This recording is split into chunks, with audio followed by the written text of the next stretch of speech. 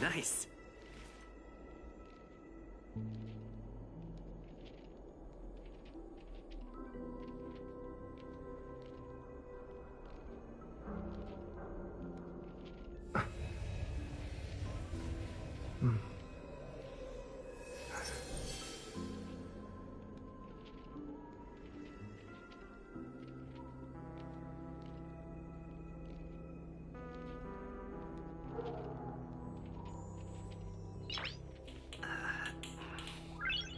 Nice.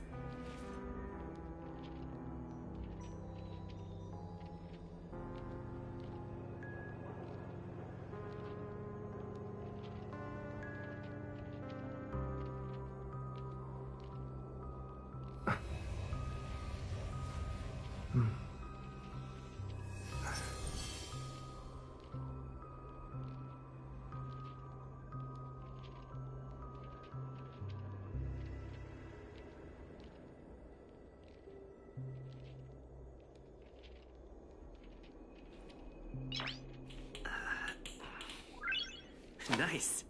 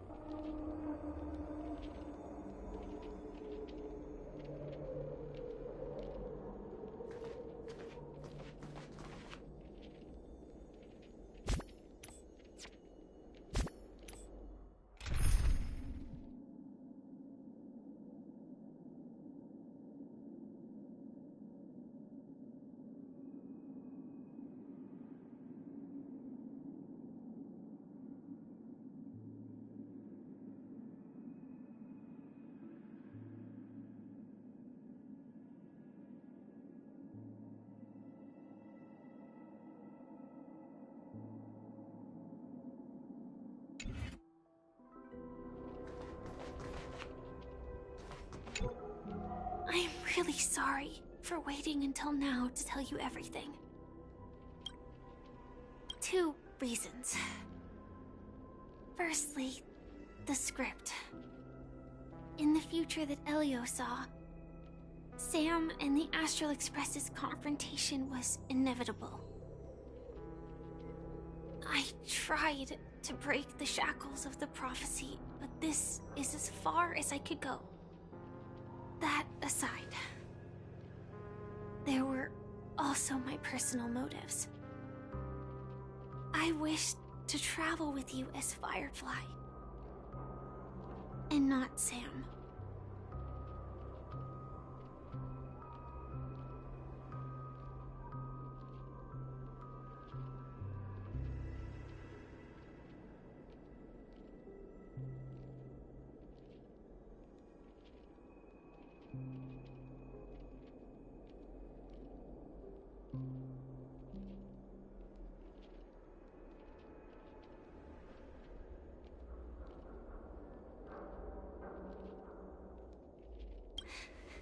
Thank you. Elio only gave me one instruction. Allow the Astral Express to pursue the Grand Legacy. It means that the Watchmaker's legacy holds great significance to Trailblazing. And to you. Elio's scripts used to revolve and expand around certain specific Stellarons. But with your appearance, this condition has apparently ceased to be appropriate. Perhaps he also saw the impossible in the future. Do you still remember the medical cabin I told you about? Well, that's Sam. It belongs to the Iron Cavalry of Glamoth's Firmament Frontline, a Firefly Type 4 strategic assault mech. It is the cradle of my vitality, and the meaning of my birth.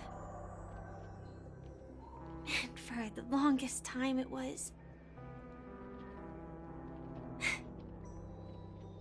how I should have looked to the rest of the world. The timescale of Dreamflux Reef differs from reality, so we mustn't lower our guard. You're sensitive to Memoria. A slight misstep, and you could get lost in this memory zone.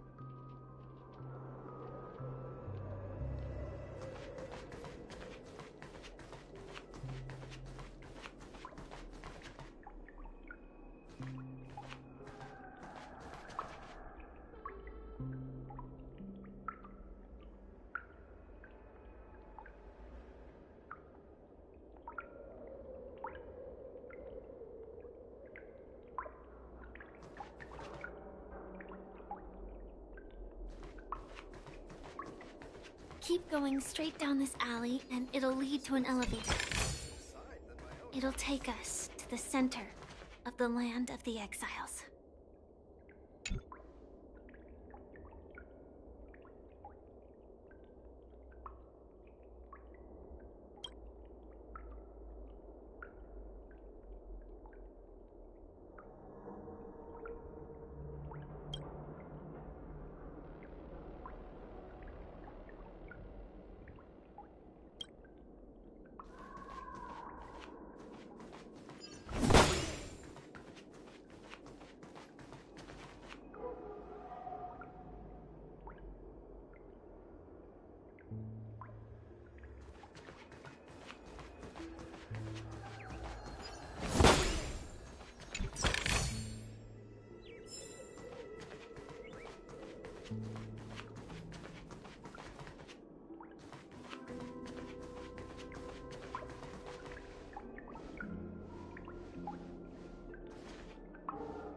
Hi there, friend from a distant land. I hear the Watchmaker's legacy is right here. Let's say we go treasure hunting.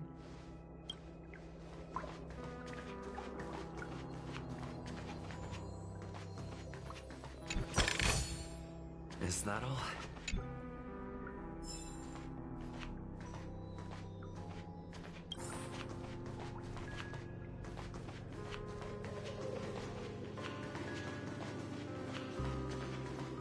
What a huge clock. Looks like the Watchmaker also left his mark on Dreamflux Reef.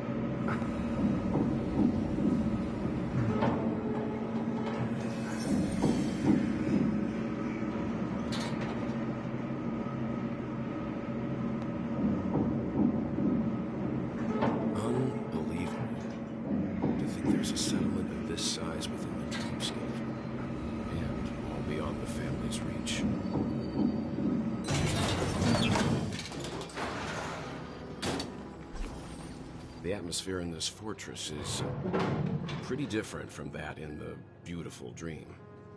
When I first saw it, I was in awe too. The sky here, it's like a reflection of the 12 dreamscapes. What's even more bizarre is that this place is also separated into trade and residential areas. The layout may be simple, but the facilities are very comprehensive. It seems that there are quite a number of people living here.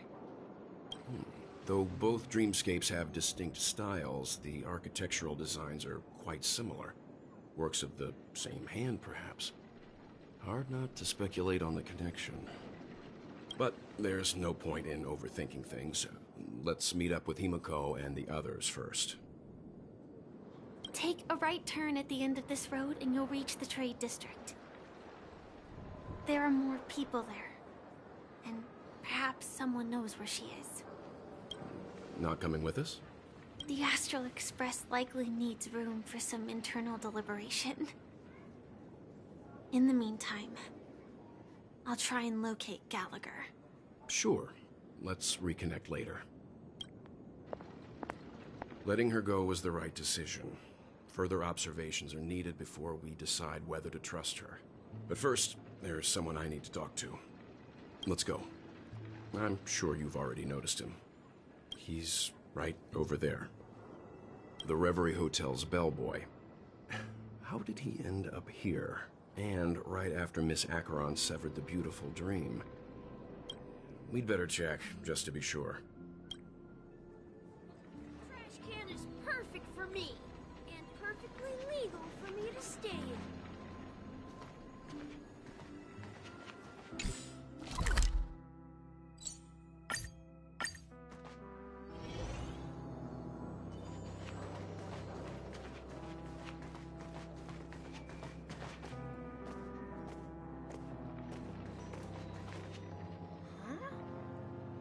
The guest from before.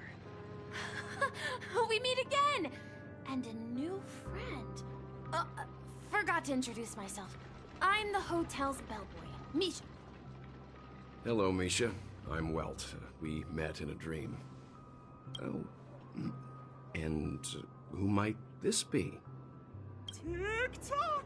Old friend and new friend! Let's high-five!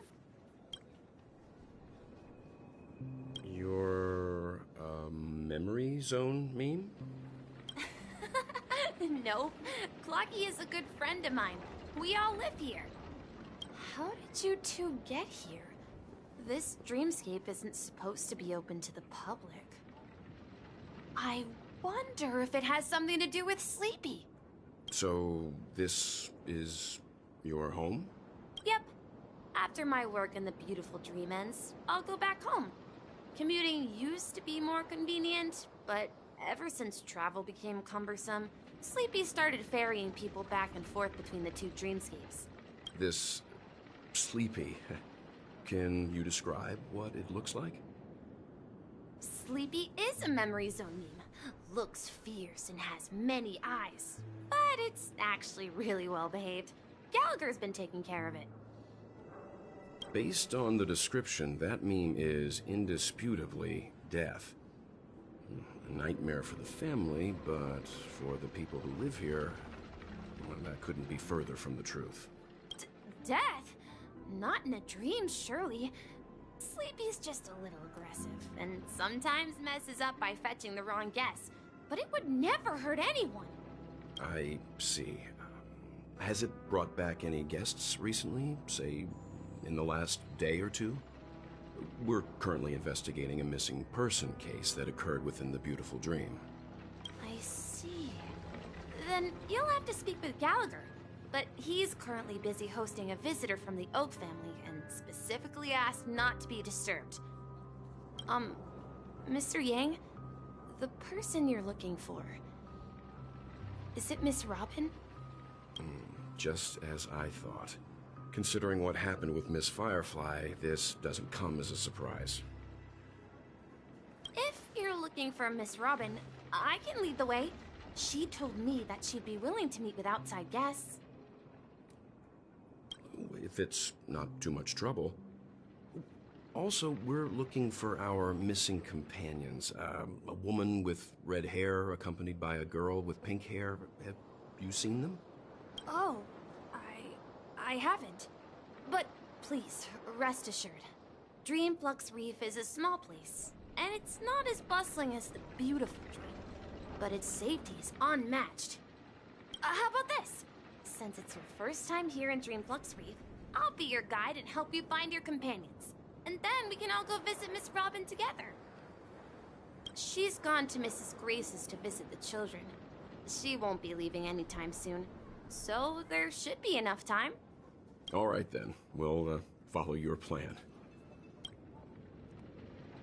Well, we now know the answer to both murder cases that have caused such commotion in Penacony. As for the intentions of the mastermind behind it all, we're still none the wiser. Yes, that's my thinking as well. I'm not entirely certain, but we still have to find him one way or another. Say, you mentioned before that you saw Clocky that only you could see, right? I can't shake off this strange feeling. Am I really still so young at heart? Forget it. It's not important. We'd better just follow Misha.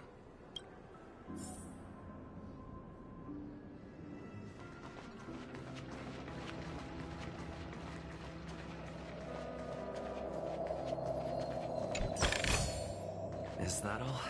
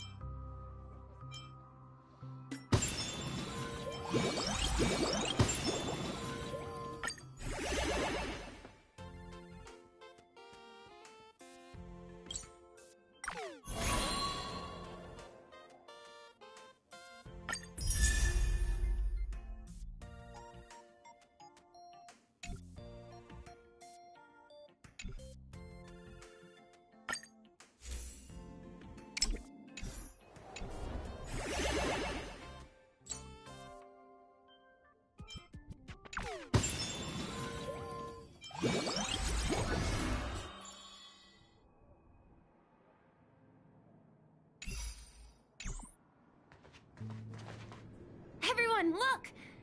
From here, you can see the most spectacular view of Dreamflux Reef. A black hole? No. An accretion disk formed from consolidated memoria? Was Dreamflux Reef built on such unstable memoria? Oh, so Mr. Yang is also versed in memoria dynamics. I was just trying to figure out how to explain this huge hole to everyone. I bet you guys have a lot in common with Miss Kami.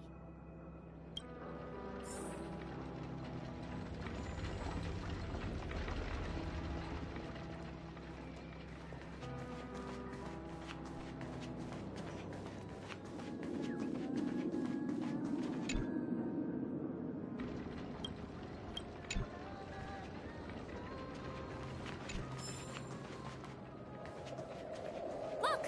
There she is!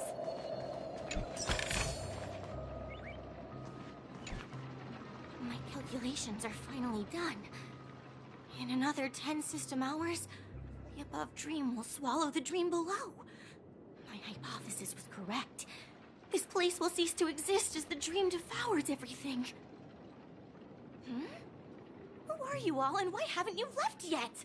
This place is about to disappear. I'm Kami, a dreamscape surveyor specializing in memoria dynamics, and this is my life's work that I'm researching. See that huge gaping hole? It was just a narrow rift many years ago, but now it's grown into a giant hole. The surrounding memoria has been flowing towards the other end of the hole at a constant velocity, slowly but surely. But the scary part is, according to my calculations, the flow rate of memoria has recently changed, and it's faster than ever before. It's almost as if something is sucking it in from the other side. By constantly improving upon Madame Rosalina's memoria measurement method, I've finally obtained accurate results. After 10 system hours, the Dreamflux Reef will cease to exist. It will disintegrate like a melting glacier, and then fuse with the sweet dream fragments on that side of the void. Please don't worry. This sort of thing has happened many times before. Miss Kami isn't a bad person. She's just a bit lost in her own world. She'll probably realize she's wrong soon enough. You don't say.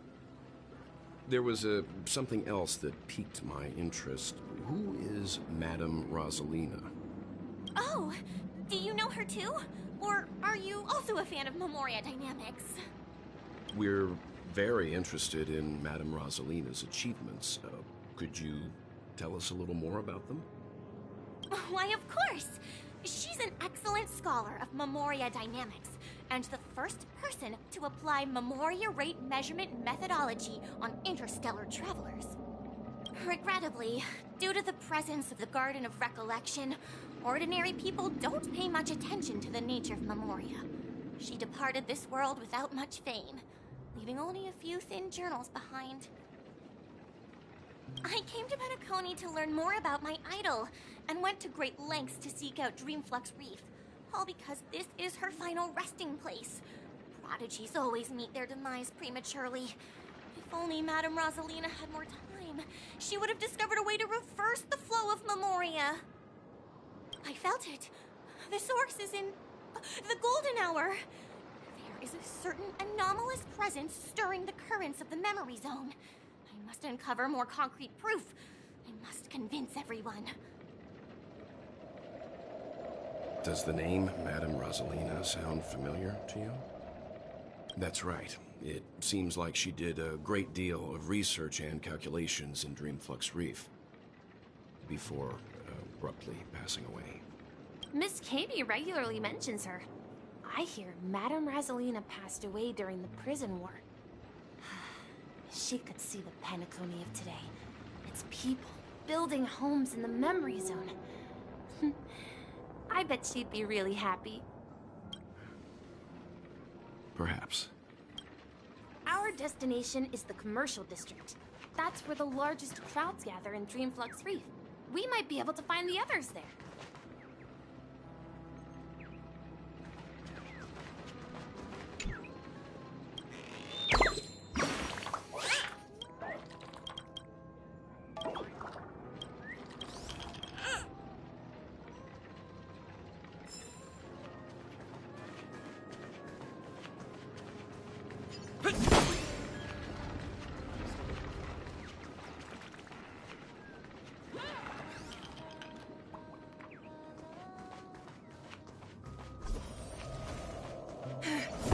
Let me go!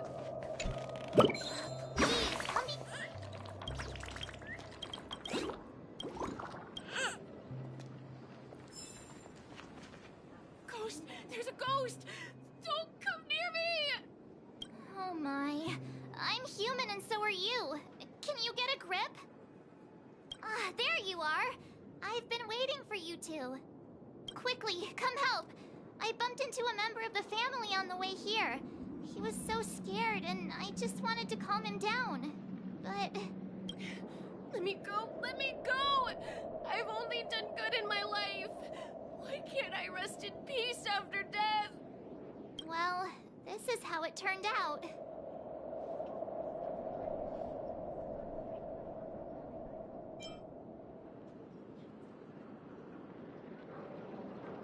Me? A ghost? Don't make me hit you. He thinks he's dead. Although, when I first fell in, I also thought the same. Dear guest, this is not the afterlife. This is Dreamflux Reef. That's right. Did you hear that? Repeat after me. Dreamflux Reef. You're talking to someone invisible. If I'm not dead, what am I? I shouldn't have pushed my luck and tried sleeping in my dream. Curiosity kills the Papeshi. Stop asking! You'll alert the monsters. All the dead are right here. All of them. You're not talking about the Memory Zone meme, are you? Don't say that name! It's all your fault. They're coming!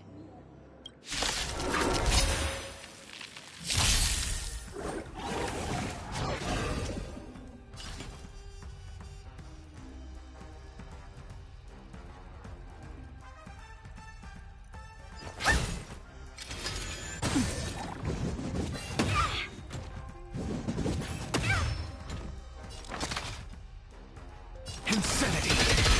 Time to twirl! Hit! Naughty child. How appropriate.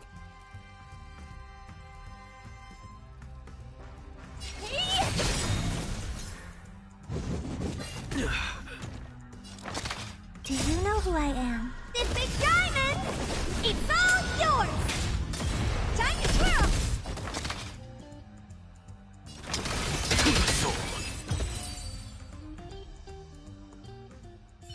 He passed out.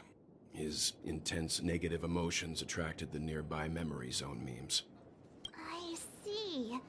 But why aren't the other people around here scared? Unlike in the Sweet Dream, people here don't see Memory Zone memes as dangerous monsters.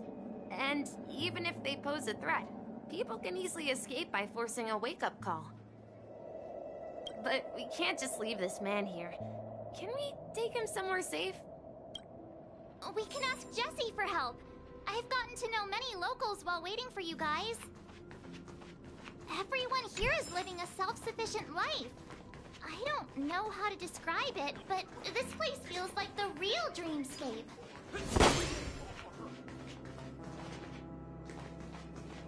I knew you couldn't hold your liquor. Tried to warn you too.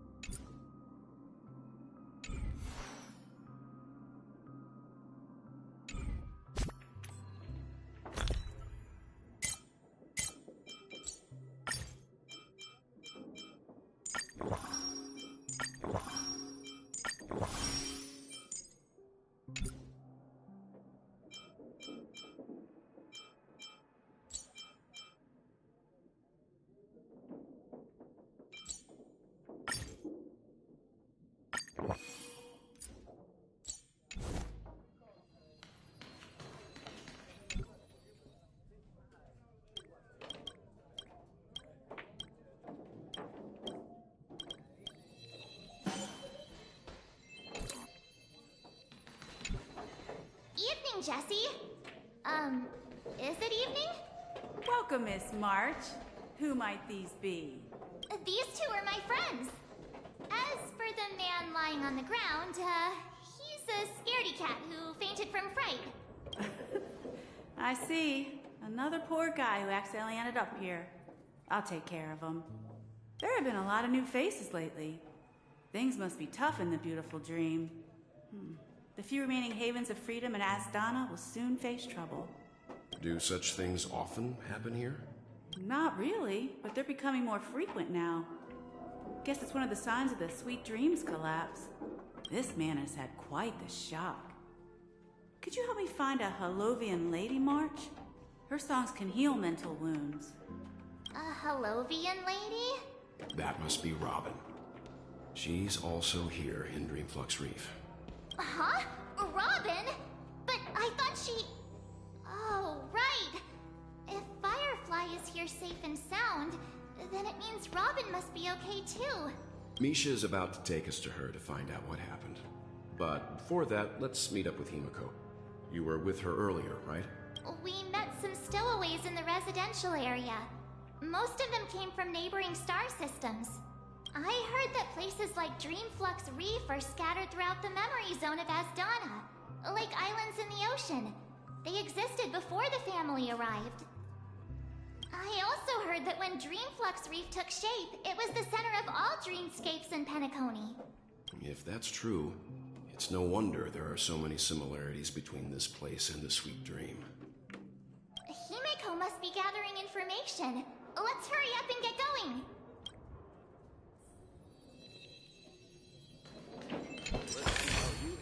Is that all?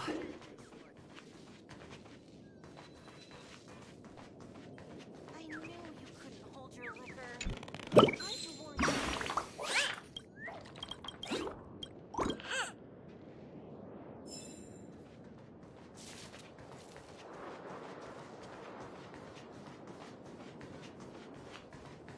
No! At this rate, the family will be done for. Done for! This is where we split up. She can't be too far away. So that's how it is. I never imagined we'd gather the remaining details here. To borrow Gallagher's catchphrase, what an unpredictable twist of fate. Himiko, here they are. Ah, perfect timing. Now that everyone's here, I'd like to introduce everyone to Micah, who's partly in charge of the Land of the Exiles. Micah, these are my companions. It's a pleasure to meet the Nameless. You know us? I've been keeping an eye on you since the day you arrived in Penacony. We would have met under more appropriate circumstances if Dreamflux Reef hadn't been isolated from the 12 dreamscapes. Please, allow me to formally introduce myself. I'm Micah, the Gravekeeper of Dreamflux Reef. Gravekeeper? Life in Dreamflux Reef is pretty liberating. Everyone here mostly keeps to themselves, without meddling in others' affairs. My daily task involves cleaning a few tombstones. You're too modest, Micah. When lost dream chasers stumble upon this place, you're the one who takes care of them, guiding them back to the Sweet Dream, or showing them how to survive the wild dream chaos. So, guardian of sorts. Were you talking to me, Mr. Yang? On that note, Mr. Mika, which tombstones are you referring to? We didn't come across any graveyard when we arrived. They're actually just symbolic stones. But since you're curious, Mr. Yang, I'll take you there. I have a feeling you might find something of interest there. But before that, you have an important guest joining you. An important guest? Who could it be? This way, please. The roads here in Dreamflux Reef are a bit run down, so watch your step.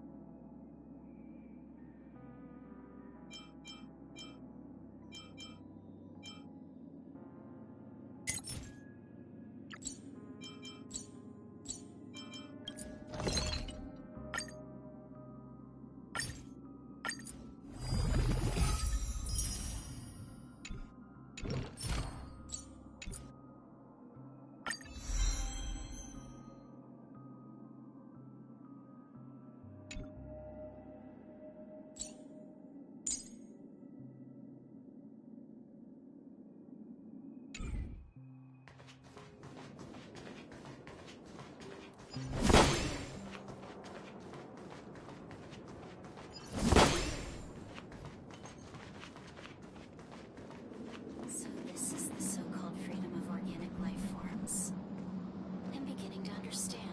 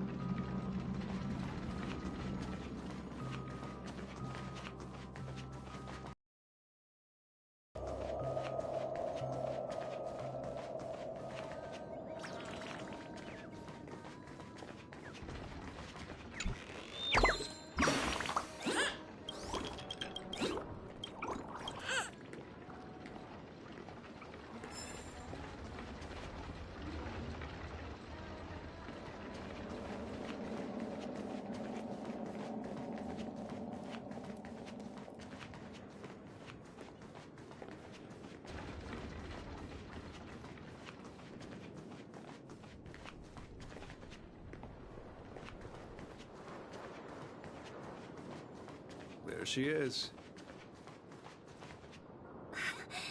Everyone sang so wonderfully. It's not often that I tried this music style, but I've gained some valuable insights from it. Oh, I can't thank you enough, Robin. Well, these kids have made incredible progress in only a few days. It was nothing, Grace. I merely taught them how to sing. It was you who brought hope into their lives. Life must be quite difficult for them in reality, I imagine. That's right.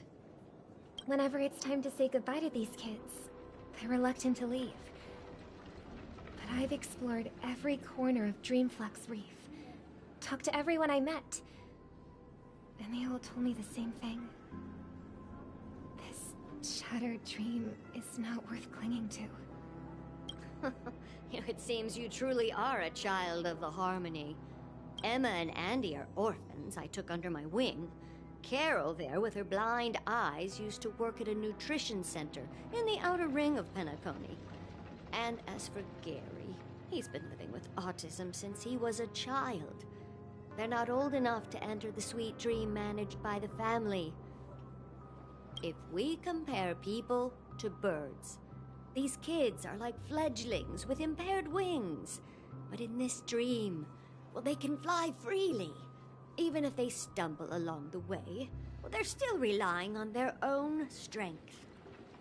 And me, an old lady with no legs. Well, without this dream, I couldn't even walk toward them. I'm glad that you found a new life here in Penacony. It's just... Don't worry, Robin. Dreams have their significance, but they aren't everything. Both the children and I understand this. No matter how long we fly through this dream, we will one day return to reality. But you know what? Emma and Gary aren't plagued by their insecurities anymore. No, and Carol is learning how to cope with her blindness. And Andy is livelier than ever. Well, even I've become more optimistic. You see, in dreams, we learn how to live. Once we return to reality, we learn how to survive. And should our feathers be damaged, then we share our wings with one another. There's no need to covet an illusory sky in dreams, because we have the right and the ability to fly towards a broader horizon. It's a relief to see you safe and sound, Miss Robin. It's nice to see you all again, Astral Express crew. I heard my disappearance caused quite the commotion out there. I'm really sorry about that. Since you're here, can we assume that you're fully aware of the situation in Penacony? Ever since I returned to Penacony, my voice started to change, until it gradually faded away. At first, I thought it was a temporary ailment, perhaps due to having been away too long. I thought maybe it just takes some time for my body to acclimate to the high concentration of Memoria and Asdana. But now it seems the root of the problem goes way beyond me.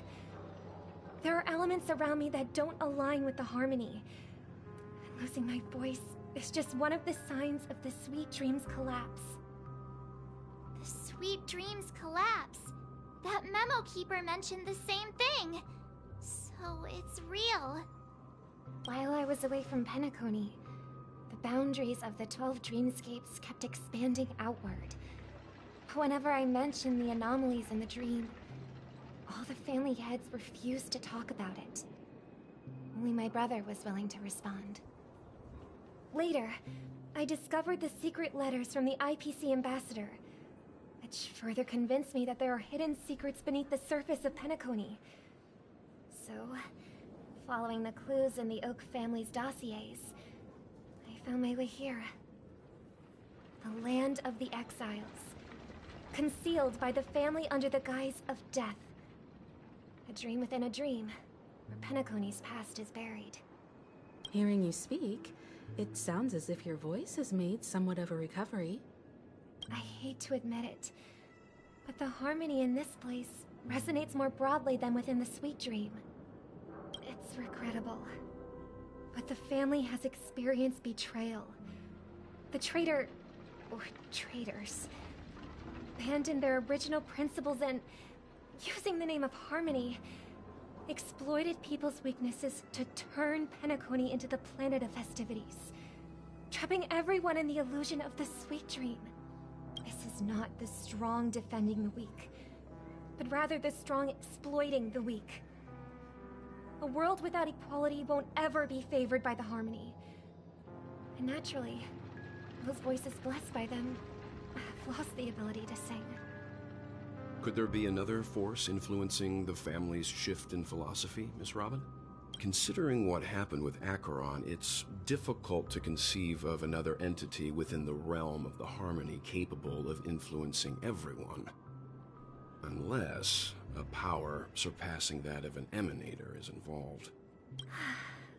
I I'd heard about what happened to the Xianzhou Alliance. But as far as I'm aware, the family hasn't faced any such external interventions. Who knows? Perhaps I've just been away too long and missed something. Regardless, I cannot accept my home is moving towards the very opposite of what the Harmony represents, while still claiming to uphold it. I must uncover the reason why Mikhail cut ties with the family, and who exactly it was who betrayed us all. Do you remember our arrangement, Mr. Micah? Well, here's my answer. I've decided to forgo my role, and never step foot on the Charmony Festival stage again.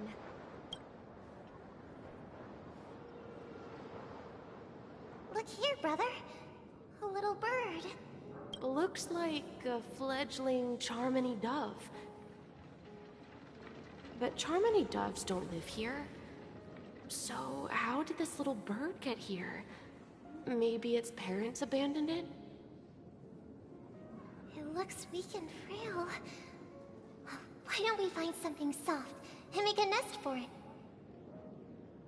This place is too dangerous for a fledgling. Let's take it with us. We can put it on the wooden shelf in front of your window. Okay. A bird like that must have a beautiful singing voice.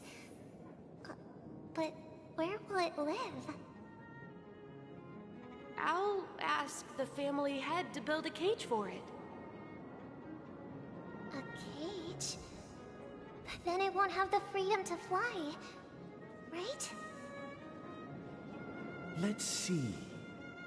What is it that has captured the attention of the two best interpreters of the Great One? To the point that they've forgotten how to enjoy their dessert.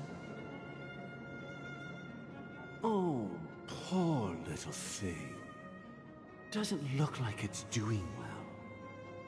Do you want to rescue it? I do. But I don't want to lock it up in a cage.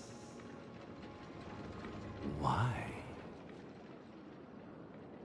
Even if it's small and not fully feathered, and can't sing, it didn't come into this world just to be locked up in a cage. Birds belong to the sky. That's quite the romantic idea. And what about you, a young scholar? Do you agree with your sister? I think she's right. But if we leave it out in the wild, it won't survive for more than a few days at best. Ah, I see. It seems our little scholar is still a bit unsure. Well, let me tell you youngsters a story. As you probably know, Charmony doves can fly through the air. When they fly really high, the friction caused by the flapping of their feathers against the atmosphere creates amazing lights, so that they look like shooting stars. We've seen this spectacle so many times that we think it's just something they can naturally do. But that's not the truth. Their radiant display is the result of countless struggles against nature over generations. Their ancestors were too weak to survive on the ground, so to escape predators, they started seeking new opportunities in the air. After countless attempts by many generations, one of them finally figured out how to fly. It soared into the sky and never looked back at the ground again. So, you mean birds aren't born to fly, but they find a way to do it through their determination, right? Well, that's an idealistic way of putting it. So, what are your thoughts, Sunday? I think people believe birds are meant to fly because they've never seen those birds crashing to their death. That's an interesting perspective. So, have you decided what to do with the bird now? For now, I'll keep it in a cage until it can take care of itself because I want it to live, no matter what. Well said, kids. It seems each of you has found your own answer. Your insights are truly remarkable. And I hope they come true in their own way. We will take good care of it. Won't we, brother? Yeah, but Mr. Gopherwood, there's one thing I don't quite understand. And what might that be, my son? What if this little Charmony dove never learns to fly in the end? I mean, if there are fledglings in this world that can never fly throughout their lives, should we let them go back to the sky, only to see them crash to the ground and die? Talking in your sleep, Birdie? Time to wake up.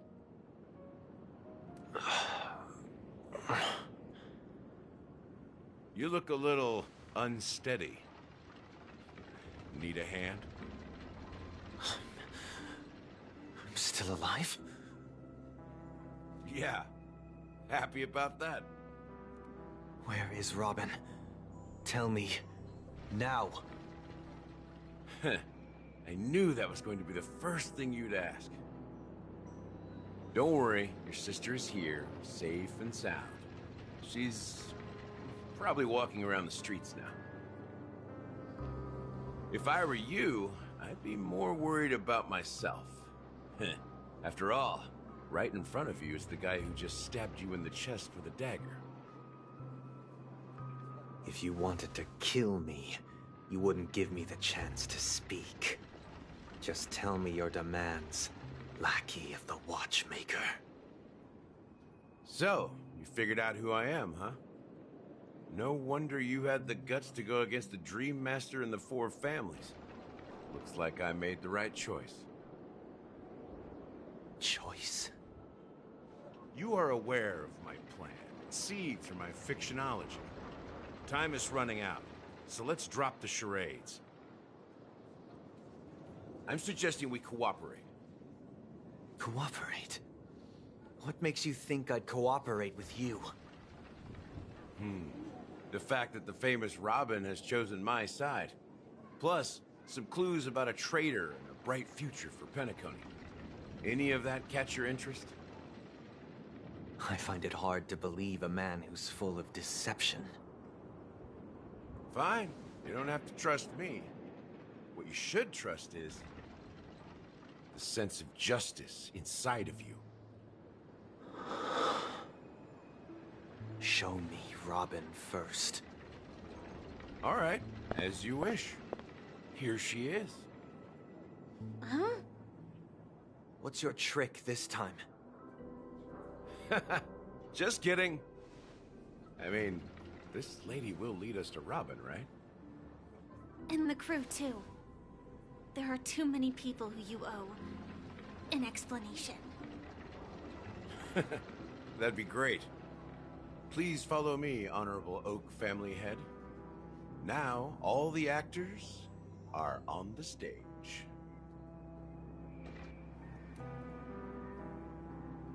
This is the monument I mentioned earlier. The names inscribed on it should be familiar to all of you. Rosalina and Tiernan. When Penacony was known as a frontier prison, it was the Trailblazers who connected it with the stars.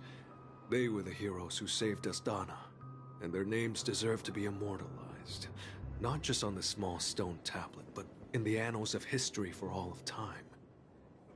However, today, the planet of festivities is nothing but sweet dreams.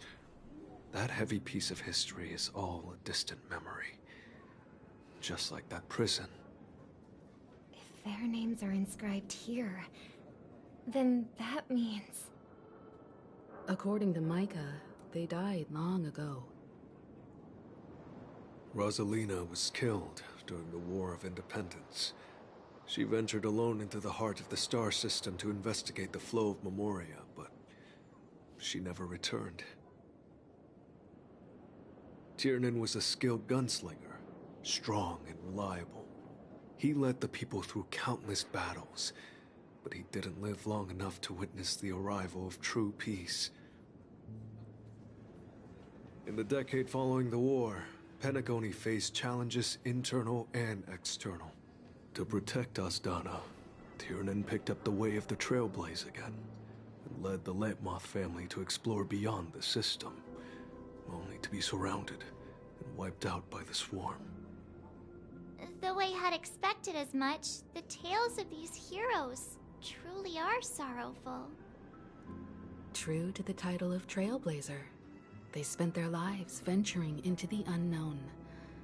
But what about this tablet? There are no names carved on it. When Dreamflux Reef was created, its owner was still alive. However, he insisted on erecting a monument for himself, saying that it will happen someday. Here we meet again. Everyone from the Astral Express. Robin.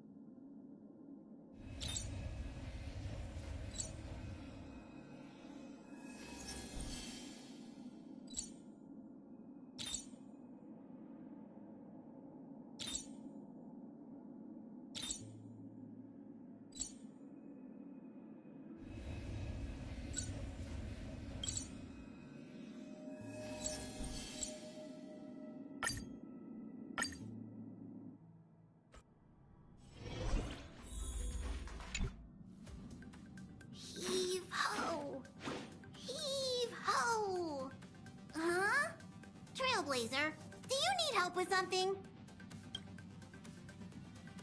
Pom-Pom's been cleaning up this whole time and didn't see any letters. What? Ah, don't scare Pom-Pom like that! Why are there always strange things sneaking onto our train? Pom-Pom is going to upgrade the security level around here. What does the letter say? It looks like an invitation. Who could have sent it? Does Don Hong have any friends on the Law Fu? If Pom-Pom remembers correctly, he said he was exiled from there, right? Unlikely. If the General sent the letter, he would have signed it. Why don't you show Don Hong the letter? You know where to find him.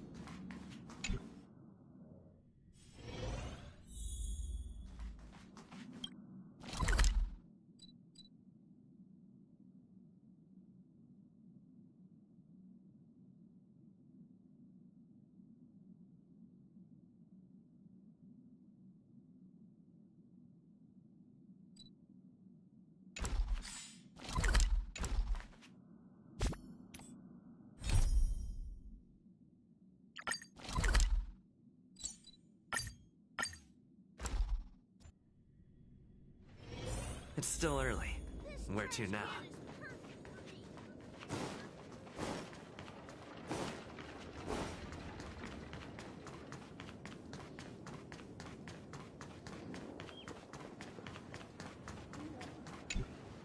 I promised to give the siblings some privacy, so let's talk about our business first. What do you say? That sounds sensible enough. Since you went through the trouble of gathering the family head, the crew, and the Stellaron hunters, I'm guessing you have something important to say, Mr. Gallagher? Oh? Is it that obvious? The look on your face is practically screaming, I'm the one behind all this. You're right, Mr. Yang. It is indeed time to come clean on everything. The siblings already know what they need to, and they've made their choice. But you, Nameless, arrived a bit late. So it's only fair that I answer your questions. Before we begin, let me reintroduce myself. I'm the founder of Dreamflux Reef, the deputy of the Watchmaker, and the one who sent out that invitation. As Gallagher, the history fictionologist, I humbly extend my greetings to you all. History fictionologist? So what, everything you told us was made up? Well, don't worry. Almost everything I shared was true. Well, except for the part about the family accepting me back. I double-checked with Micah, and everything he said about the family, the Watchmaker, and Mikhail is true. Thank you for your understanding. Now let's get down to business. I'm sure you're all wondering why I went through the trouble of setting up this battle for the legacy, inviting different factions, and stirring up a ruckus all over Penacony. Well, it all boils down to something very familiar to all of you. The Stellaron. The Stellaron? But how is that possible? Penacony is a free-flowing interstellar hub. There are no signs of contamination whatsoever. You're totally correct. So, care to take a guess at what that means? I wish that were the truth. But if that were the case, I wouldn't have invited all of you. The Sweet Dream doesn't come out of thin air. If you think of the Memory Zone as the sea, creating the land of the dreams is like filling that wild ocean with earth to make an island. To achieve this feat, without the help of an Emanator of Remembrance or Enigmata, the only way is to use a Stellaron. And that's not something you can achieve with a simple wish. It requires vast quantities of knowledge, time, and manpower. I'm sure you get what I'm hinting at. In Azdana, the planet of festivities itself is a Stellaron disaster. The planet of festivities itself is a Stellaron disaster? It all started a long time ago, back when the Watchmaker and his crew liberated the frontier prison. They faced countless challenges as they began building Penacony from the ground up. That's when the idea of using the Stellaron came into play. The Stellaron first entered the Azdana system during the war. The Nameless warned everyone against the folly of attempting to tamper with such a power, and most heeded their words. But there are always people in the shadows with ulterior motives. The turning point came after Tiernan's death. With two of the Nameless gone, the Watchmaker had to go to the front lines. It was at that moment his rivals saw an opportunity. By the time a representative from the Montour Systems family arrived at the Watchmaker's call, the Stellaron had already been activated and was seeping into the primordial synesthesia dreamscape. And I suppose the family happened to possess the knowledge to seal the Stellaron? Not just that. They knew far more about the Stellaron than the average person. They helped Mikhail swiftly quell the civil unrest and played a part in building Penacony under the disguise of the Harmony. Those three eras were known as the Age of Dreaming. The Watchmaker, who had been left in the dark, sent out invitations across the universe, spreading the hype around the land of the dreams. Then, how did they turn against each other? Remember the island in the ocean metaphor? The truth is, the Stellaron was never truly sealed. It existed in a different form within the dreamscape. Think about this. What would it cost to create and maintain such a lavish dreamland? It's people's lives. The opulent dream is built upon the decay of spirits, with a toxic elixir called pleasure flowing through the dreamscape. It tempts people to indulge in the dreamscape, and gradually their minds succumb, becoming nourishment for the sweet dream. Confusion, laziness, and cowardice, weaknesses that plague humanity, were magnified and nourished by the family. Penacony became a new kind of prison, even more impenetrable than the previous one.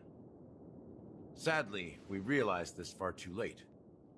By then, the family had a firm grip on Penacony, swiftly quelling any opposition that arose. At my wit's end, I had to use the power of the Enigmata, and sought refuge in this chaotic memory zone. Over the years, I fabricated a meme within this dream for our use. Dormancy. That's its real name. We exploited a loophole. You see, regular people can't fall asleep again while they are inside the dreamscape. So this is the true meaning of the impossible. You sent out invitations in the Watchmaker's name to find forces capable of resolving the Stellaron disaster and draw them into Penacony to uncover the truth. It's not just that. Above all, I wanted to see what happens when the major factions engage in a struggle for the legacy. Since this is the Watchmaker's first announcement in decades, the traitor within the family is bound to reveal themselves. So, the legacy is just a facade. If you want to consider the Stellaron as the legacy, I'm totally fine with that. If that's the case, where is the Stellaron now? That's a question for Mr. Wings. The Stellaron is still under the family's control, and as the head of the Oak family, I'm sure he holds all the answers.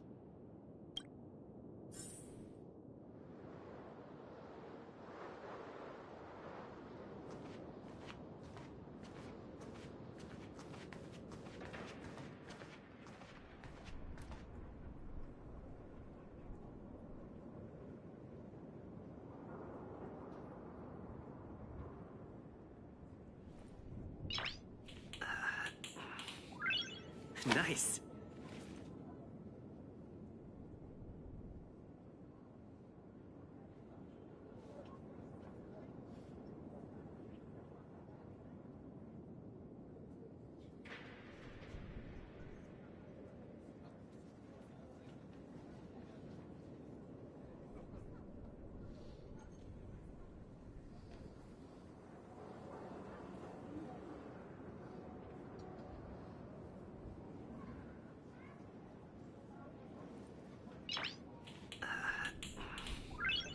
Nice.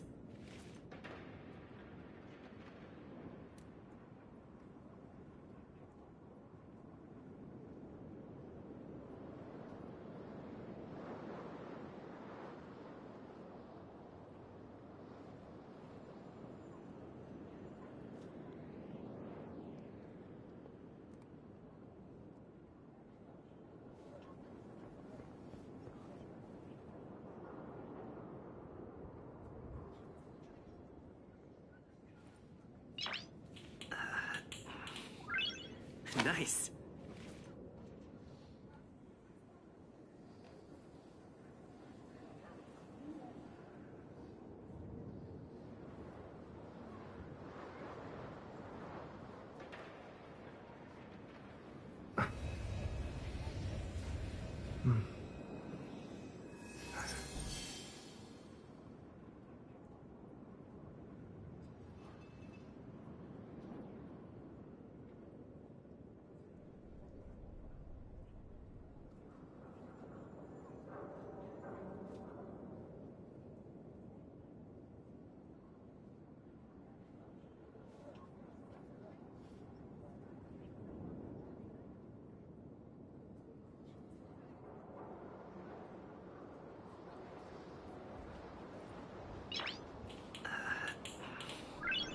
Nice.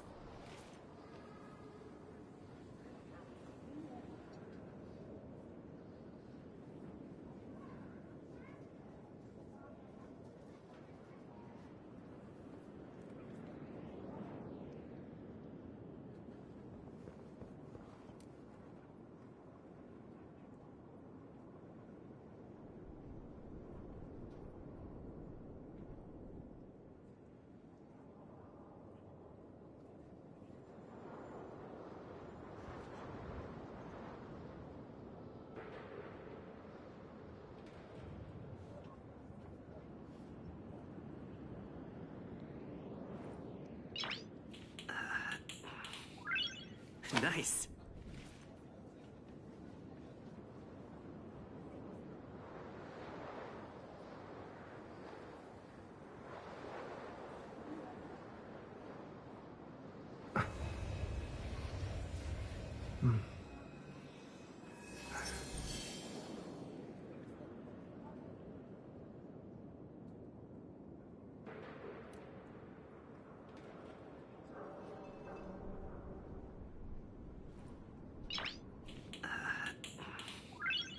Nice.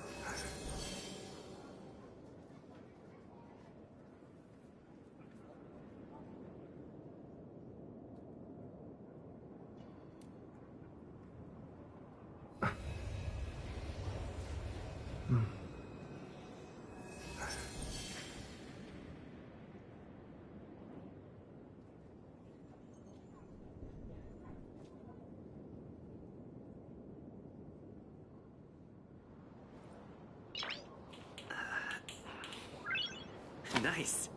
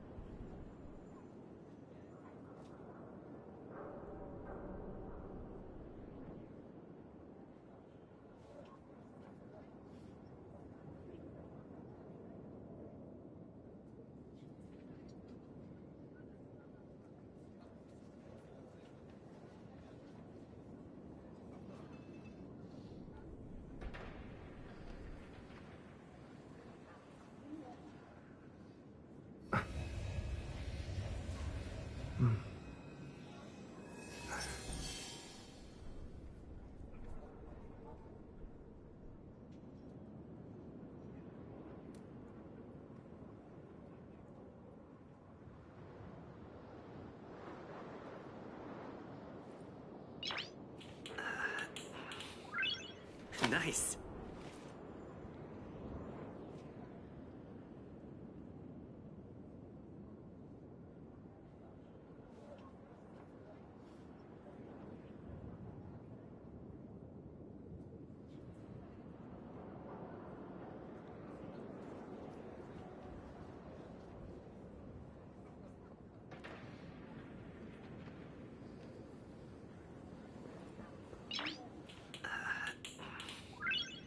Nice.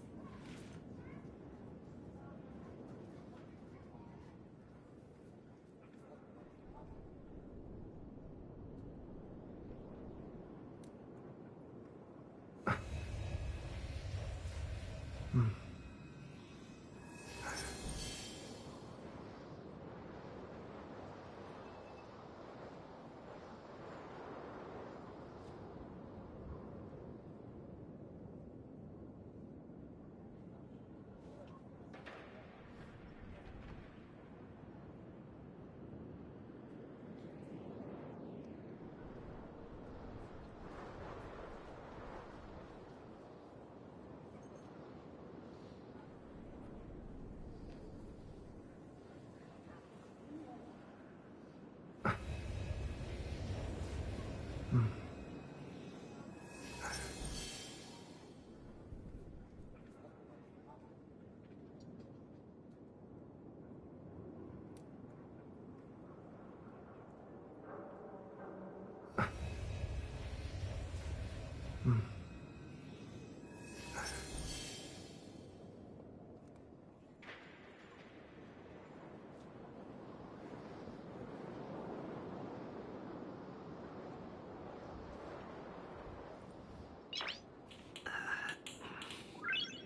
Nice.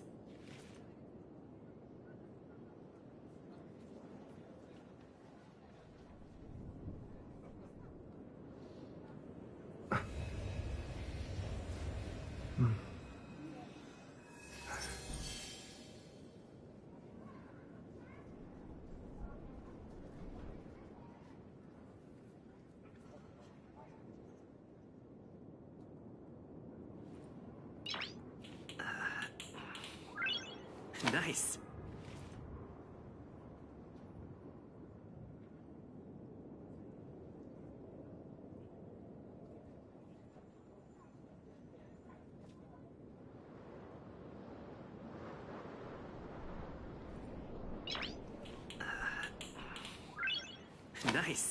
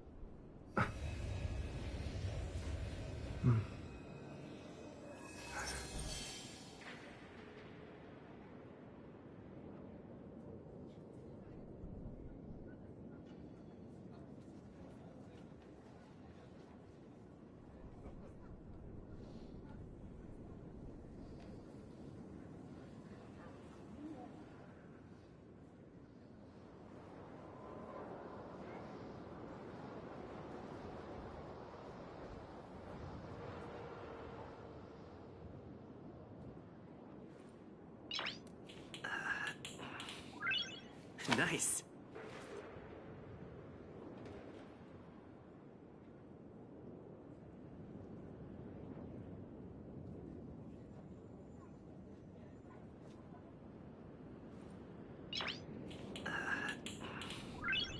Nice.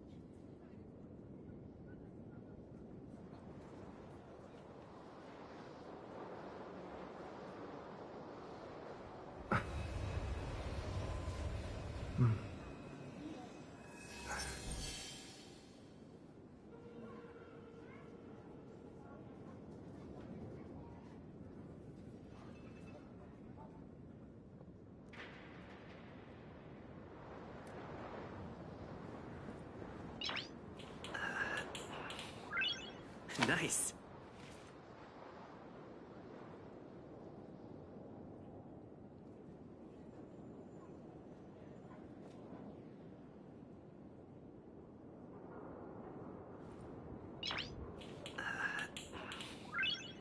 Nice.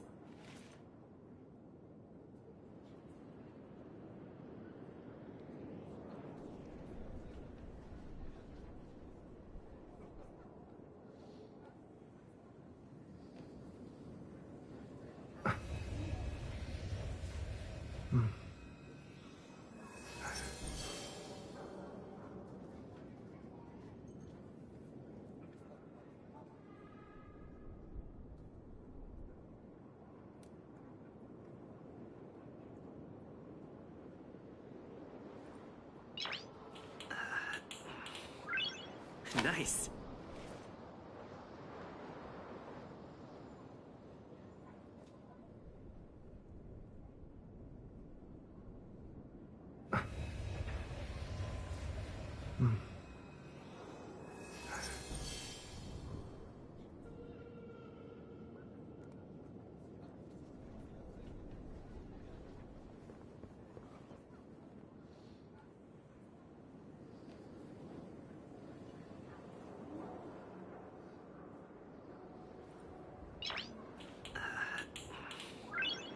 Nice.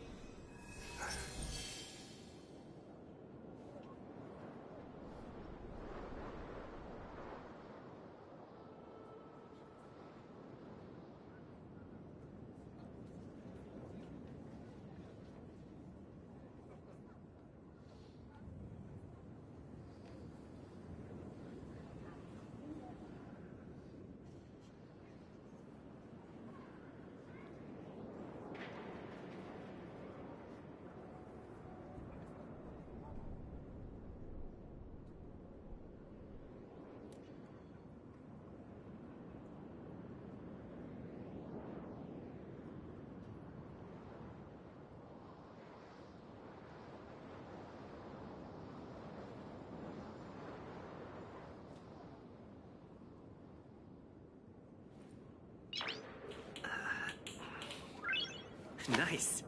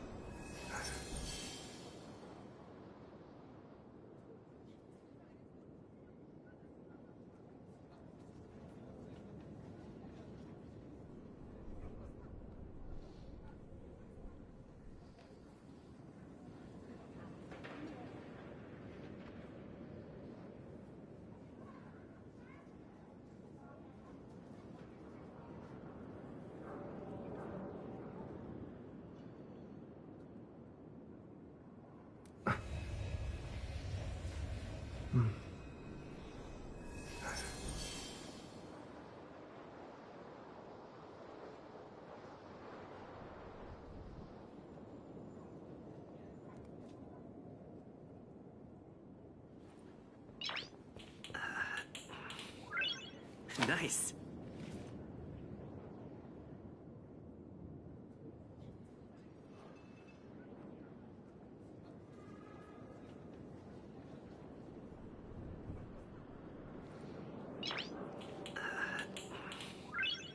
Nice.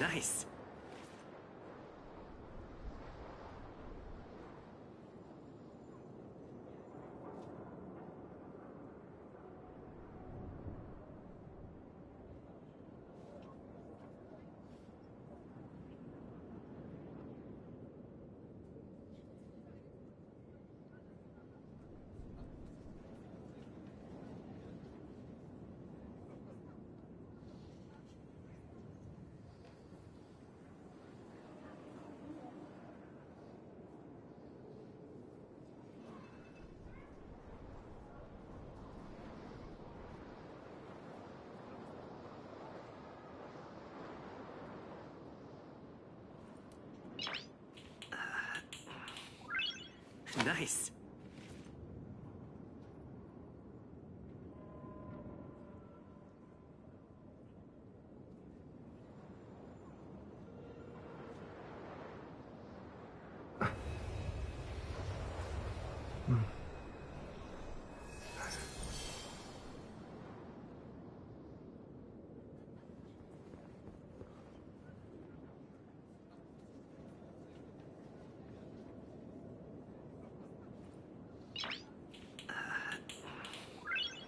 Nice.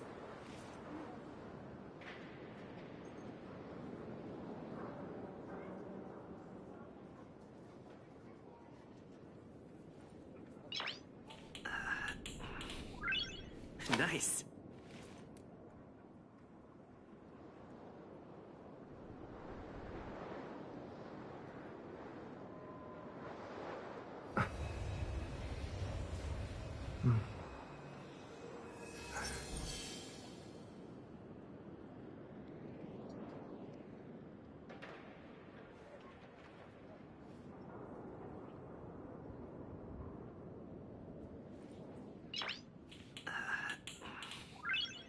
Nice.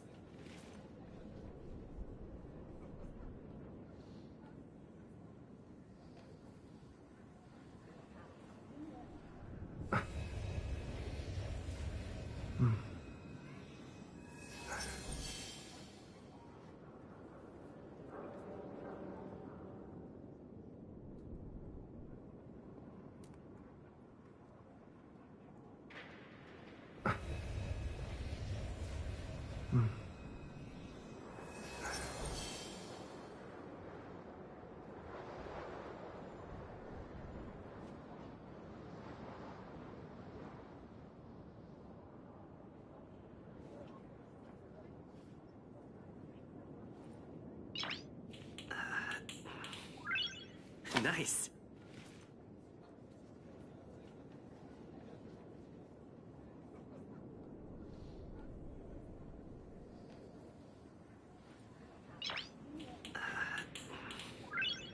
Nice.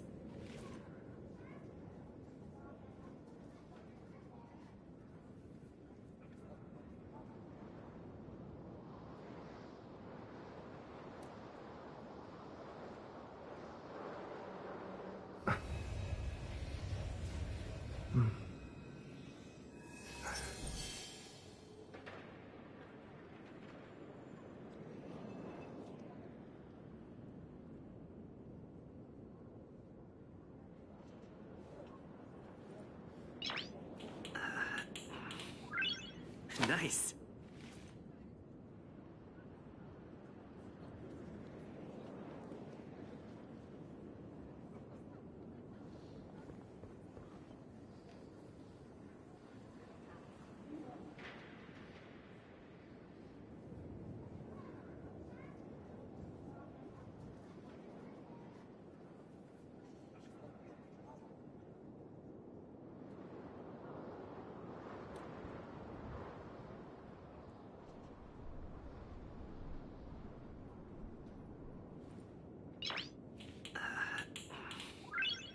Nice.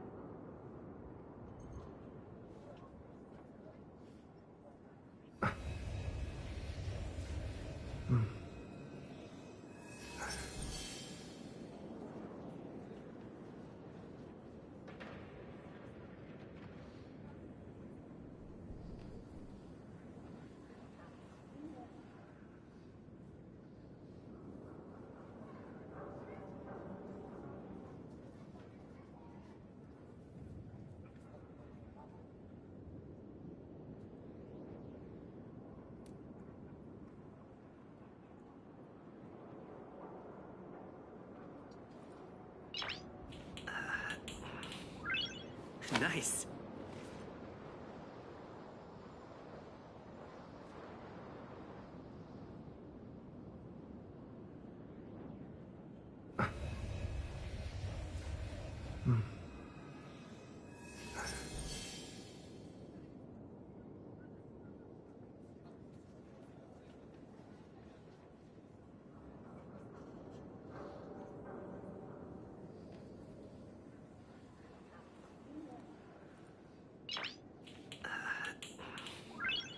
Nice.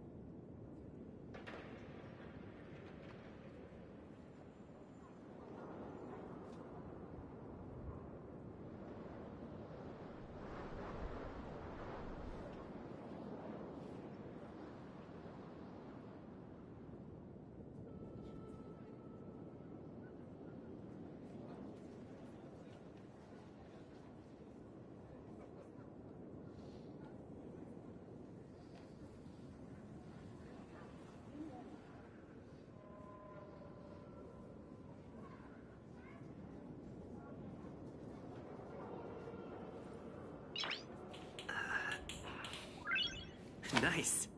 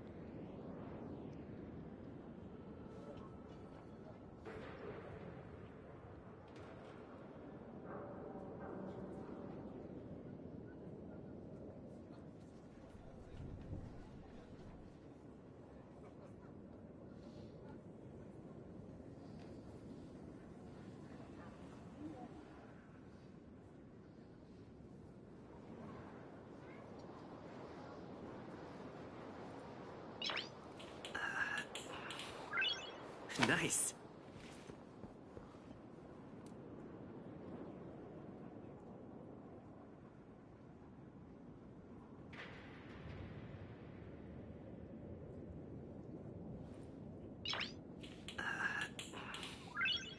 Nice.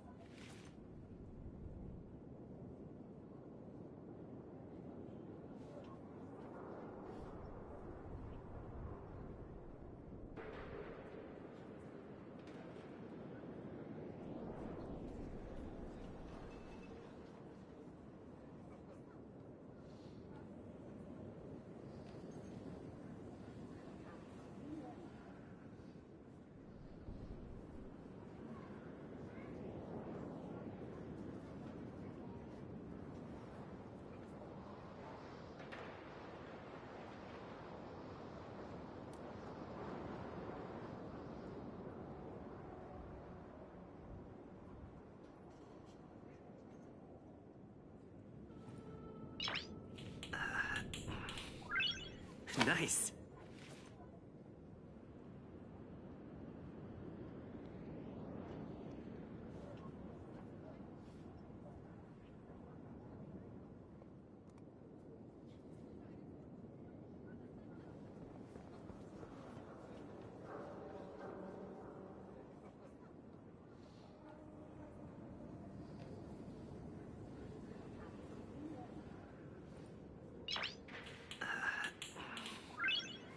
Nice.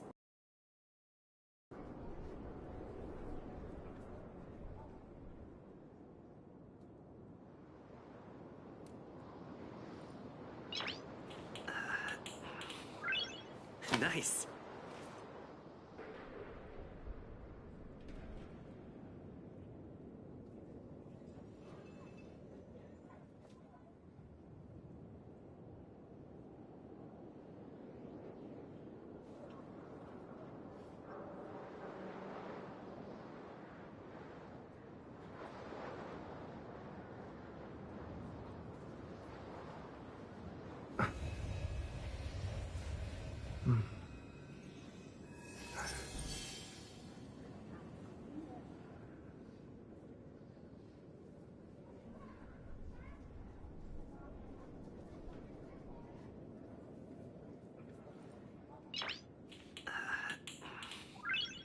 Nice.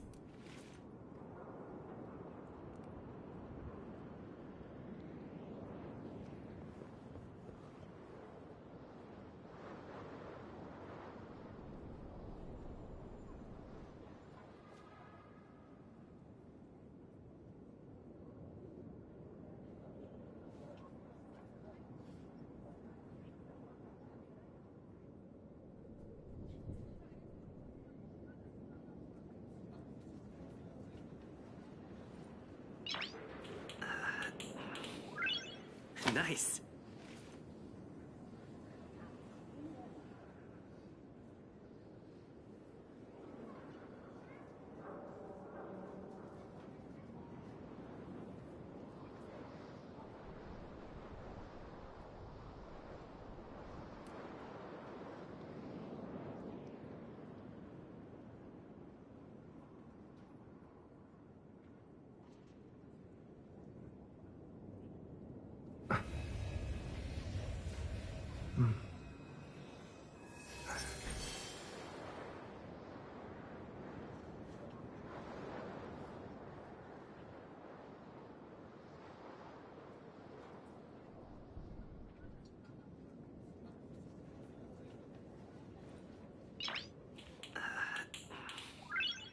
Nice.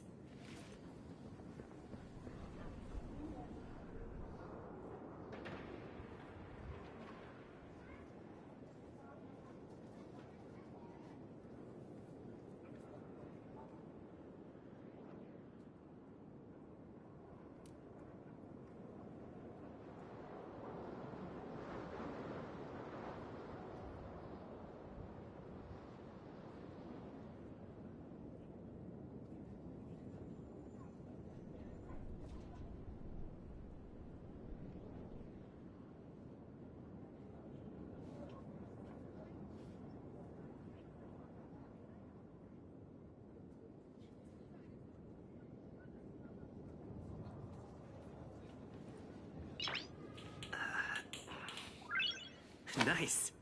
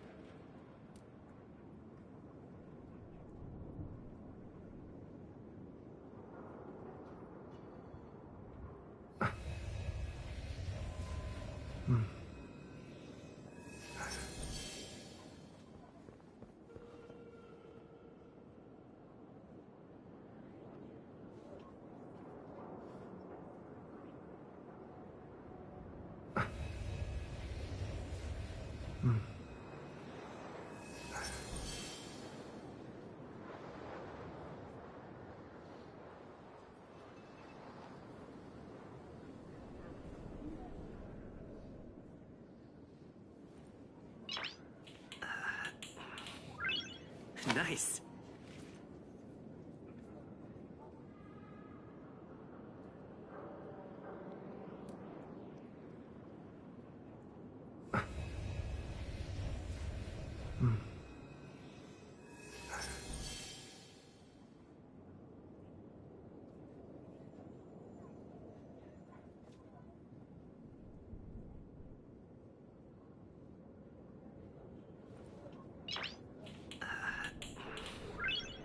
Nice. Nice.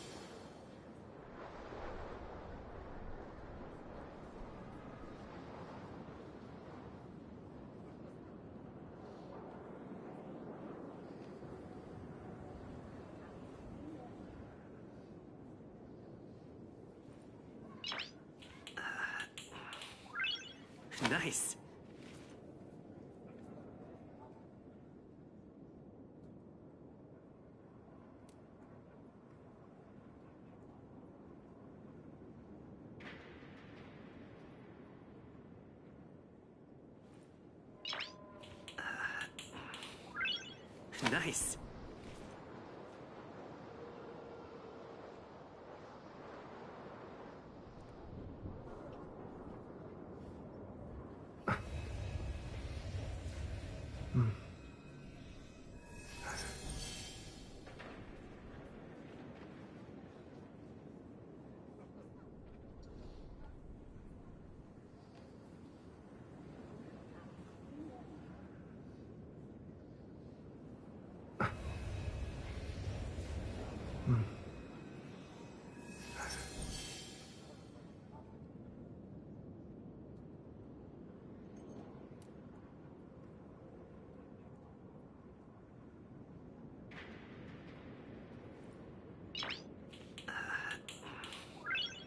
Nice.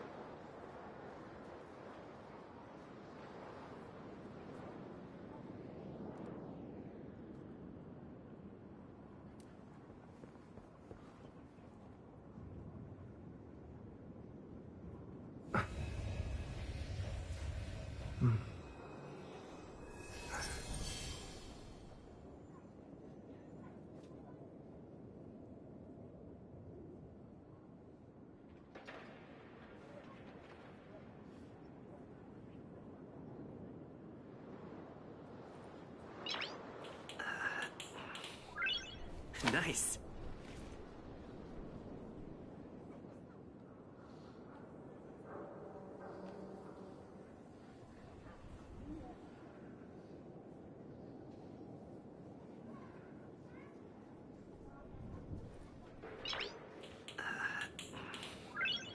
Nice. Nice.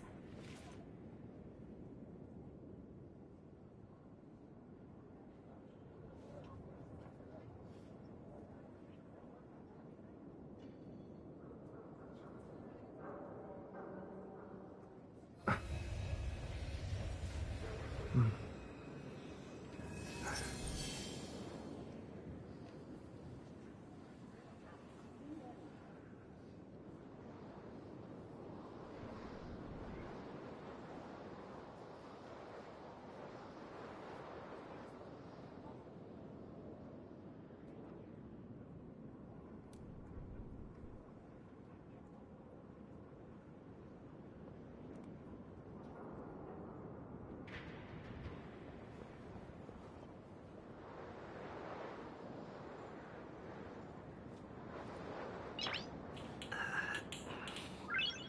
Nice.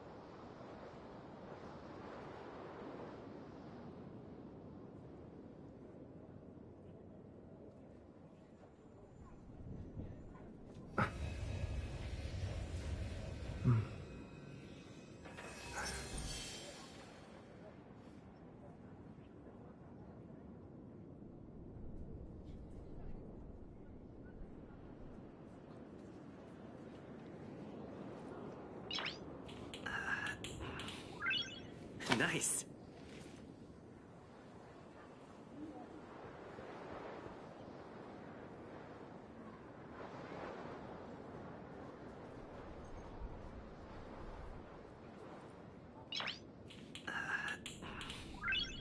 Nice.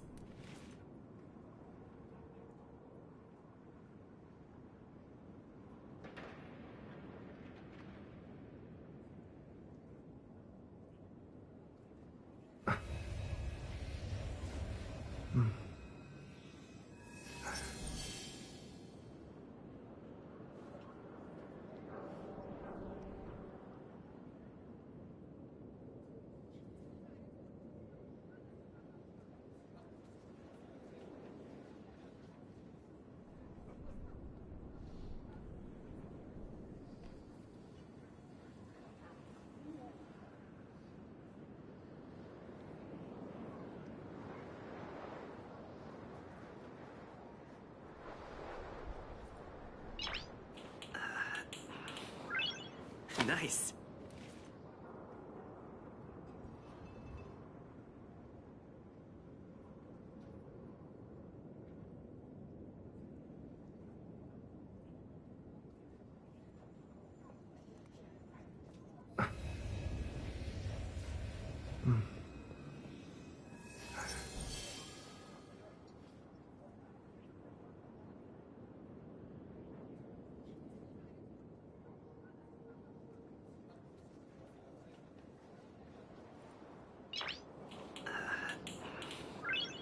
Nice.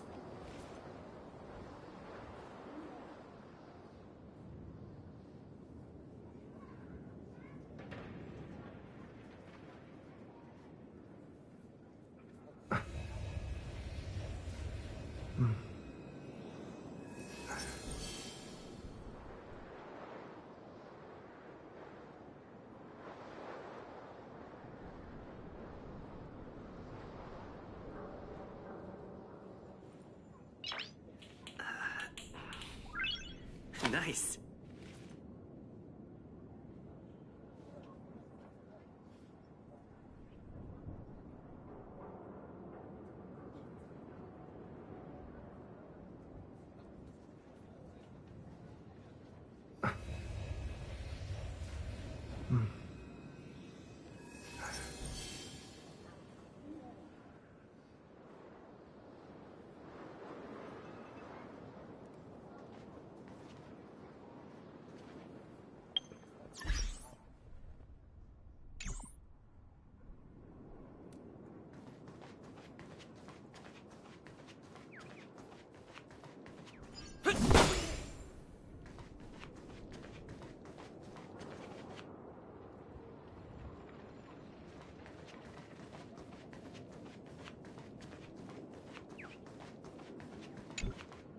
Are you done talking? So, will you tell us where the Stellaron is? It is the Penacony Grand Theater itself. As I suspected, it's the embodiment of the family. The edifice that first materialized within the Sweet Dream. That's what turned Penacony into its current state. As for the person who employed its power, it is in fact Mr. Gopherwood, the current Dream Master. Well, that was easier than I thought. Did you conduct your own investigation already? Correct. When I was trying to track down the person who murdered my sister, apart from you, Gopherwood was my second suspect. Confronting me first turned out to be a smart move on your part. I didn't have other options. The Dream Master has been elusive, and even the heads of the families can hardly get an audience with him. Moreover, Mr. Gopherwood has been kind to my sister and me. And I didn't want it all to end like this. What do you mean by that? To be honest, my brother and I are also victims of the cancer of all worlds. We grew up as orphans, and were adopted by the family when they came to help. Mr. Gopherwood recognized our potential and brought us to Penacony. But I can't just stand by and watch Mr. Gopherwood become an enemy of the Harmony. I won't use my voice to support an evil cause. I won't step on that stage and sing, no matter who the traitor is, or what orders they give me. I won't let the Charmony Festival become an event that destroys Harmony itself. For the paradise in our dreams. Indeed. For the paradise in our dreams. As the head of the Oak family, I'm responsible for ensuring Penacony's promising future. Robin and I will head into the Sweet Dream and confront the Dream Master. And if it turns out that the family has truly strayed from the Harmony, I'll fight alongside you. We'll put the Charmony Festival on hold and make sure Mr. Gopherwood pays for his blood debt. The enemies you are about to face aren't like this old dog here, who can barely even bark. Since our interests are aligned, why don't we team up? Maybe, just maybe, we'll have a shot at success. We have always been following in the footsteps of our nameless predecessors, and there's no reason to stop now. Yeah, we Nameless won't back down from a challenge. Isn't that right, Mr. Trailblazer? That line actually makes me a bit nervous. Rest assured, sitting on the sidelines isn't in our nature. Mr. Sunday, Miss Robin, I'm willing to accompany you on behalf of the Astral Express. Having a third party present should help with negotiations, and could make all the difference if things get ugly. Thank you, Mr. Yang. Thank you all very much. The Charmony Festival is about to start, and time is against us. We must hasten. Everyone, let's gather over here. We still need to make some preparations. I may have been quick to step up to the plate, but confronting the Dream Master could be a very dangerous affair. Huh? Even you're saying that, Mr. Yang? How powerful is that Dream Master? He's the leader of the families of Penacony, and he has the entire power of the Harmony behind him. Not to mention the Stellaron in his possession. We must proceed with great caution. Maybe you can just stay behind this time, Mr. Yang? No, that won't do. Even if we count Robin as an ally, something felt off about Mr. Sunday just now. Although, I can't quite put my finger on it. I have to make sure he won't turn against us when things start to get dicey. You're still carrying the keepsake the IPC envoy gave you, right? May I borrow it for a moment?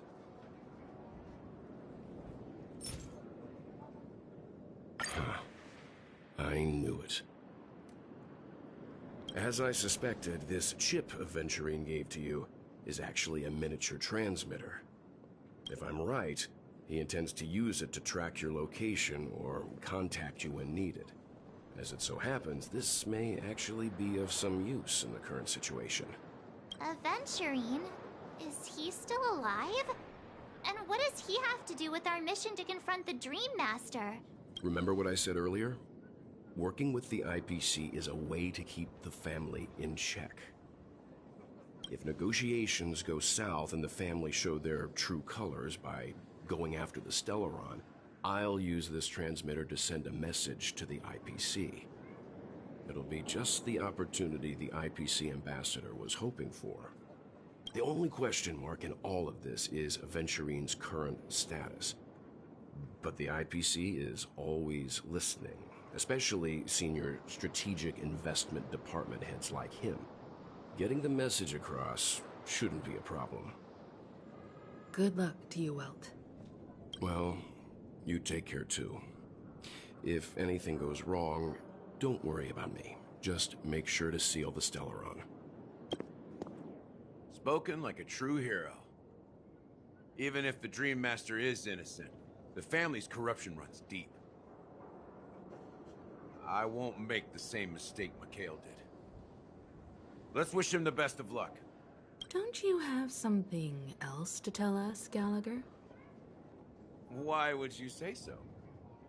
Before we departed, the conductor asked us to inquire about the 3 nameless in Penacony.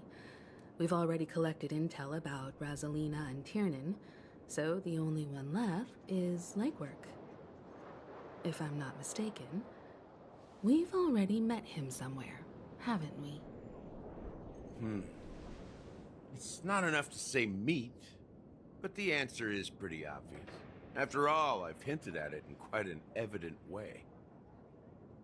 I've been watching over you ever since I received the reply from the Astral Express, and I've seen the great effort you all put into linking different realms together across the cosmos. And now, after getting this far all in one piece, you have truly proven yourselves. Miss Himiko, were you the one who repaired the Express and got it sailing through the cosmos again? Yes. And you two, young Nameless, you have very interesting life stories and extraordinary skills. I don't know much about my life story, but I do have extraordinary skills. You're full of energy. Please send my regards to the conductor, Pom Pom. Please let them know that their friend has fond memories of his time aboard the Express, which he reminisces on every time he has a good drink. As for the last Nameless, he embarked, disembarked, and embarked again, traveling in a great circle ending up back where he started. On his deathbed, he told me to find the Astral Express and deliver an invitation to the future Nameless. He left behind a special gift, a true legacy. Something that belongs only to the successors of the Trailblaze. Come with me. Now is the time to reveal it.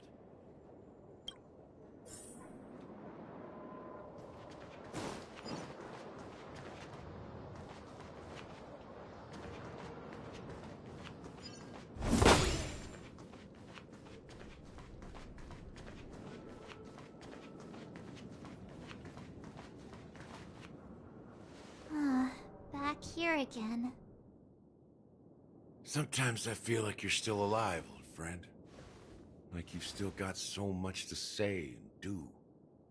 I've kept my promise, and brought the future Trailblazers you've waited so long for. I don't know why you were so obsessed with that train, but I remember your last words.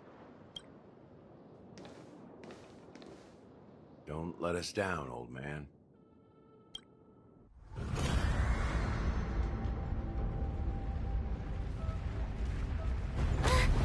What's happening?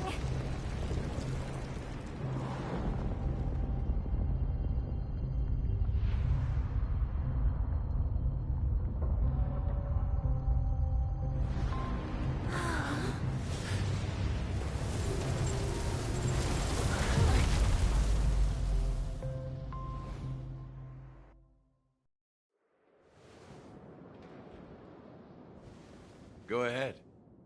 His resting place lies in the garden up ahead. The first and last Nameless of Penacony. Mikhail Char Legwart, the Watchmaker.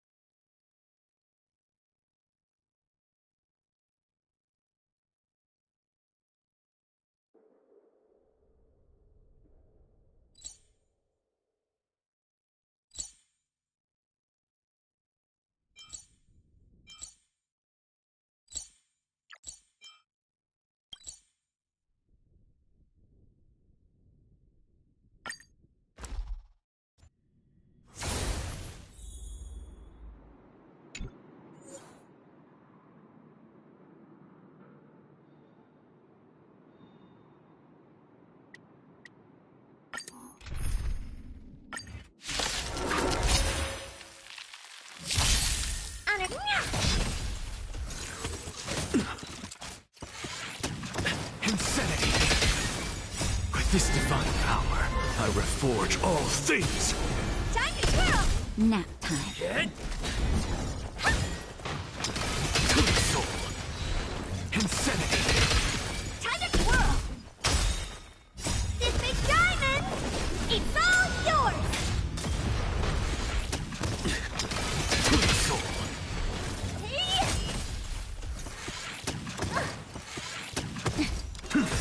Time to twirl! With this divine power, I reforge all things! Time to twirl!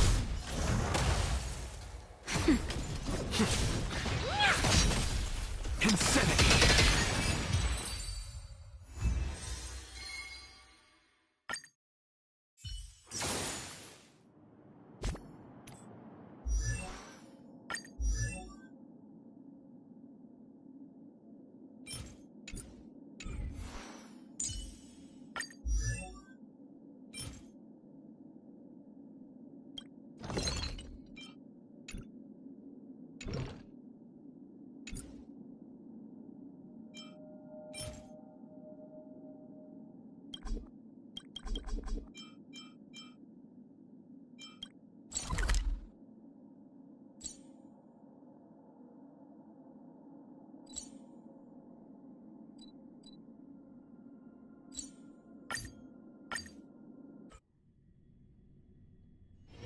It's still early. Where to now?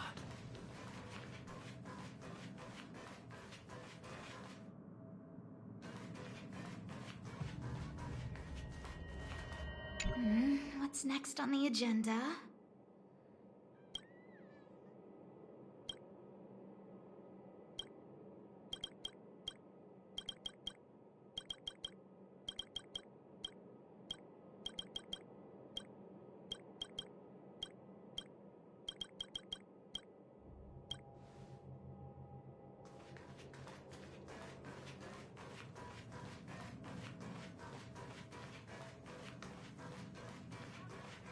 People who buy that think Smartwater raises their IQ.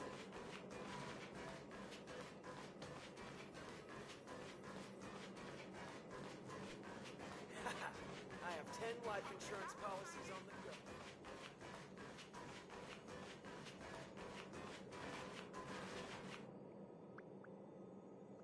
go. Supplies must be allocated without delay.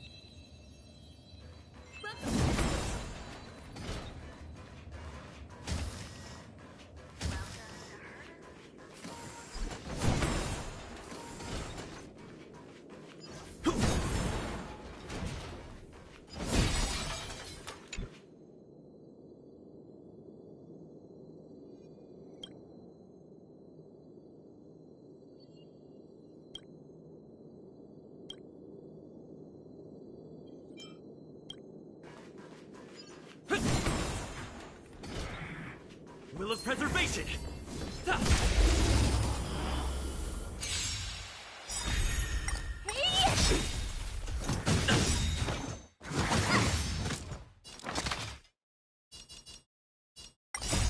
Land!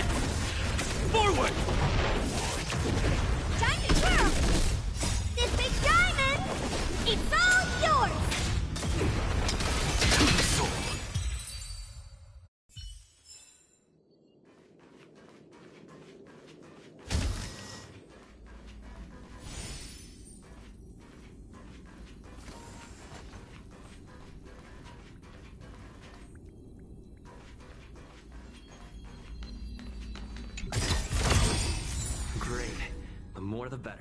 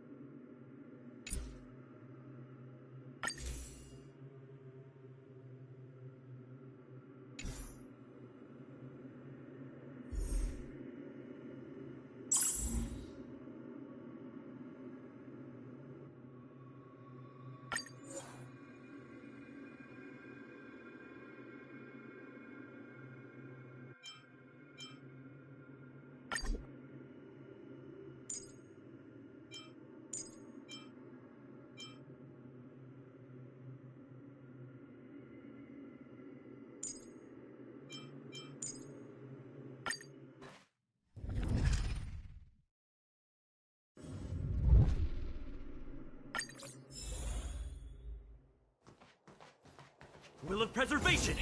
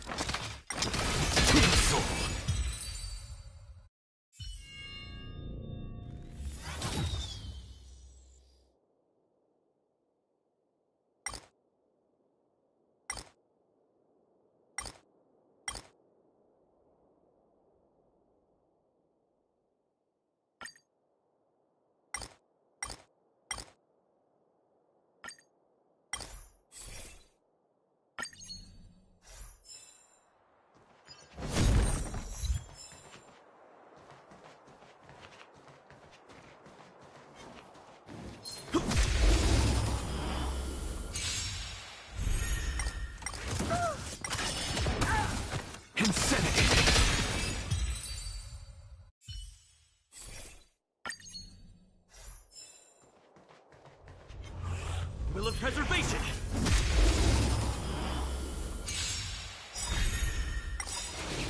I'm okay. With this divine power, I reforge all things!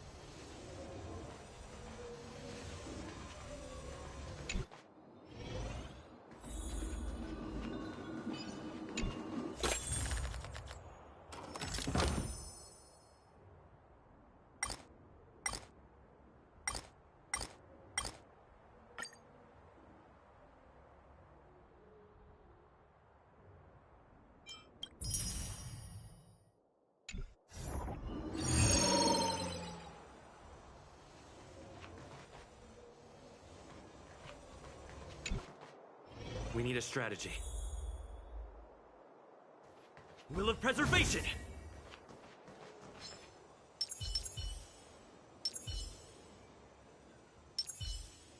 Watch this magic trick.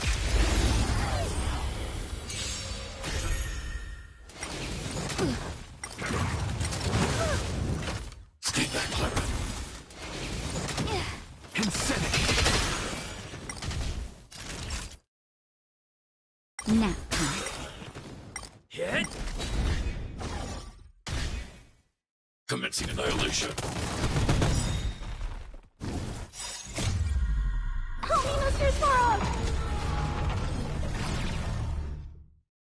I have nothing left to say. Straight to the soul. Nap time.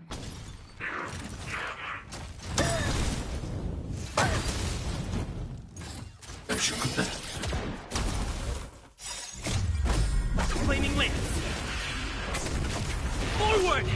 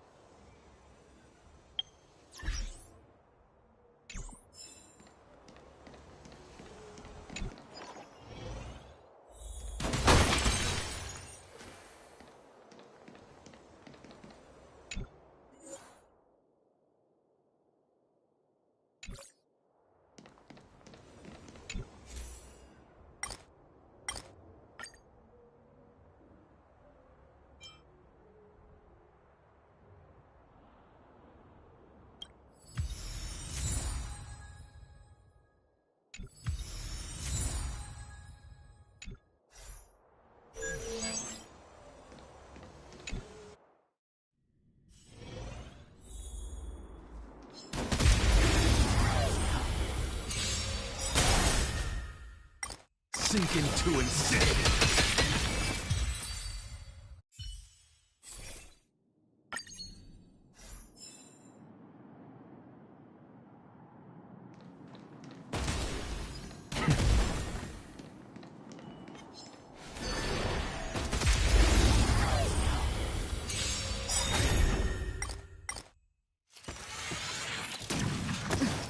What's the matter?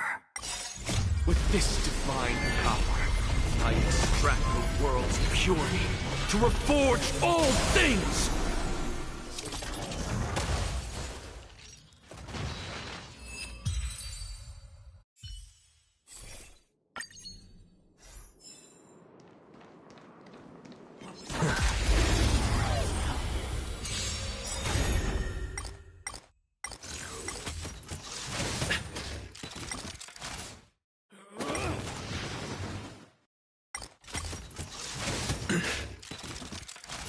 As you can see, straight to the soul.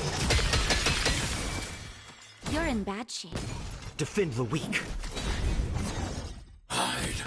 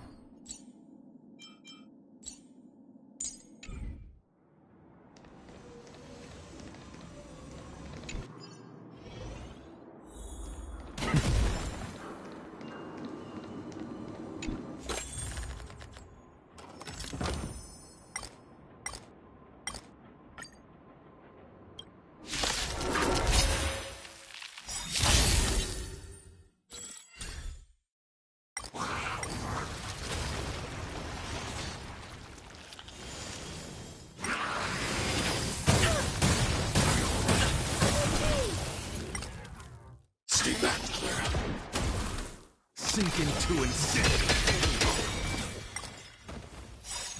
With this divine power, I extract the world's purity to reforge all things! Nap time. Indestructible. Commencing annihilation.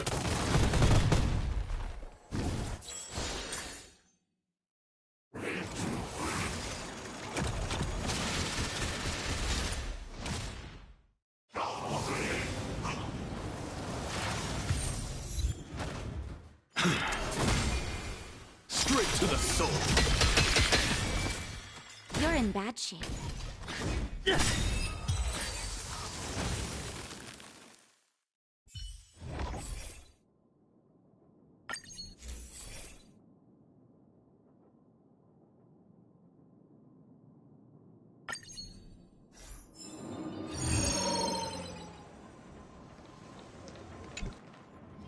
I'm not built for this. You go ahead if you wish to engage.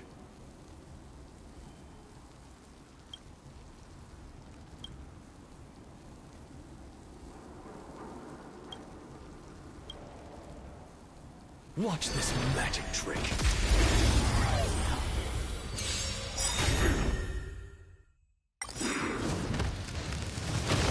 I'm okay. Flaming lance!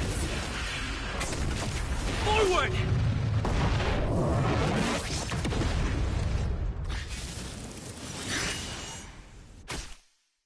Sink into insanity. Nap time. Defend the weak. Hide.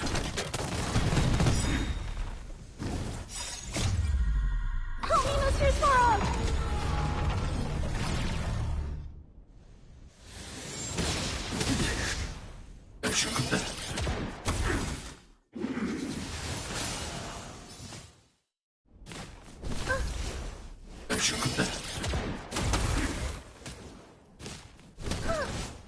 Stay back, Clara. I have nothing left to say. Straight to the soul. With this divine power, I extract the world's purity to reforge all things! Savor the vigor of life.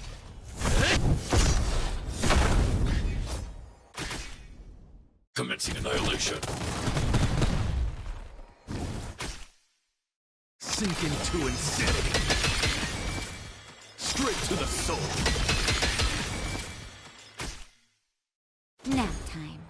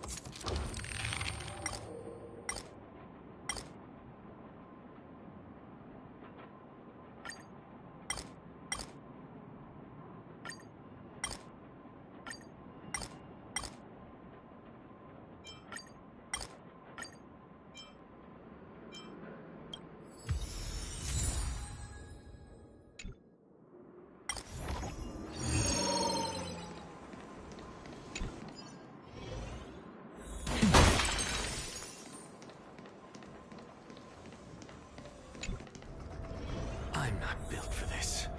You go ahead if you wish to engage. Watch this magic trick.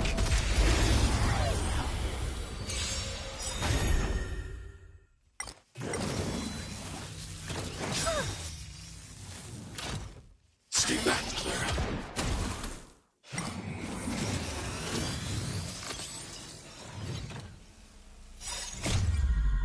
Help me, Mr. Sparrow!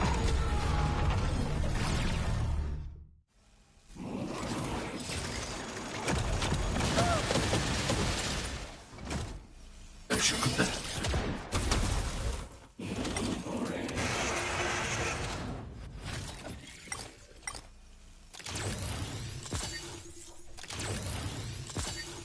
Now, straight to the soul. Nap time. Dad? Annihilate.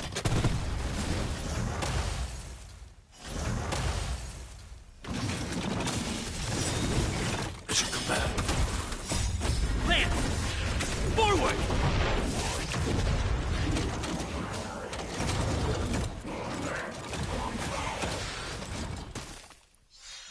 To the soul. With this divine power, I reforge all things. That's...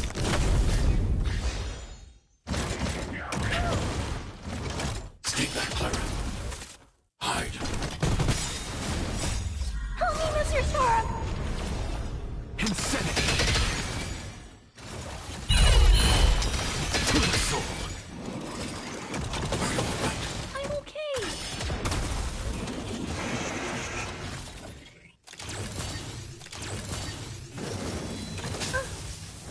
As you command. Nap time. Hit! Annihilate. I'm okay. I'm okay.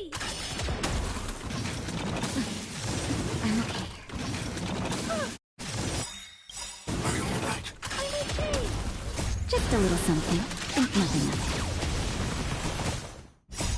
Help me, Mr. Sparrow! Insanity!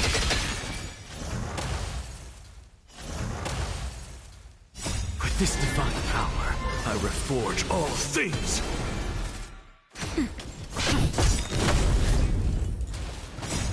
Lance! Forward!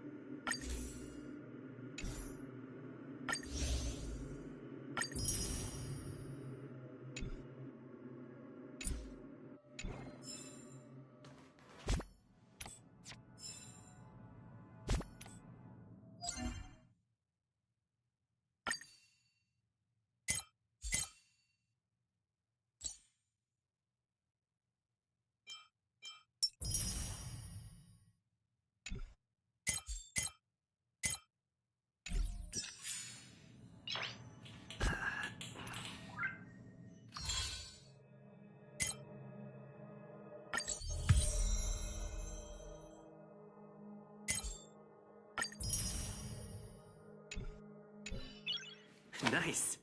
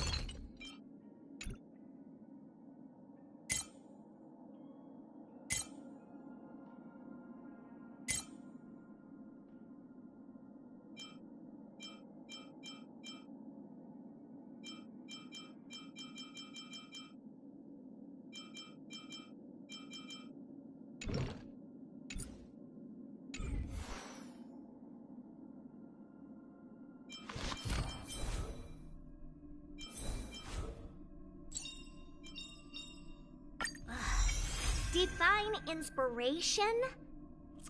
It's only several thousand ideas racing through my mind every minute.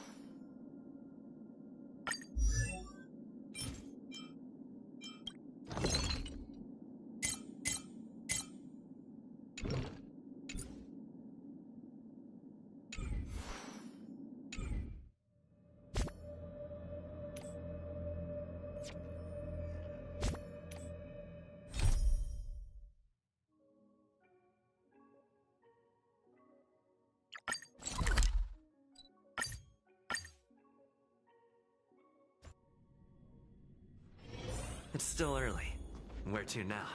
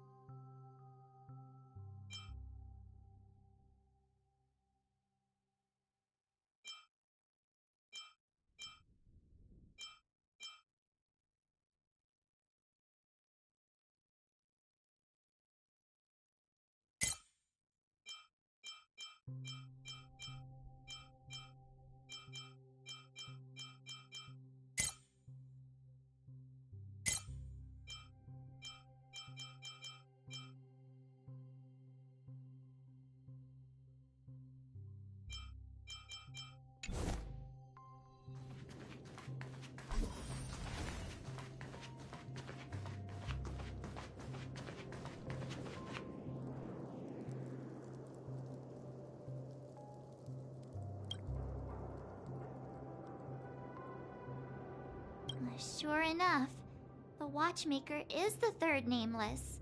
Even I could guess that one. The legacy he left behind was a dream bubble. I believe inside that bubble, there's something that holds meaning only for the Nameless. After all, when I checked its contents, I found nothing inside. Maybe some Trailblaze runes? Even more enigmatic than me. Well, let's have a look.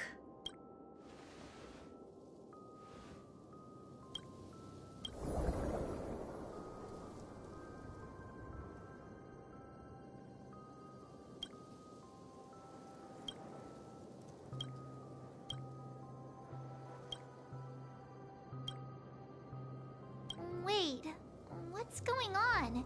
Seriously? There's nothing inside this dream bubble? How could a dream bubble be empty? Just as I suspected. That old man always had this strange belief in the Nameless and the Trailblaze. And I never understood where he got that confidence from. Especially since he never managed to get in touch with the Express while he was alive. I could never figure out what was going on in that old man's head. But this empty dream bubble is so typical of him. He was always full of weird fantasies and incomprehensible romanticism. That mischievous old man. Well, I didn't expect him to leave anything concrete behind anyway. Don't think that's the case, Gallagher. I'm sure Mikhail has left us the most precious thing of all. Don't start getting all philosophical on me, all right? Just as Mikhail believes in the Nameless of the future, we unconditionally believe in the Nameless of the past. How could they leave with regrets for the future when they were ready to dedicate their lives to the land they loved? There must be something contained in this dream bubble. It's just we haven't figured it out yet. You also have faith in the Watchmaker, don't you, Gallagher? Well, I'm a follower of the Enigmata. My philosophy forbids me to have faith in anything. That's why I understand what faith means in the path of Trailblaze. And I also want to know what he left behind. I'll leave it to you guys then. Can I borrow your pet? I need to make a trip back to Golden Hour and check something at the Dreamscape sales store. It's for Mikhail, and for the future of Penacony.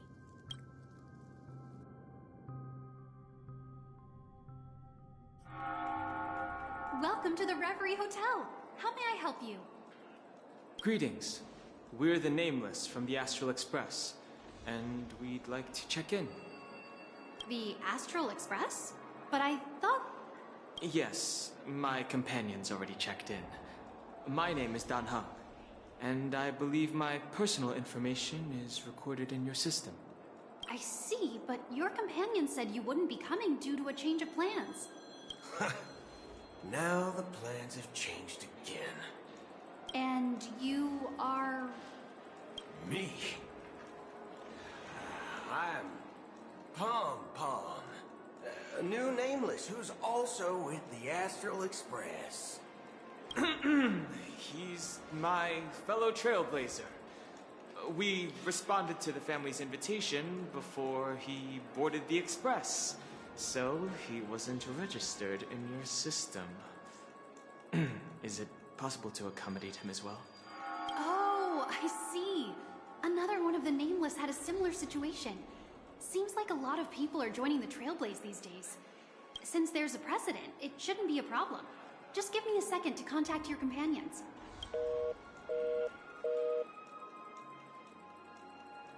I'm sorry, dear guests, but it seems I'm unable to reach the other members of the Astral Express. What do you mean by unable to reach them? My apologies. This is the first time I've encountered a situation like this. However, the system indicates that those guests are still in the Dreamscape. How about this? Give me their room number, and we'll go check on them ourselves. I'm afraid that's not possible. I need to verify both of your identities before I can share any guest information. How about you just wake up someone? Let's say, Welt? I'm sorry, but there are strict rules regarding forced awakening. It cannot be done without the proper clearance. So nothing works, huh? What's your solution then? Are you saying we sleep here? At the reception? Please be patient. We need to contact your companions in order to confirm your identities. And now it seems you need to confirm our identities before you can contact our companions. It seems so. Oh, fudge! Look, nothing personal, but if you can't handle this, go find someone else who can, okay? Please calm down, dear guests. I do recall that Mr. Sunday, the Oak family head, personally handled this issue earlier. Oh, please wait a moment while I contact him. I don't think she's trying to give us a hard time. She really just doesn't know what to do. I have a bad feeling about this. You tried to contact them on the Express earlier, but they didn't respond.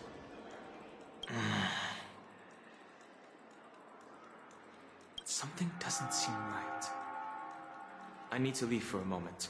You can stay here with the receptionist. Sure thing. Just don't keep me waiting forever. Don Home seems pretty worried about his companions. I should give him some space. Stressing out about it won't help anything.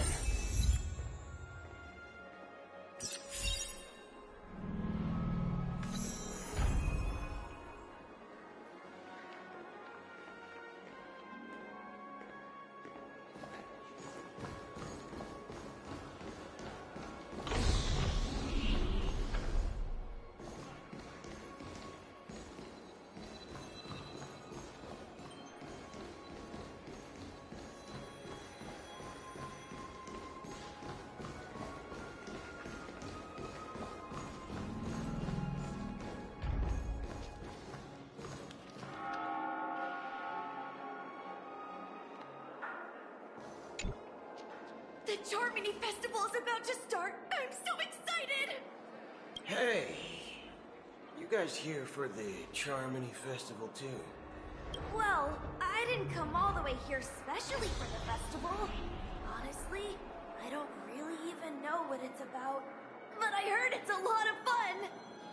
Well, back in my homeworld, Anaria, we have festivals like that all the time. My dad threw me a birthday party one time that was just as extravagant as the Charmony Festival. Oh, come on! The Charmony Festival is a once-in-an-Amber-era event! How can a birthday party compare? Well, you never know, right? Maybe on her world, birthdays only happen once in Amber Era. Anyway, let's forget about that. Have you heard about the, unsettling things happening in the dreamscape? Unsettling things? What could possibly go wrong? It better not ruin the Charmony Festival! I've been looking forward to it! Relax. With a big event like this, there's bound to be lots of gossip and rumors. Don't worry. If anything does happen, the family will be on top of it. Oh, that's a relief. I didn't come all this way to see the festival go down the drain. Well, looks like I won't get any fudging clues out of these two. They're clueless.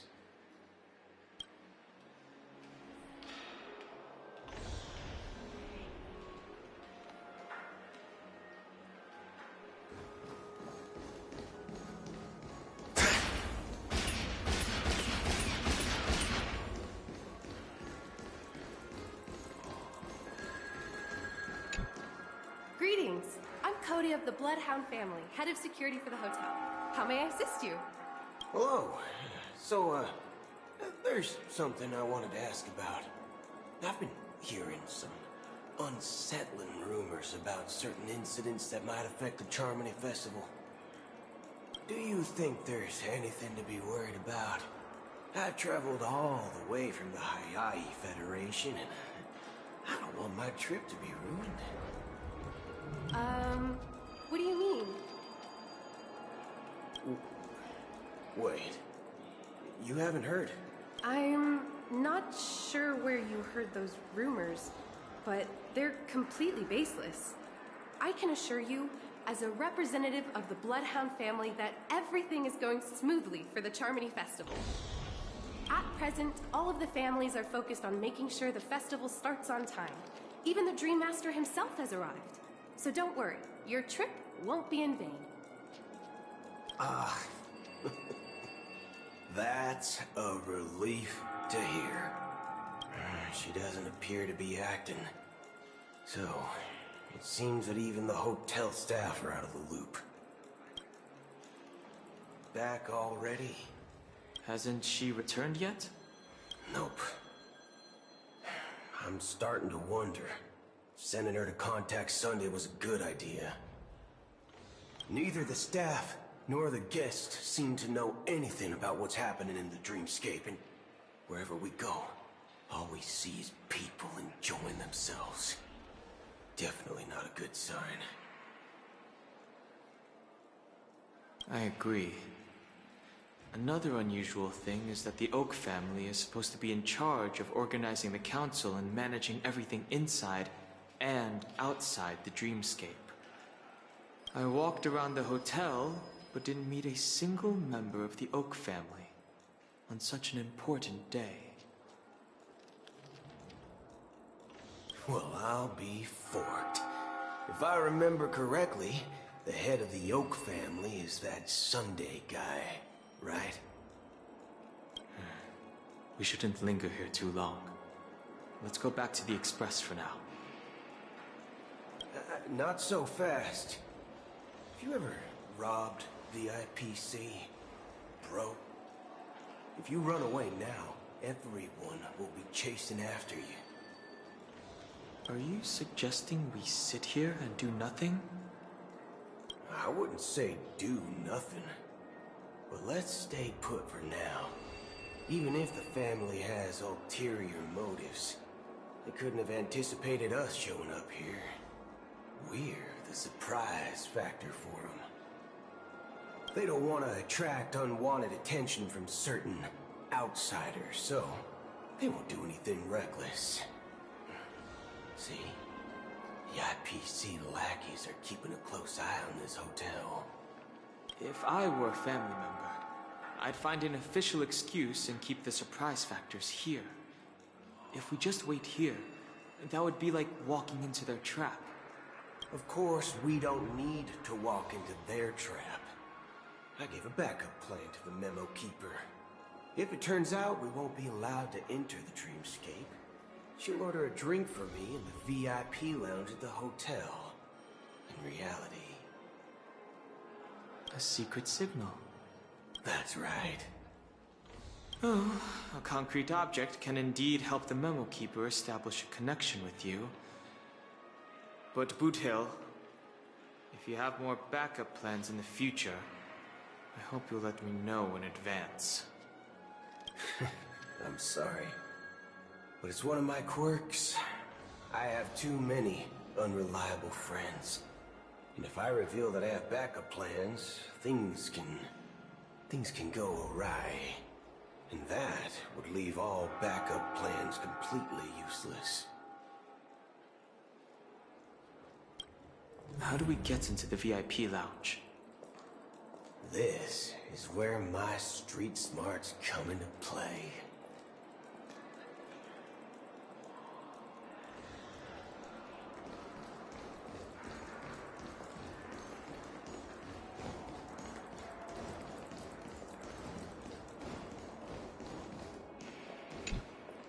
You're the lobby manager, right?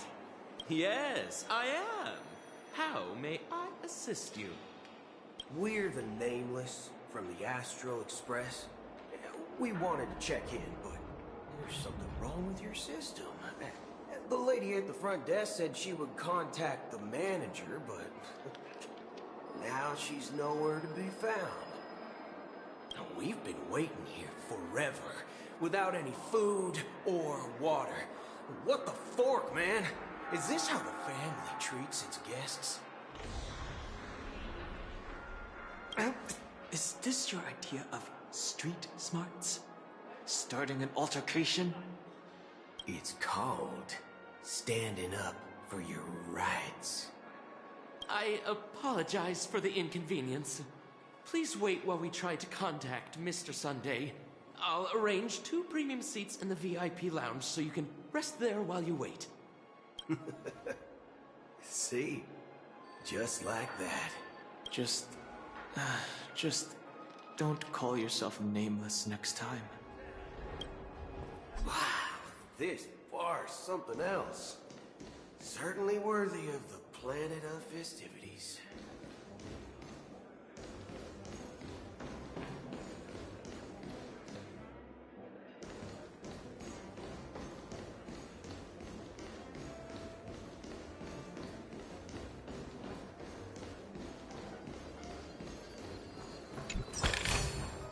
Not bad. How many credits is this worth?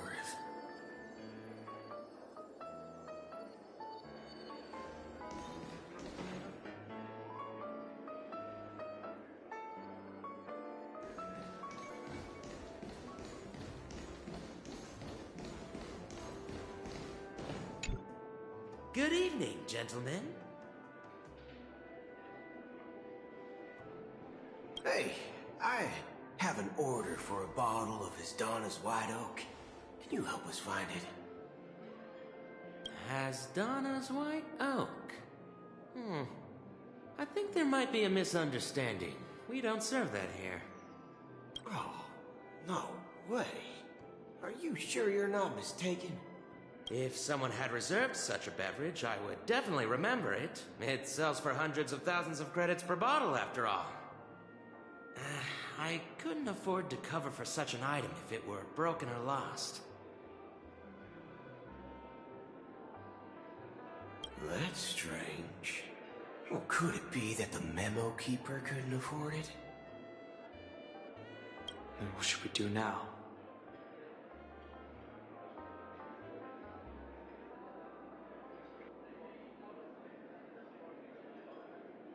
Oh, no need to rush. Well, let's grab some drinks first. Maybe I arrived too early and he hasn't come yet. Now, let's see what kind of juice malts you all have here. Well, give me a glass of Heenum Valley, 40 years. I'll have it neat. No ice. Wow, that's the most expensive one on the list. You have a taste for the finer things. It's on the house, anyway. What can I get for you? Anything you recommend is fine. Then I would recommend today's special, Glass Village. It's classic Soul Glad mixed with Laboon juice. It's refreshing and suits your cool demeanor. Just 1 minute. This flavor. Dynamite barbecue with rocket fuel. Ooh, really hits the spot. Truly the finest sherry cask-aged malt juice in the cosmos. Dynamite barbecue with rocket fuel. Is that really something that humans enjoy? Hey, this guy doesn't know anything at all. As long as you're satisfied, dear guests, please enjoy. Let's give the memo keeper another half-system hour. If she doesn't show up, we'll need to come up with a new plan. In the meantime, let's take stock of the situation. What do you think? The situation is unclear. Something must have happened on the planet of festivities, but the public is unaware of it. Someone in a position of power within the family must be covering it up. It's unusual for the followers of the Harmony to invite other factions, let alone the IPC and the Masked Fools. If what you said about the Emanator of the Nihility is true, the situation in Penacony is a little complicated, to say the least. Actually, there's something else I'm concerned about. Regarding Acheron. As you know, the faction that follows the path of the Hunt are some of the most dangerous folks in the cosmos to mess with. I mean, who in the right mind would impersonate the Xianzhou Alliance or the Galaxy Rangers? It's like asking for a death wish. Isn't there a saying among the Xianzhou people that the Rainbow Sect lets their luck's arrow do all the beating? Talking. Do all the talking. Well, you know what I mean. Even though the Galaxy Rangers have been out of sight for years, we've been keeping an eye on this region. Even the dumbest criminals know better than to mess with the Annihilation Gang, much less the Rangers. But that Acheron lady, she doesn't seem like a lunatic at all. On the contrary, she's highly logical and organized. She knows exactly when to hold back and when to strike without mercy. And do you believe that someone like her would have an ulterior motive for impersonating a Galaxy Ranger? I'm not entirely sure, but I do have my suspicions. Maybe she knows a Galaxy Ranger, or perhaps she's trying to lure us out for some reason, which I can't figure out. Anyway, what worries me more are the anomalies within the family. They've summoned followers from various paths for the festival. No matter how generous the family might be, this move seems highly unusual.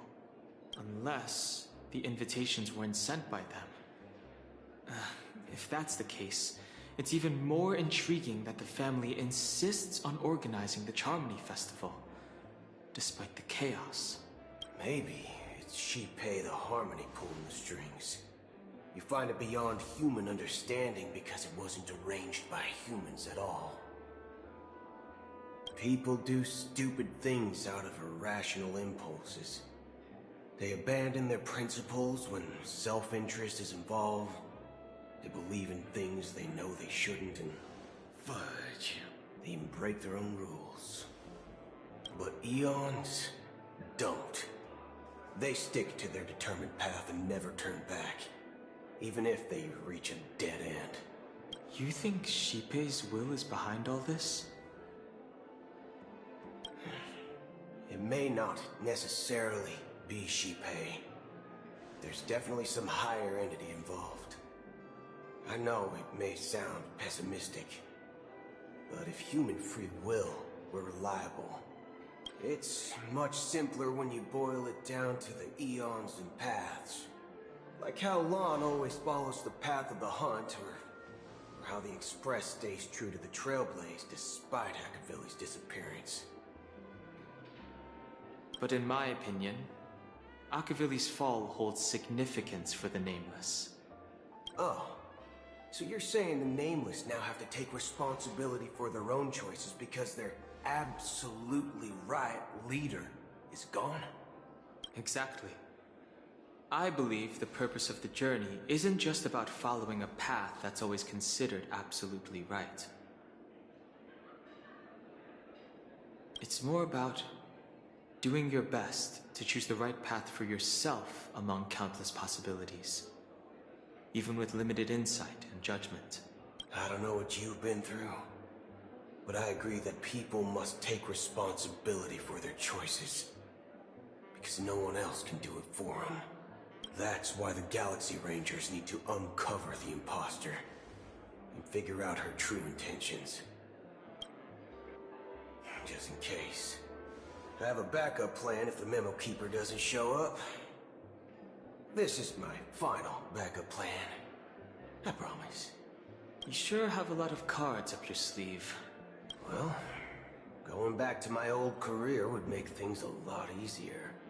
By the way, when you were walking around the hotel, did you happen to see any important looking guests. What's your plan?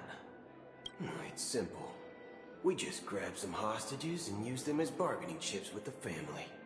Or maybe we can even take their identities. No need for that. We'll return to the Express now. Wait. Are you getting scared? Draw your weapon. Let's make a big scene. Are you leaving, esteemed guests? Would you like to cancel that Asdonis White Oak you just ordered? Huh? Asdonis White Oak? But didn't you just say... Ha ha. Looks like you are a bit intoxicated, esteemed guests. You ordered a bottle of Asdonis White Oak just a moment ago. Looks like your Memo Keeper friend has finally arrived. Oh, right. Sorry, my memory's not the best. You know, too many modifications and all. Anyway, let me check. Well, fork me. It says Donna's White Oak, all right. And there's a note. I'll be waiting for you on the Astral Express. No mistake. That's her message to you. She knew the hotel wasn't safe, so she suggested we find another place. Well, looks like we took a detour, but now it's back to the Astral Express. So, what are we waiting for? Let's go. You're back? 2 guests just boarded saying they were looking for Boot Hill, so I told them to wait in the parlor car.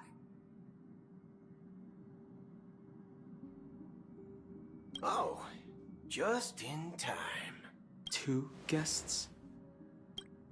She's one of them. Look, we welcome all passengers on the Astral Express, but sneaking in like that? You have no regard for etiquette. My apologies, conductor. It was an oversight on my part. I assumed you were already acquainted with the garden. Given the chaotic situation in Penacony, the Nameless are the only ones we can truly trust right now. You are the Memo Keeper. Pleased to meet you, Dan Heng. I've seen you in others' memories. And as for Boot Hill, this is our first face-to-face meeting. I hope you enjoyed that bottle of Astana's White Oak. You sure have a refined taste. Finally, Memo Keeper. Well, let's cut to the chase. Spill everything you know. That's precisely what I intend to do. But before that, please allow me to introduce myself. My name is Black Swan, and I serve the Garden of Recollection as a Memo Keeper. As for Acheron's story, I'm sure she knows it better than I do. Greetings. I'm Acheron. What? You Garden of Recollection shirtbag! You betrayed me! I apologize, but she did that at my request. Due to certain reasons, I have been exiled by the family.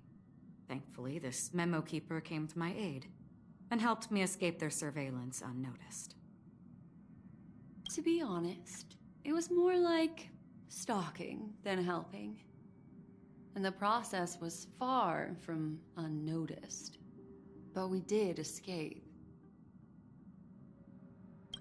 I asked her to guide me to a place beyond the family's reach and to contact a few trustworthy individuals. Namely, all of you. Trustworthy? Son of a nice lady. You think I'm dumb or something? How about this? I'll put a few bullet holes in your head and see what secrets spill out. Then... It doesn't have to be like that. I'm willing to answer all your questions, but not right now. If my cover hadn't been blown, we might have had more time, but at the moment, we don't have any other options. No other options? What do you mean? This is the only way I can ensure everyone's safety. I kindly request an immediate warp jump out of the Astana star system.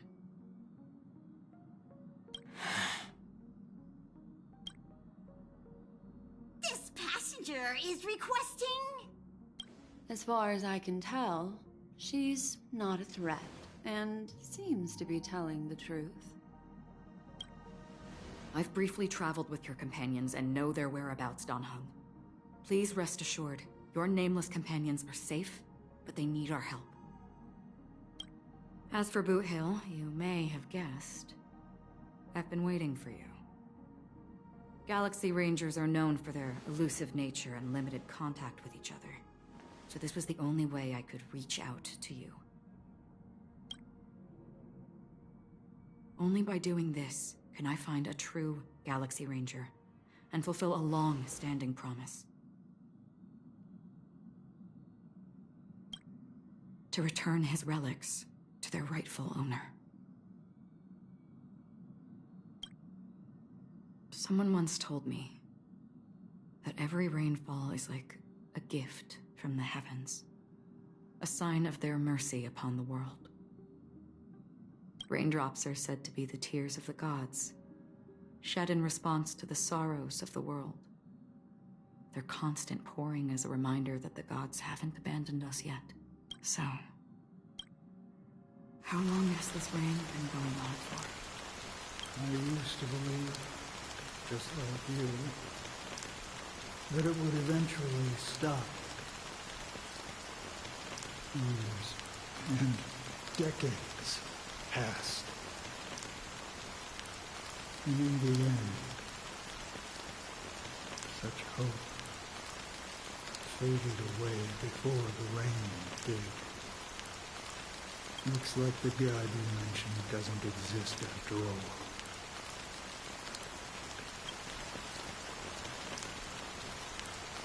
Well, let me share a story. Mortals who walk the paths are like sailors on a vast ocean, leaving behind a trail that creates countless ripples of possibilities. These ripples last longer than the fleeting lifetimes of humans. And for some, their presence leaves such a strong mark that it's reflected in the waves. Like those shadows on the ocean. Sinthirsters, the obsessions of the Pathstrunners, they emerge from the depths of IX, seeing themselves as masters of their own destiny, unknowingly repeating the actions of their past lives. They emerge from the nihility and head toward it, leading purposeless lives. However, these hollow phantoms, you were once my dear companions. A group of Galaxy Rangers. Are you watching over them? Watching over them? No. I'm guiding them toward transcendence. It was a brutal war. A crusade that shook the universe. The universe witnessed the fall of Zulo, the Lord Ravager, but it came at a price. A price so hefty that only those who were there still remember. The unwavering determination of the Hunt followers persists even in death. So someone must guide these lost souls to their life beyond. They were heroes in their time. And they shouldn't be reduced to mere puppets of nihility. As for me, I have suffered too many losses on that battlefield to advance any further. And that makes me the most fitting person to carry out this task. But you know, these Sin Thirsters, they're not who they used to be. Does this seem pointless to you? Well, some tasks have to be done, even if they are pointless. I can help you. For what? For the meaning of the nihility. That's what I've been seeking. I see. After all, this realm is off limits to ordinary souls, right? Thank you, stranger. I wish that you find what you seek. Before we part ways, I have one more question. It is true that their actions and even their entire lives may seem pointless from our perspective. But if, and it's just an if this is what the departed ones expected, should we try to change it? A good question. And a profound one. I don't know the answer. What I do know is that one day I too will pass away. I hope that when that day comes, someone will stand at my grave and place a bouquet of flowers.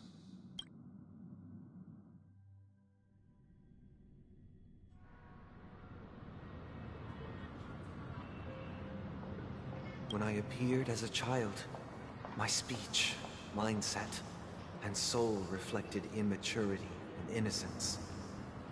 As I grew into adulthood, I left behind my childlike side. I humbly request your blessings, esteemed advocate of Xipe. Come to me, my kinship. I have sought their presence with us. As you wish. I have faithfully served the Alfalfa family for nearly a decade, promoting the path of the Harmony to the best of my ability.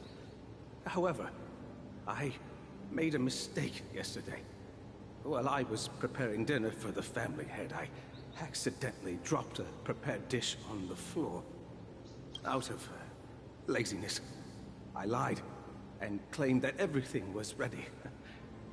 Although the head has dismissed me as punishment, it has been tough to sleep with the guilt still gnawing at me, as I worried that the seeds of evilness may have taken root in my soul. So, I confess to you now, to seek atonement for my sins. Do you sincerely repent and vow to change your ways? Yes. Have you examined your soul and confessed all your sins? Oh, yes. Are you willing to accept the process of atonement? Yes. Very well. Show your dedication and goodwill to the family, and you shall be reinstated among them. Now, please, leave in peace. Oh, praise Xipe. And thank you, esteemed advocate. Next, please step forward. I wholeheartedly confess to you. Please, pardon my sins. Rest assured, I have implored their presence to be with us. As long as you are sincere, absolution will be granted. Oh, great. You know, I arrived in Penacony as a stowaway. I sold everything to get a ticket. My house, my land, and my 2 children. I see. Please, go on. My children were starving, and I hoped they'd have a chance at survival if they became slaves here.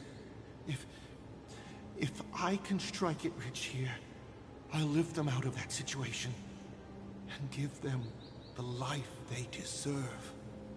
But the Bloodhound family got wind of it. They're on my tail, hunting me down. I thought I could bring my kids here.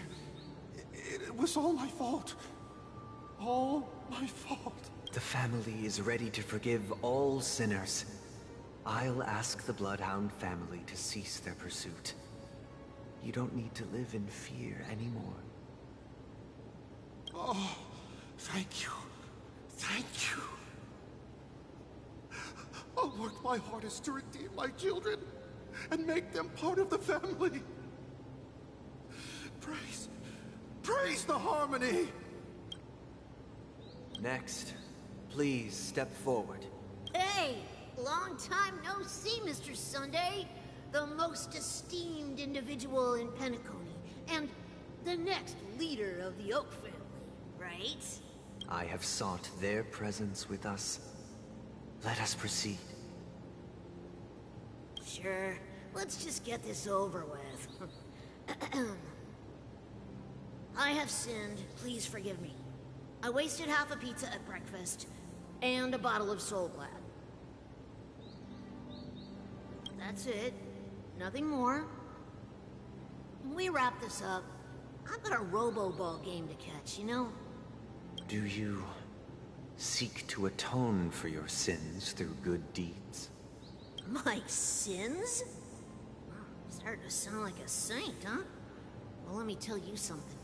Neither the family nor you have the right to judge me. You think nobody knows what your precious family has done? About the Watchmaker? Huh? Don't kid yourself, Featherbrain. Those dream chasers might be fooled by your act, but don't fool yourself. Before you start spouting off your holy verses, answer me this. Where does the power of the Oak family come from? And your power? What makes you think you can sit there all high and mighty, looking down on everyone else? Well, I've spent enough time in confession today to enter the Harmony's paradise, right? Then I'll take my leave. Good luck with your election, and, don't make me regret my investments in you. Oh, revered triple-faced soul, hear my doubts. Who can judge the strong when their power hides their crimes?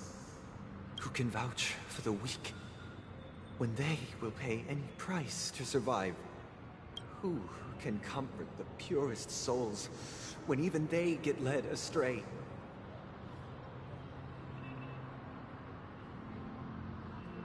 If the strong defending the weak is truly the foundation of paradise,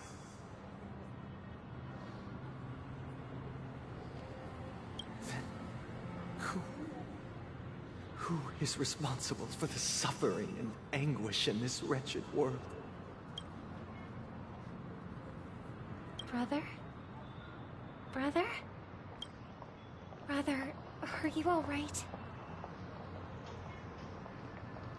I'm fine. I've been working long hours, and I just made a trip to Dreamflux Reef and back. So, I'm a bit out of sorts. But it'll all be over before we know it. You've been working non-stop on the Charmony Festival, Mr. Sunday, and no one could have predicted this incident. Even if the Stellaron does pose a grave threat, I still feel sorry for all the trouble we've caused you. No need to worry about troubling anyone. The Charmony Festival was meant to spread joy and harmony across the cosmos. But now that we know the truth, I'm afraid we'll have to cancel it. It has always been our wish to make everyone happy, so...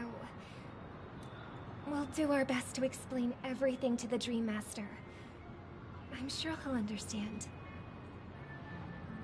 Even if the negotiation does not go smoothly, I'll refuse to go on stage. Without the Chord Master, the Harmonious Choir would not arrive. and the Charmony Festival would be just a grand performance, and nothing more. I'm relieved to see your determination. You know, since arriving in Penacony, we haven't had any contact with this Dream Master himself. I'd heard of the heads of the 5 major lineages, but the Dream Master is a mystery to me. The Dream Master rarely grants an audience, even for us. But, given the urgency of the situation, he's agreed to meet us in person. Perhaps you'll be the first guest to meet the Dream Master in years, Mr. Yang. Let's hope we can reach a consensus that satisfies everyone. Indeed. Let us hope so. It's about time. We'll have to get ready for the meeting. I apologize for any inconvenience caused by the urgency. Don't worry. I'll be waiting here. It's Mr. Sunday! Hey, come over here! Looks like someone needs help. Let's go check it out.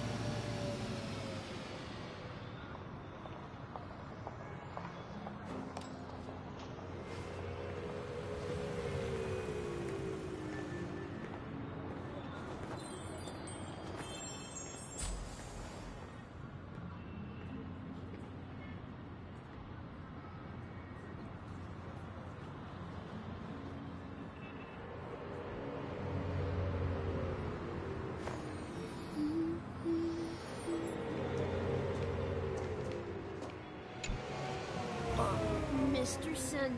Hey there! Okay, see the moon in the sky? It's about the size of the cap on my Soul Glad bottle. If I just reached out my hand, I could grab the moon, couldn't I? The moon? You mean the Grand Theater? Yeah. Look at me. I've been away from home for too long. I must be missing that moon. But it's no big deal. The Grand Theater here looks much better than the moon back home. It's just magnificent. They told me not to sell everything I had just to come to Penacony. How short-sighted. Selling everything you had? Why would you go to such lengths? Why? Can't you see? Life back home is miserable. It's not really living at all. It's better to be here at Penacony. No pain, no worries about tomorrow, just sweet dreams. You can do whatever you want. That's what I call living. Yeah, now this is the life. Is this truly living? Huh? What did you say, young lady? I didn't quite catch that. Oh, it's nothing, sir. You see, the traffic on Glocks Avenue can be dangerous. How about I ask a Bloodhound family member to escort you to Ideen Park over there, so you can continue enjoying your sweet dream? Oh, yeah, that's a great idea.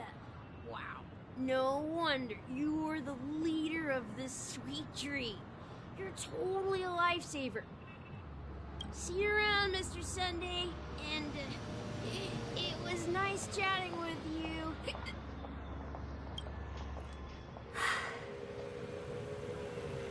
What's up, sister? This is the land of the dreams. But why do they live like this?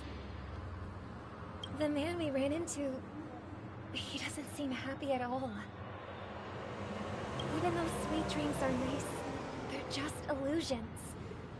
But for him, they're the only way to survive, even if it means giving up on reality. That's not really living at all. I suppose you have a point. But, in my opinion, that's how most people live their lives.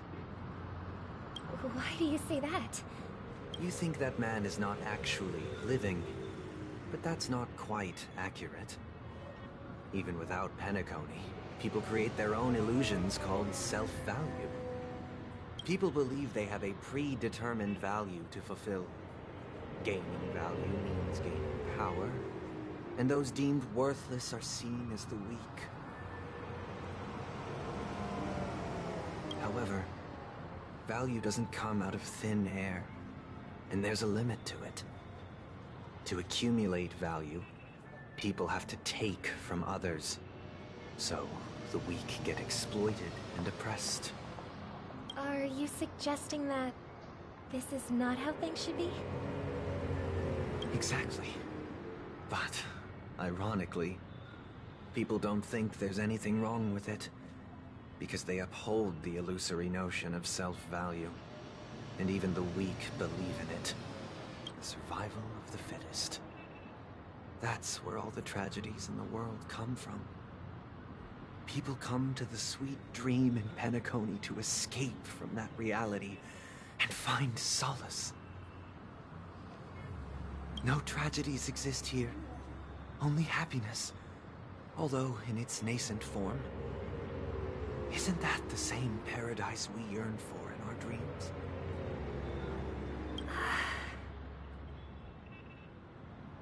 Perhaps that man is just an exception. Let's not jump to conclusions. We should experience the dreamscape ourselves. Just as I did at Dreamflux Reef. Yes. Seeing is believing. I'll accompany you. The Dream Master hasn't shown up yet, so we have some time for a stroll.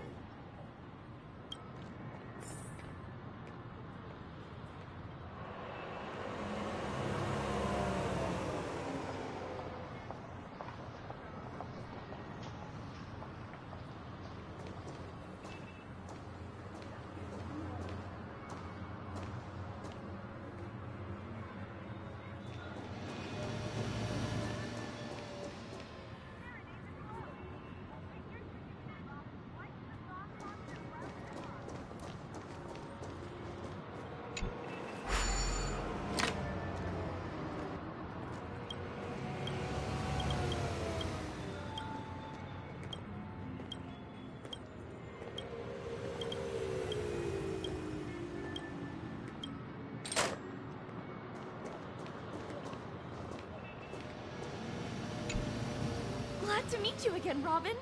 How are the preparations for the Charmony Festival coming along? We're all so excited about it. It's going smoothly. Thanks for making the trip to join the festival. You're too kind, Robin. It's a pleasure to have guests from all over the universe celebrating day and night. I can't stand being lonely or bored, so this jubilant dreamscape is perfect for me. But if this went on forever, would it get boring too? Nah, not at all. Who would get tired of having so much fun? Every day you get to wear fancy clothes, explore all sorts of dream bubbles, indulge in delicious food without gaining weight, and you never get old or sick. As long as you can afford a room, this place is the ultimate paradise. But you know that only a few things can be brought back from the dreamscape to reality, right? That's exactly why I don't plan on bringing anything back. Just enjoying the dream itself is good enough for me. I mean, I'm not one of those long-living species. I only have around 60 or 70 years in this lifetime, and there's so much to worry about. Being happy here is pure bliss. Only in this sweet dream can I truly feel like I'm in control of my life and fate. Who would want to go back to reality after experiencing this bliss? I see. I genuinely wish you all the happiness in the world. And I wish you a fantastic performance, Robin! I'm off to the Blue Hour for the ball. See you later. Seems like that guest's perspective didn't resonate with you either. She had a valid point, and I could sense her genuine happiness. It's just that... What you're trying to say is, she thinks she's in control of her life, but in reality, she's just escaping from reality and seeking solace in this sweet dream. Once she steps out of this sanctuary, everything will be lost. Well, she did make mention of being able to afford a room, didn't she? However, the paradise in our dreams, it doesn't have to end. No, and the paradise we yearn for shouldn't be just a fleeting dream either.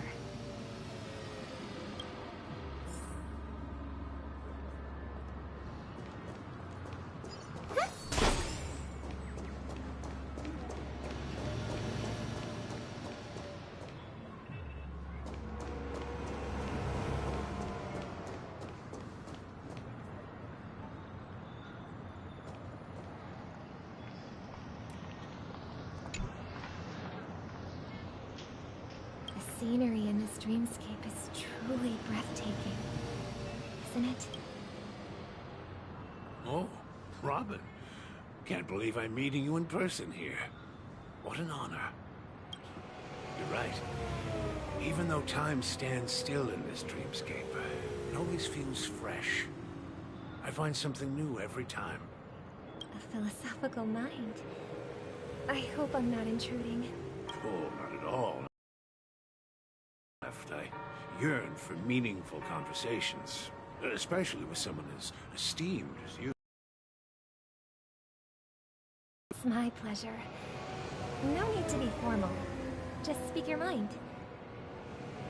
You said, with little time left.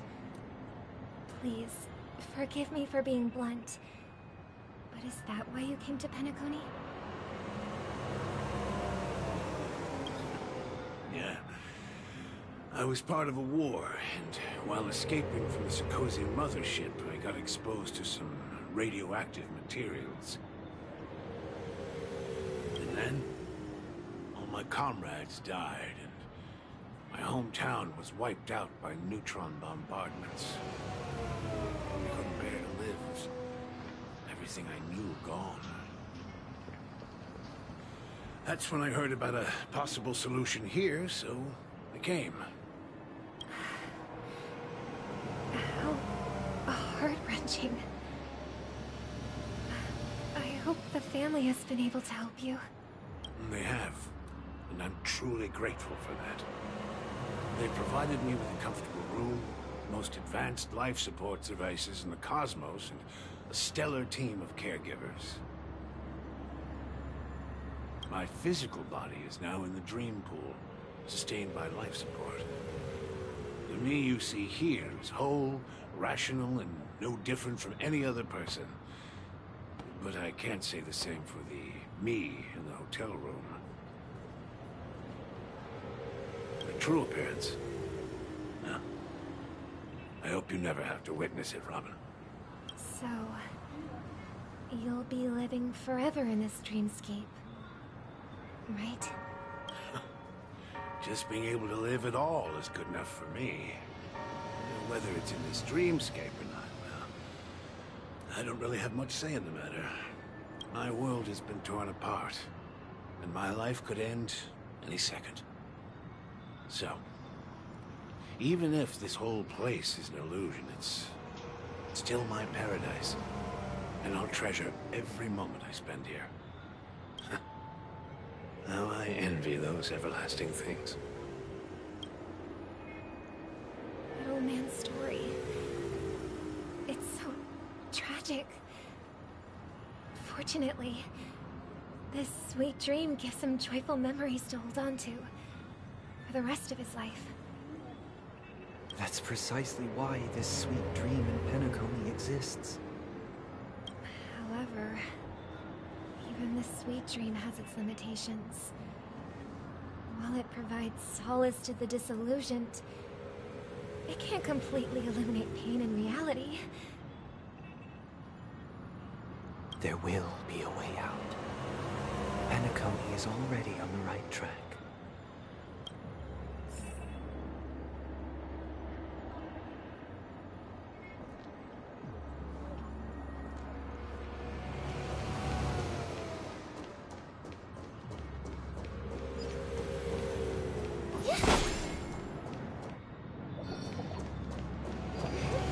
What do we have here? A lovely young lady. Wait, is that me?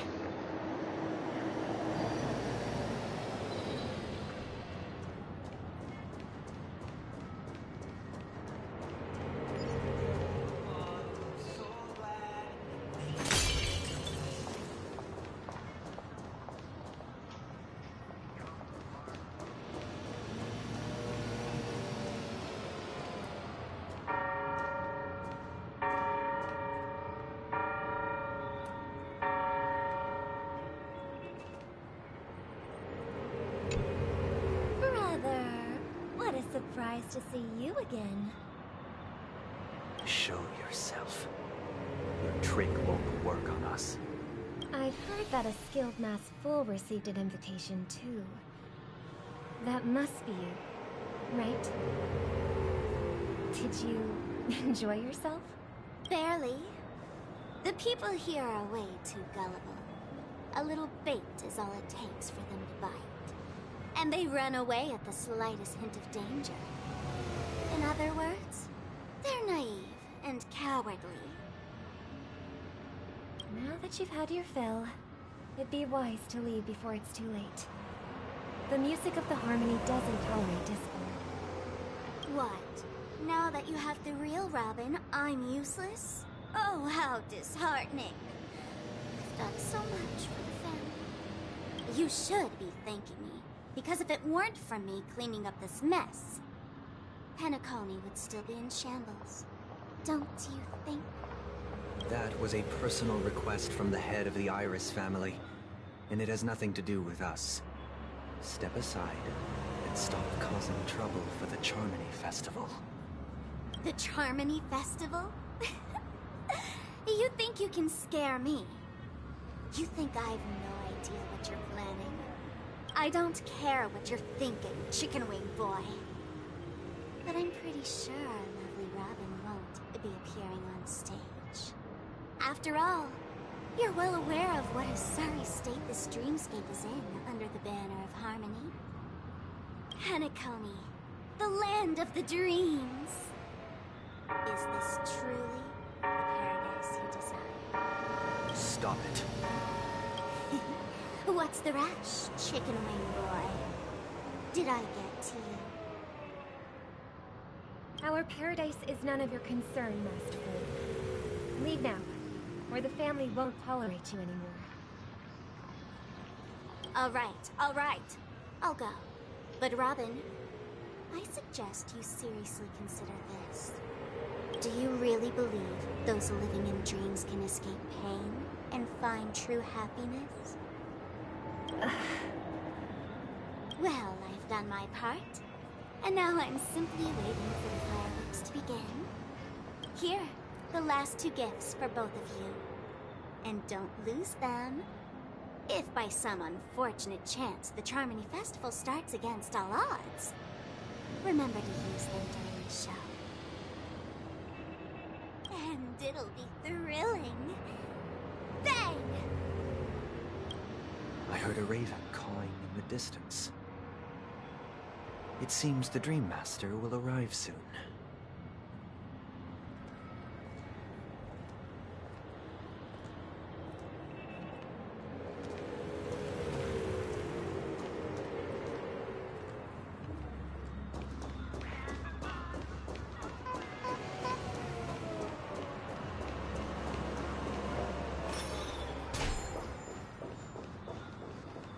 Let's wait here for the Dream Master to arrive.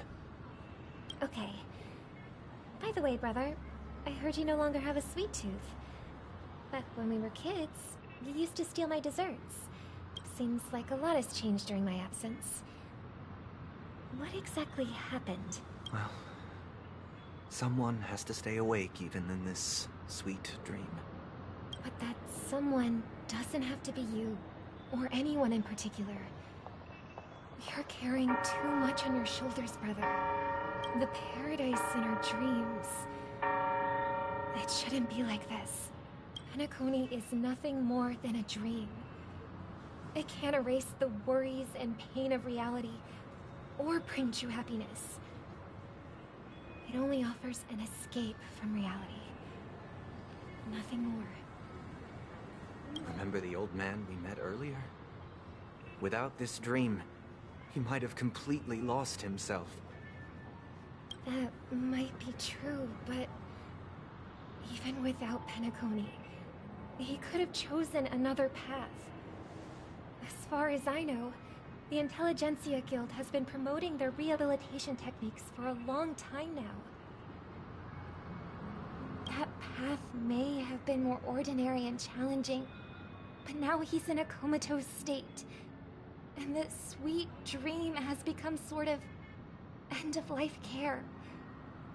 His fate is sealed. Is Penacony granting these people a future? Or is it taking it away from them? Well, don't forget this. Not everyone really has a future. The future for humanity is like the sky for birds. People mistakenly believe that flight is inherent to birds because they've never witnessed those birds crashing to their death. Do you remember how we took in that little Charmony dove when we were young? Yeah. We took care of it. Provided food and water, groomed its feathers. And later, when I decided to leave Penacony, I opened the cage and set it free. Well, I didn't mention what happened to it in my letters, because I didn't want to upset you. Shortly after you left, it crashed to its death right in front of your window. I had surmised as much. I knew you wouldn't have avoided mentioning the bird for no reason. Despite that unfortunate outcome, I still believe it was the right decision. Birds aren't meant to spend their lives in cages. They belong in the sky, even if they can't fly. But here's the thing. If there are birds in this world that can never fly, can we really assert that they belong in the sky?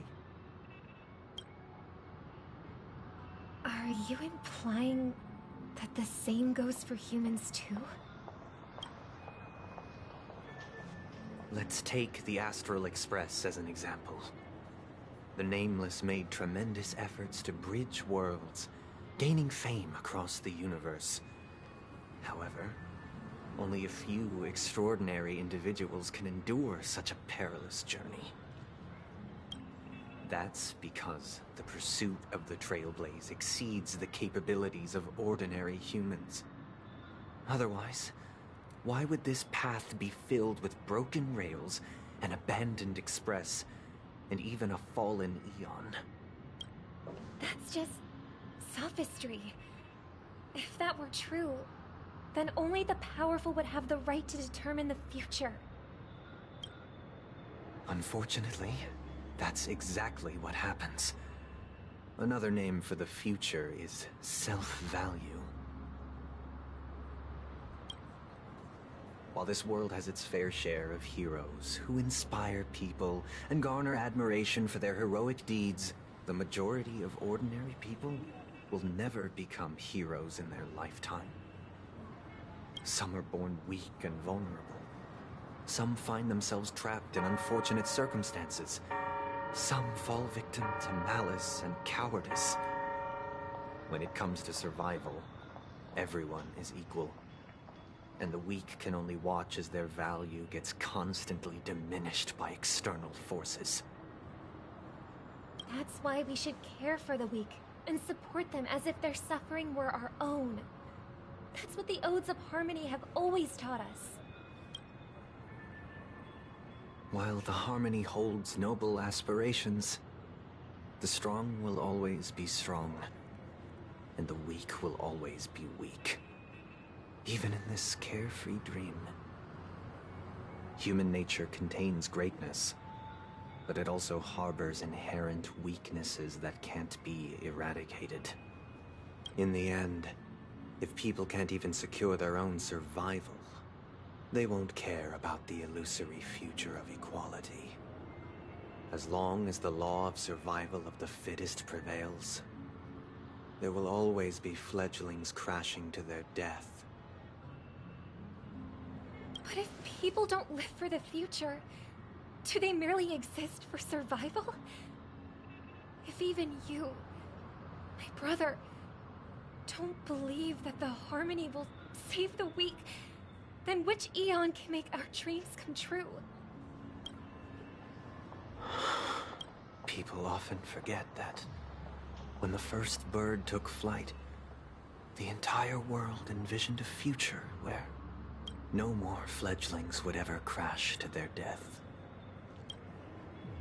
Are you reading, sister? What are you reading? Mr. Gopherwood gave me a picture book. It's about the story of the harmonic strings. If I could become a chord master, I'd like to summon Dominicus, the harmonious choir. I want to sing with everyone and spread our wishes so that all can feel happiness and joy. I see. Then, I would summon the harmonious choir too. Don't you have a wish of your own, brother? Of course I do. It's just that it includes your wish and everyone else's. I long for a true paradise where everyone can find peace. Then, let's build a stage there and invite everyone to our performance so that both our wishes come true through the power of the harmonious choir. It's a deal then. Yeah, it's a deal. But how can I become a Cordmaster? Maybe you'll have to become a star first.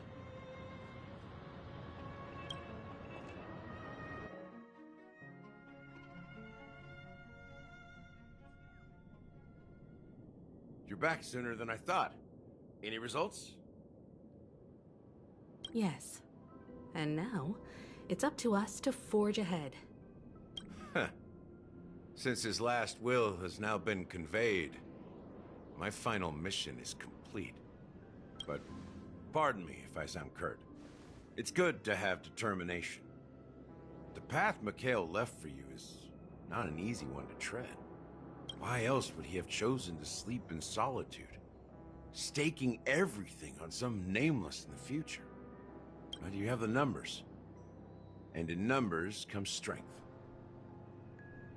So that might just delay your inevitable a little more. Got any more encouraging words?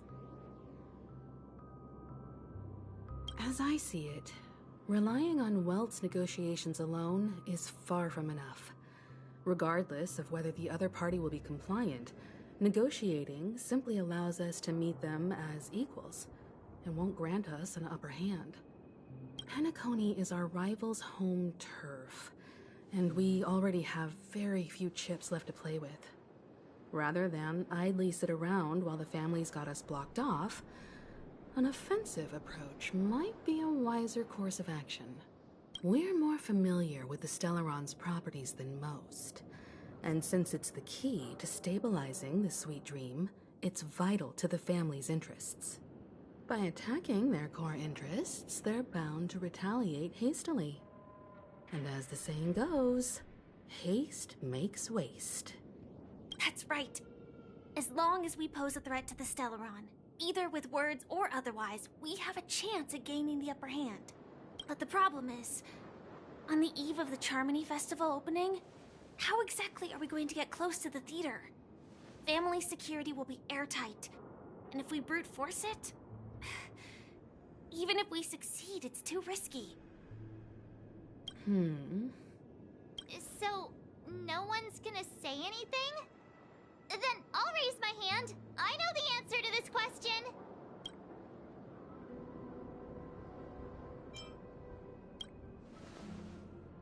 The Express crew would have been disbanded long ago if it weren't for me.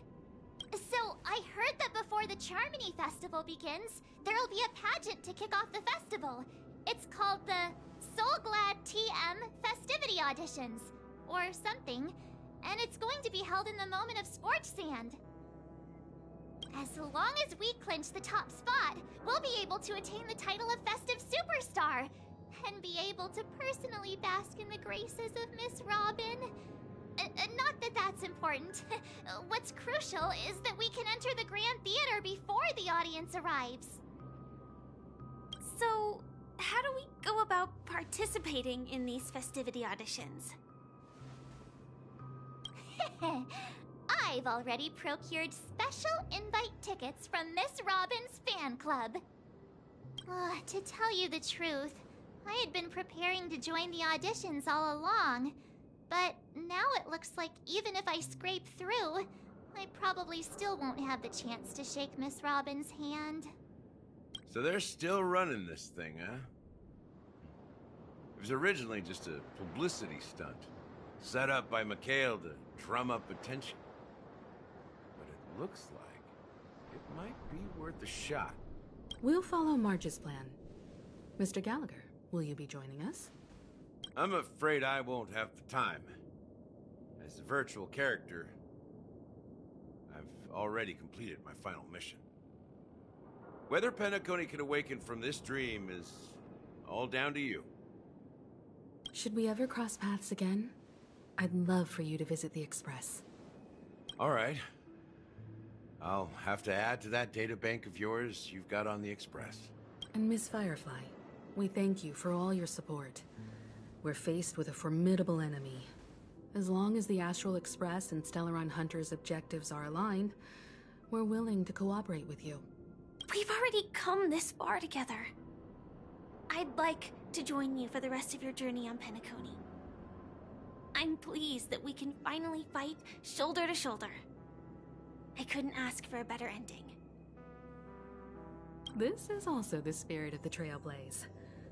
Now, everyone, let's prepare to move out.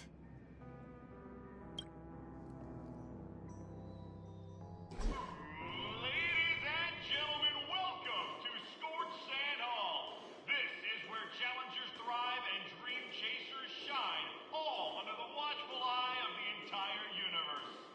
If you have ambition, dreams, and the drive, dear friend, the next superstar of Penacony's Charmony Festival could be you! Oh, wow, they've really outdone themselves! Oh, I'm starting to get excited! Behold, here come 4 friends with spirits high and full of steel. Are you aspiring to be the superstars of the festival? Is he talking about us? Yes, you! There's no doubt about it. I see you have all the potential of a superstar in you. Excuse me, you 4. What are you hoping to get out of all this? As the last group of contestants, how confident are you in overcoming all of the challenges? Would you be open to a brief exclusive interview with us? It'll be quick. Your journey is long and fraught with peril, yet under a sky blanketed by banners, you vie for the crown.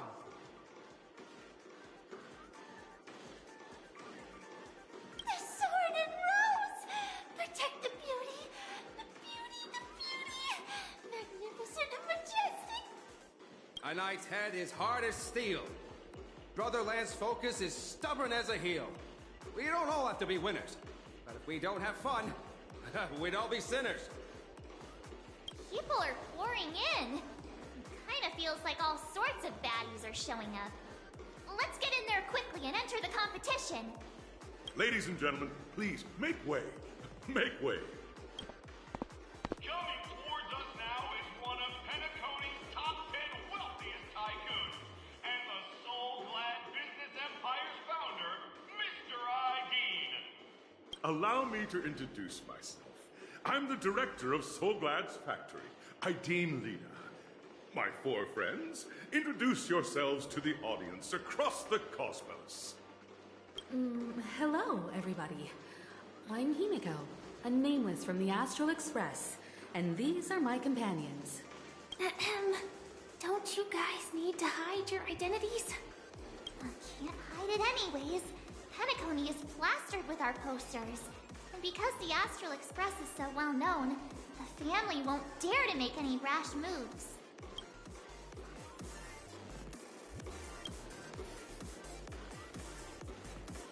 Hello, everyone! I'm March 7th. I'm an ordinary girl who loves adventures. Hello, everyone. I'm Firefly. I am also an ordinary girl who enjoys adventures. So it's a bunch of nameless guests. This final face-off is bound to be spectacular. Time is precious. My 4 friends, come with me. Grab a bottle of Soul-Glad and make your dreams a blast.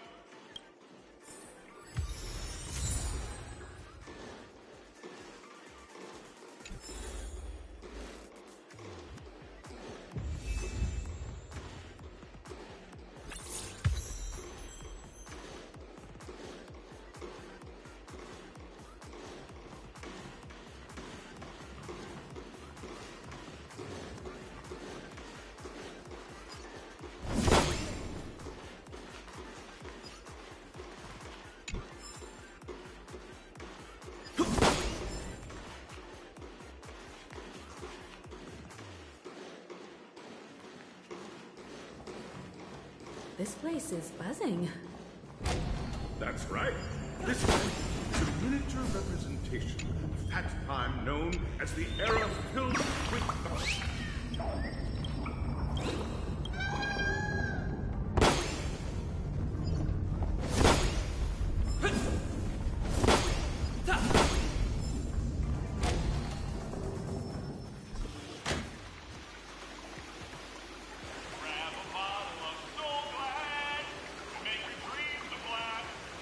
Nameless, your arrival reminds me of the grand occasion when Penacony was first established.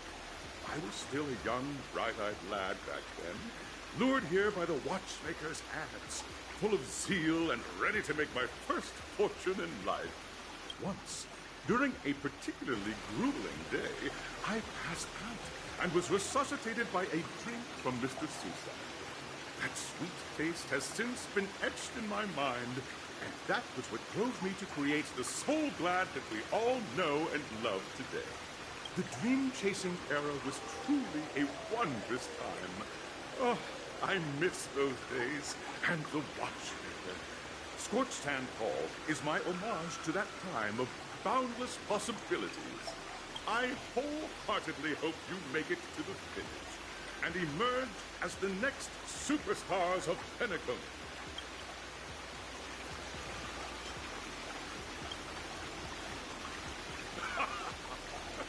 There's that swift and decisive trailblazing spirit. How about you, Miss March? Hello, everyone!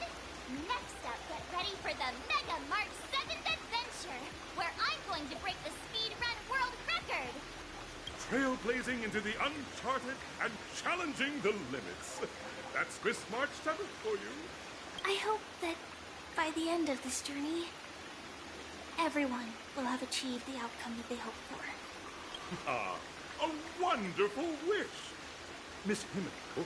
Safety first, everyone. Simple words, but full of force.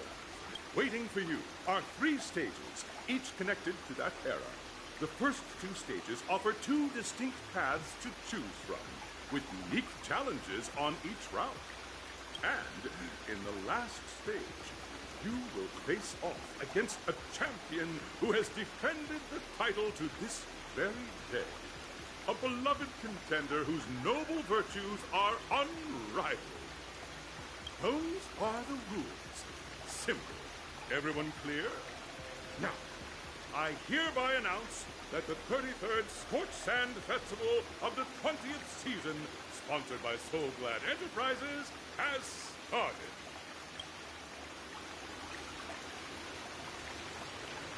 Everyone, as the Charmony Festival is drawing closer, we must reach the end as quickly as possible. Factoring in efficiency and safety, splitting up into 2 groups is the best choice.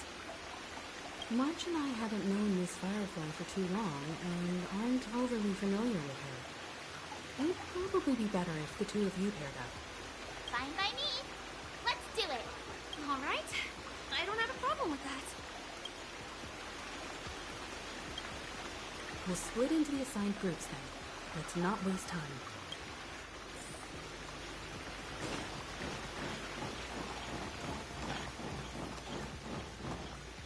Welcome to the first stage of Soul Glad Enterprises' 33rd Scorched Sand Festival of the 20th season, Dream Play Fantasia! In this stage, you can choose between 2 challenges, the School of Acting or School of Action. In the School of Acting challenge, you have to complete 3 performances from 3 scripts and move the panel judges. In the School of Action challenge, you have to defeat 3 groups of enemies convincingly and reach the end. Now, make your choice.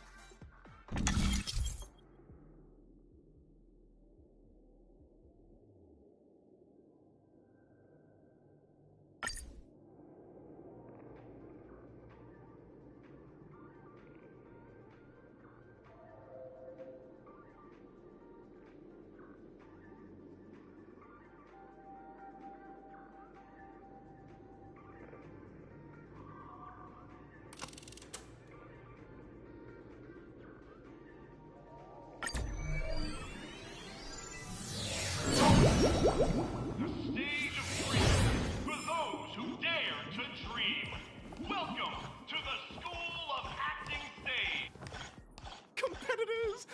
allow me to introduce the rules of this challenge to you. There are 3 stages up ahead. On each, you will find an outline of a script. These 3 scripts were written by the legendary filmmaker, The Watchmaker, and depict various stories from Penacony's era of pioneering. Your task is to bring those moments to life, find the right words, and act convincingly to make the judges feel the script's intended emotions. Oh, I wish you a successful performance. Also, a bit of trivia. The record score for this stage is held by a participant with fiery red hair. His exceptional performance brought even the strictest judge to tears. It's like he wasn't even acting at all. We are running out of time, so let's get this over with quickly.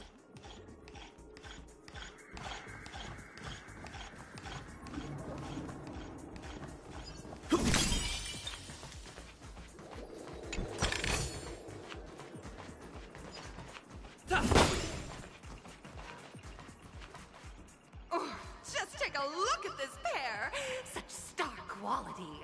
Since you come as a pair, I'll prep a 2-person scene for you.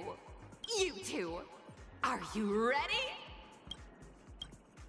Envision that you both, driven by the spirit of exploration, are arriving at the land of dreams that is Penacony for the first time. But instead of lush lands, you find yourselves amidst swirling sands and desolation, far from the paradise the Watchmaker described. You're driving an old clunker through the wilderness of the dreamscape, braving the cold wind, choking on the dust, and suddenly, a fierce memory zone meme blocks your path. Now, Mr. Greyhair, what line would you deliver to express your disappointment in Penacony?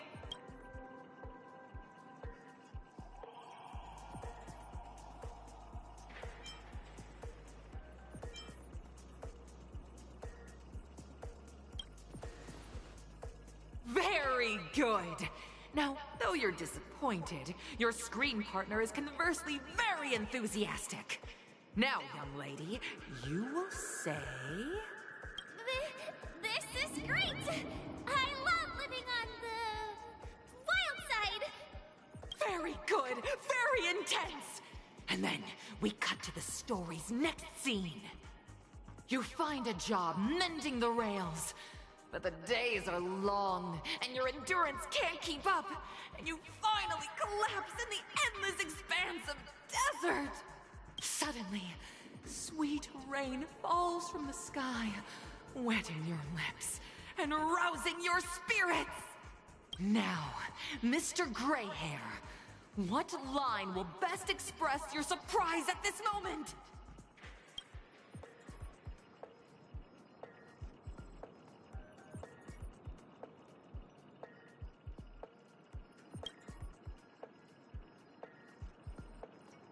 But at this moment, your partner yet gazes into the sky, both her eyes closed. The raindrops fall, blurring her vision, and she tragically says... Perhaps we were never meant to succeed. Right? Fantastic! Both of you have an incredibly solid foundation in dialogue delivery. However, lines aren't everything in a performance. Please continue this story on the 2nd stage. Up next, you'll be challenged with a body language test. I hope these tests won't take too long.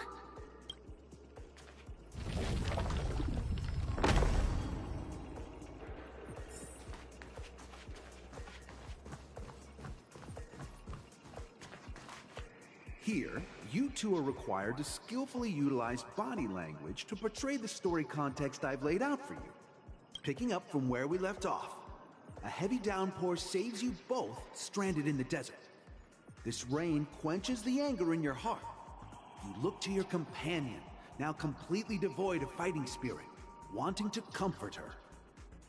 At this moment, what should you do to make her laugh?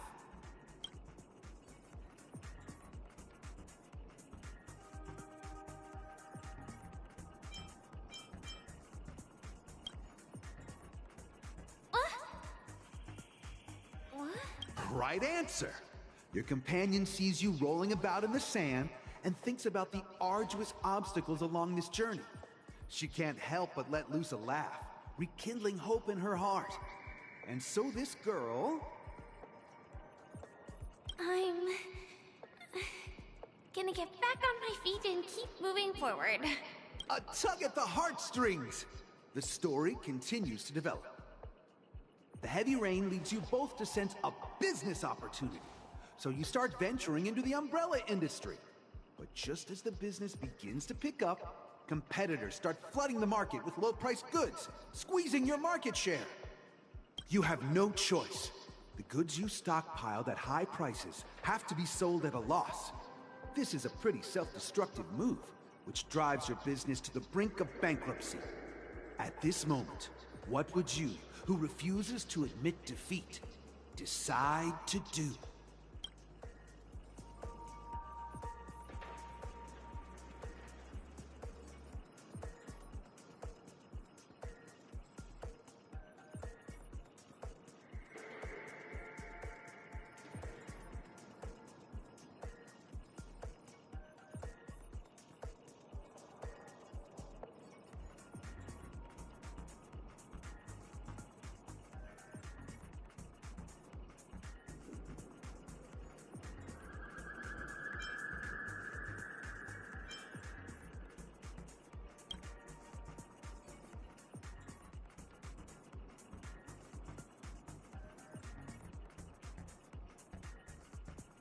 Fantastic! But it's a pity your friend does not agree. Seeing that you're up to your eyeballs in debt, she sees nothing but despair in her future. And then... I leave Penacony in utter disappointment. Is that okay? Of course! Absolutely! I was this close to tears! Both of you possess exceptional acting talent! However, the true test is yet to come. You're about to encounter the harshest judge this show has ever seen. You'll need to rely on perfect performances if you want to win them over.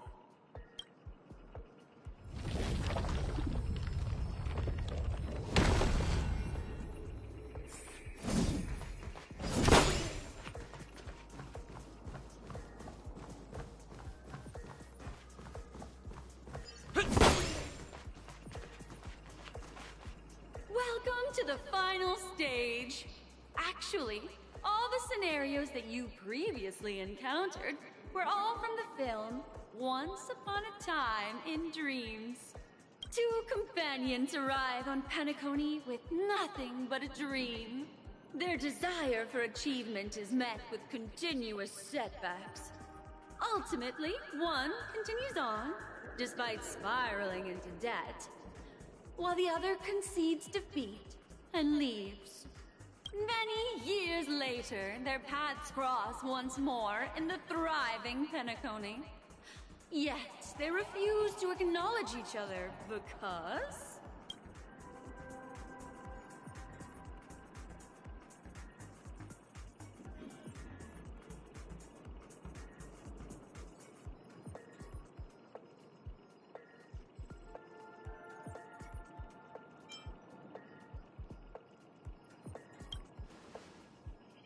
Against the backdrop of a revitalized Penacony, the joy of reunion mixes with the sorrow of past separation, the awkwardness of being strangers, and the shyness of a long-awaited encounter, all converging at this very moment.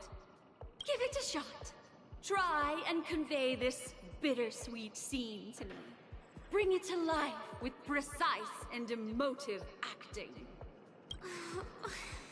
Is this ever going to end? I know! Why don't you try that clockwork thing you used before?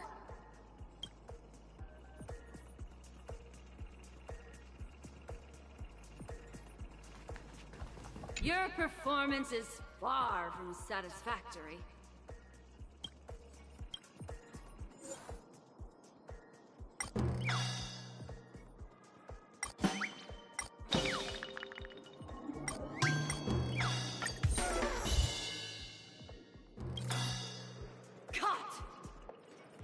mogul who went from rags to riches, treating a former companion with such disdain. It just makes my blood boil. Huh? But we haven't even done anything! Is her imagination running wild again? Brilliant! Your portrayal outdoes the original. It's simply beautiful! We have passed the test. We ought to hurry up. Stellaron is at stake.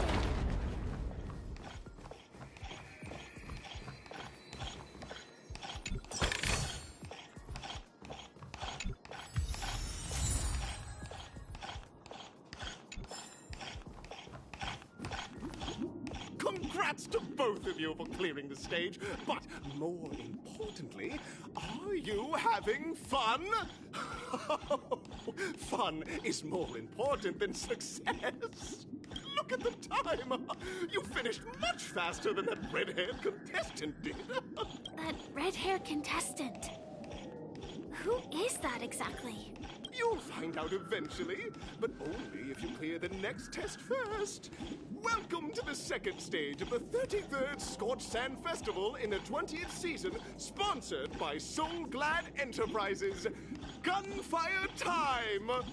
You have the option to choose gunfire and undergo Brother Hanu's trial, or time, where you'll face Clucky's trial. Now, make your choice!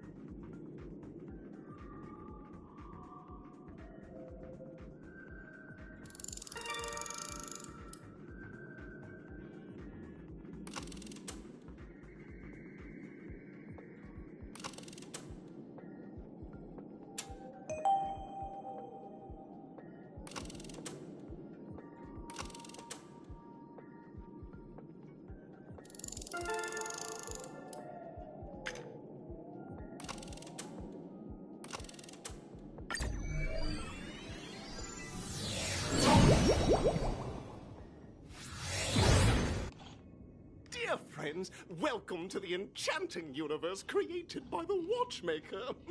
Awaiting you is the morally dubious yet ever charming character from the animated Clocky series, Hanu! It is said that these cartoon characters were inspired by the Watchmaker's own experiences. According to research by Clocky scholars, the original Hanu of reality shared a deep friendship with the Watchmaker, akin to comrades in arms. Enter into the world of Hanu via the TV by the entrance and partake in an enchanting and suspenseful story with him. Good luck in there! If it's a gunfire trial, we should be able to settle this with a fight, right?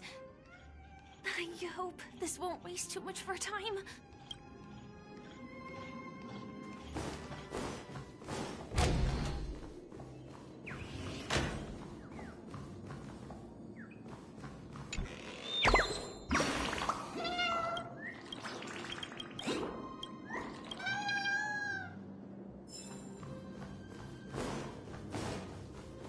Ready? 1, 2, 3. Are we both in control of this Hanu character? Very good! Looks like you've got the hang of it! In this Hanu's Adventure episode, Boss Stone has gathered his battleships for an assault on Dreamville. Old Buzzfly, Cousin Wolf, and Bombhead are all raring to go. The brave Hanu must thwart their advance and protect his home. Alas, Hanu presently is ill-equipped to fend off the malevolent mischief makers, which is why he is preparing to seek out the Puzzle Gentleman's aid. Go forth and speak to him.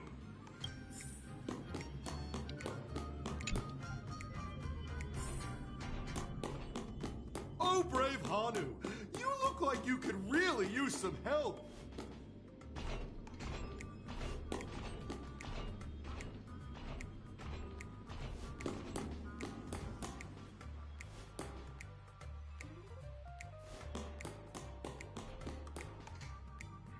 Long time no see, Hanu. You look pretty stressed out.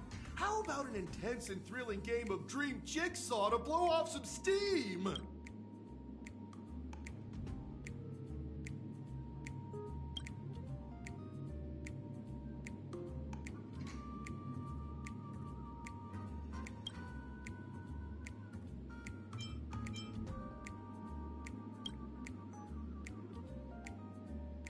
Oh my! Listen closely, Hanu. I'm aware you're in need of a suitable weapon. And I also know there's one just upstairs. But you know what? You'll have to play an exhilarating round of Dream Jigsaw first. No Jigsaw, no moving forward.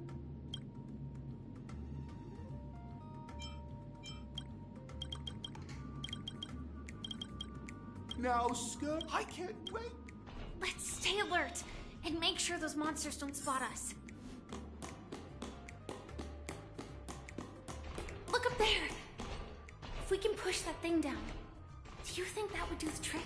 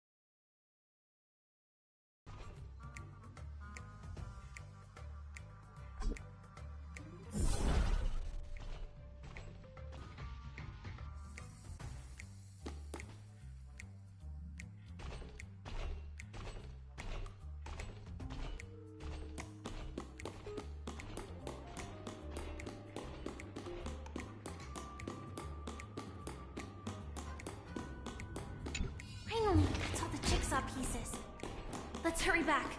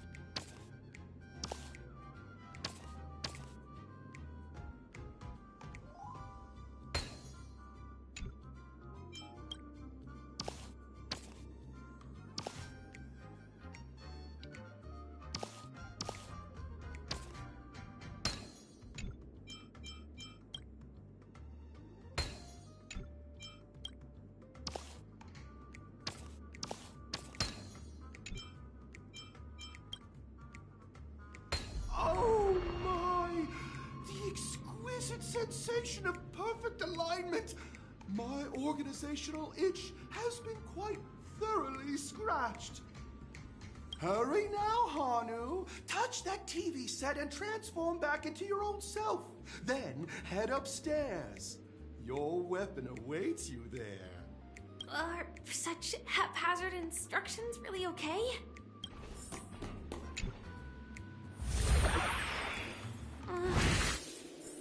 Disconnecting from that thing so suddenly has left me feeling slightly disoriented.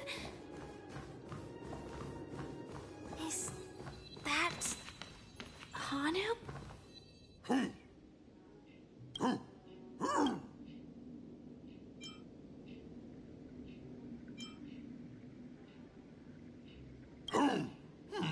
What exactly is he talking about? Tick-tock! It's time for me to make an appearance! Clocky? I can also see him. Is this character part of the show? In Dreamville, Clocky is everywhere and can do anything! Like right now! I can be your translator! Tick-tock!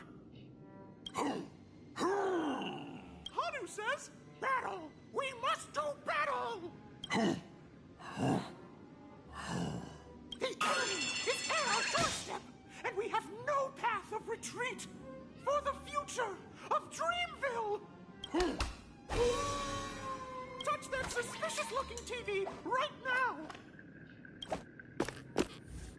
So they just jumped inside that TV. Sheesh. Logic in this plot and dialogue is really being pushed to its limits.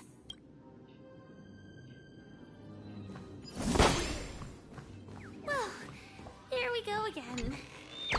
Ready?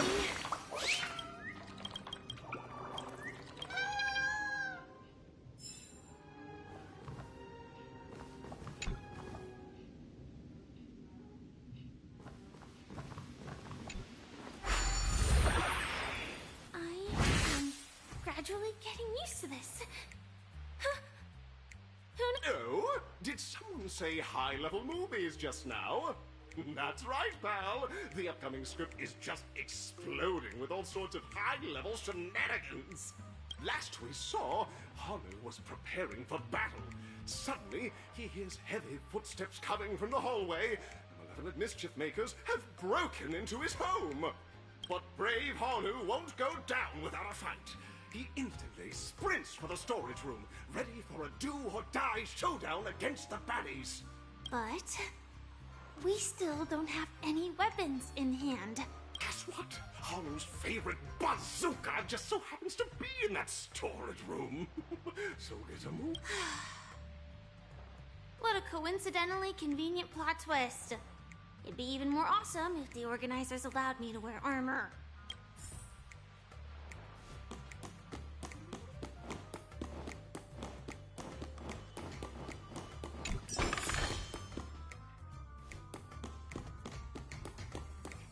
The storage room. It's behind the shelves, right?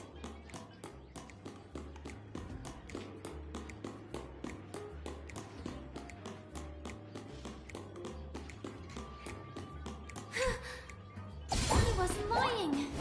There's actually a bazooka here. Now we should have a way of dealing with those baddies. This thing feels just like the soaring locust too.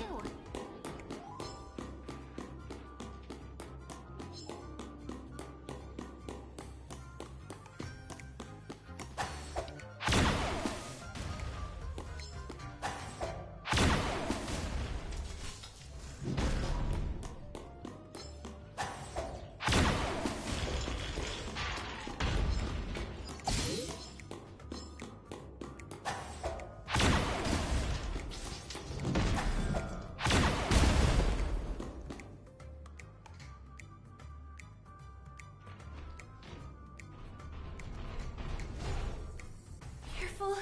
It looks like...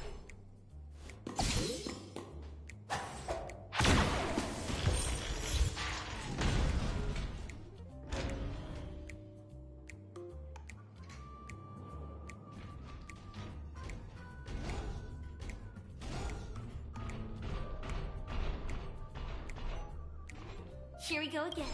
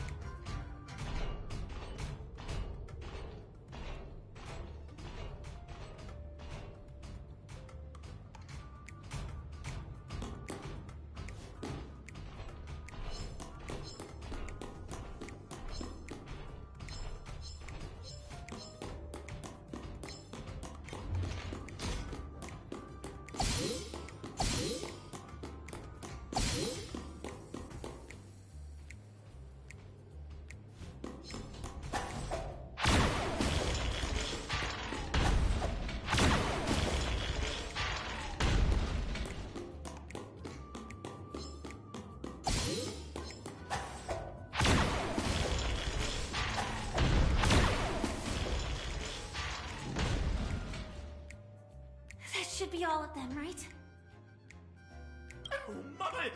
Henri's on a street! Everyone! The stage is complete! Quickly! Head through the TV to the next stage!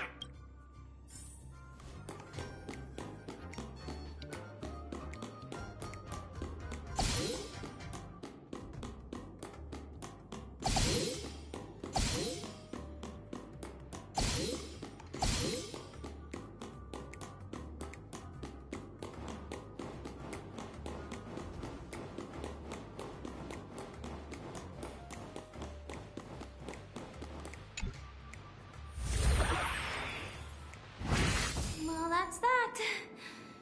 But it is gonna be hard to let go of this bazooka. Never mind. Let's hurry over to the next stage.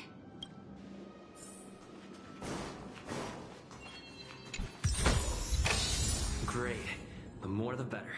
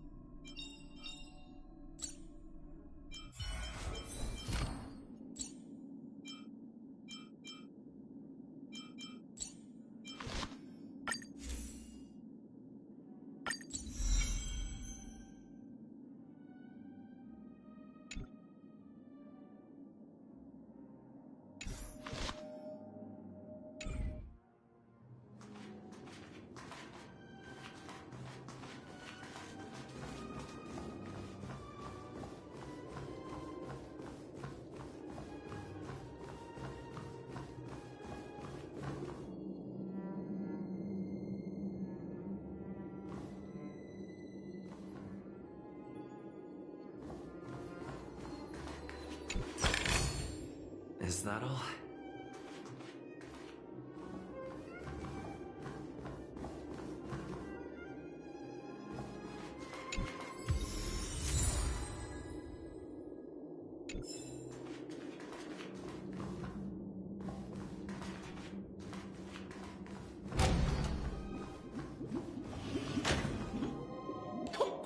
Congratulations to both of you. Oh, you've overcome all obstacles and proven yourselves. But, unfortunately, there is only one who can be Penacony's festive superstar. In the final stage, you will face the defending champion. If you fail, you will lose the opportunity to become the festive superstar. Welcome to the 33rd Scorched Sand Festival's third stage in the 20th season, sponsored by Soul Glad Enterprises, Superstar Showdown.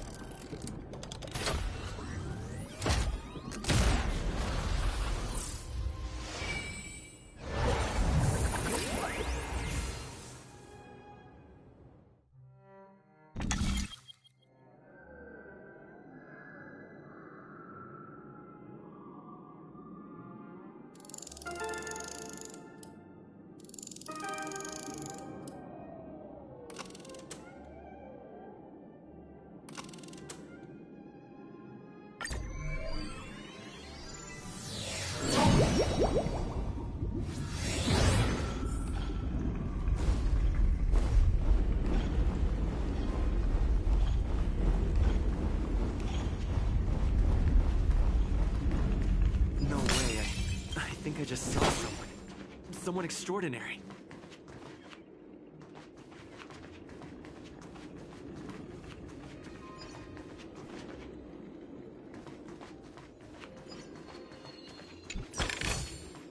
Looks good. Please wait! Handsome gentleman, beautiful miss. By the glorious light of beauty! I never thought I would see you again.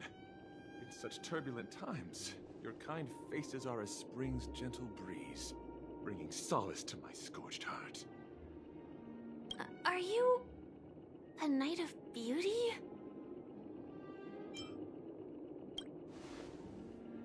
You've already heard of my humble title elsewhere? I am deeply honored. Upon hearing of the impending festivities, I commanded the one and only to bring me to Penacony with full haste.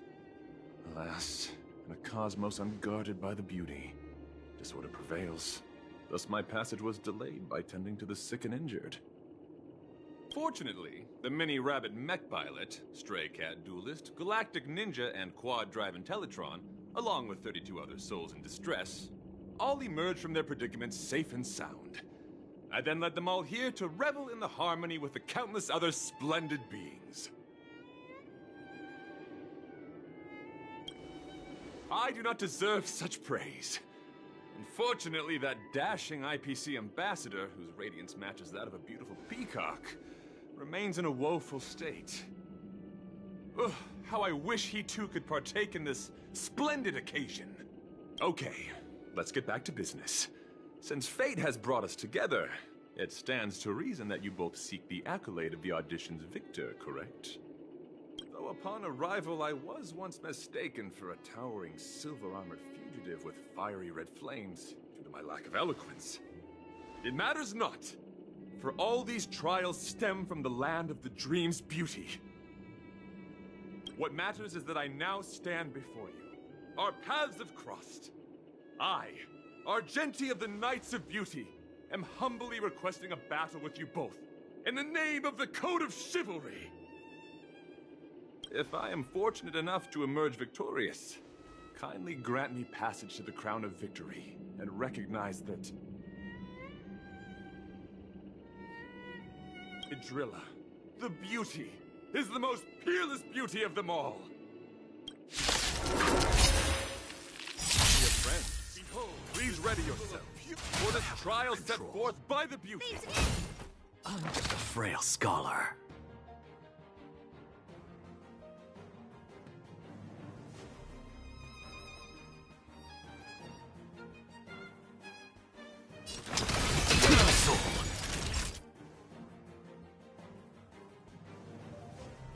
Look, with this divine power, I reforge all things.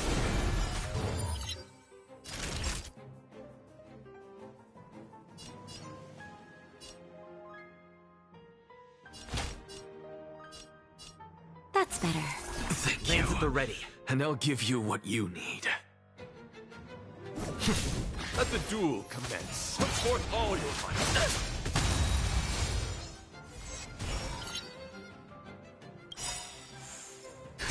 Just in time. Just a little something. Think nothing of it. Nice teamwork. What are you looking at? Rise to the challenge.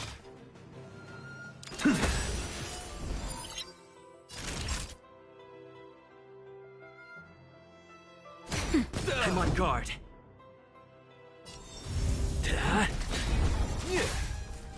Lead-sign royal. So tiring. Rise to the bear witness. To Naughty child. Nap time. Lands at the ready.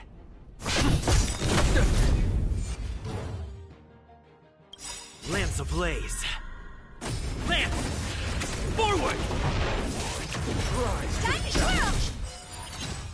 Honored to meet me. Do you know who I am? This big diamond! It's all yours!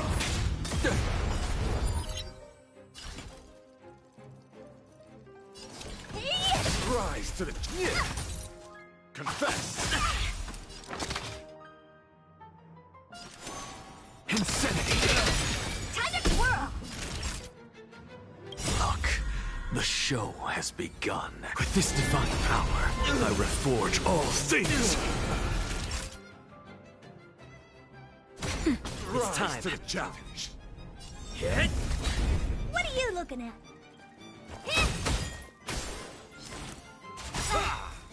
Put forth all your might. Do you know who I am? This big diamond! It's all yours!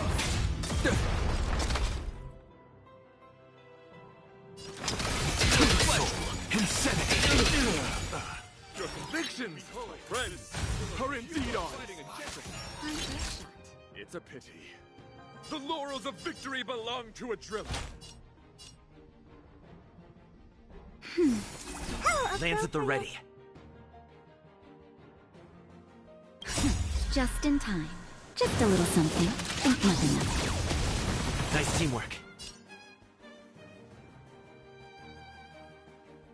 Rise to the challenge. Honored to meet me. Lead sign I'm okay. Put forth all your might.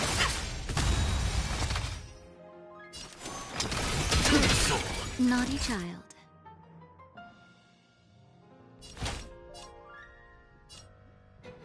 That's better. How appropriate.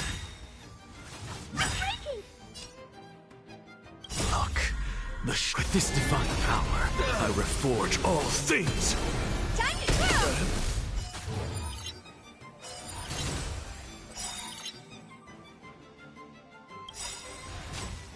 Do you know who I am? This big diamond!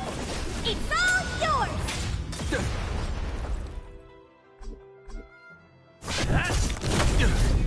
Not a scratch. Forth all your might. Lance ablaze. Lance! Forward! What are you looking at? What's the matter? Time for a shot. Thank you. And I'll give you what you fighting need. a gentleman. I'm on guard.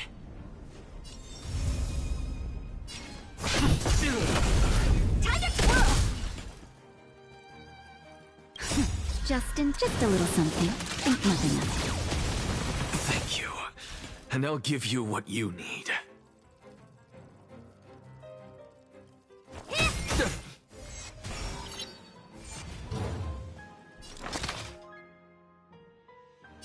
Insanity! Time to twirl! To the soul! Time to twirl! Rise to the challenge. Rise to the challenge. Naughty child. Do you know who I am? This big diamond! It's all yours! That's enough. I have come to grasp the sincerity of your cause. I yield.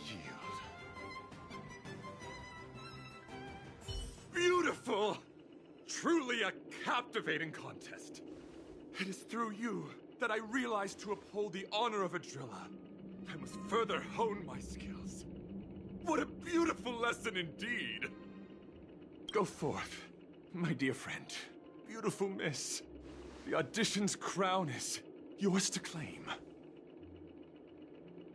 I shall remain here, gazing from afar as you bask in the limelight, joining the audience in offering you the most heartfelt cheers and applause. We don't have much time. May fate allow us to meet again, Knight of Beauty.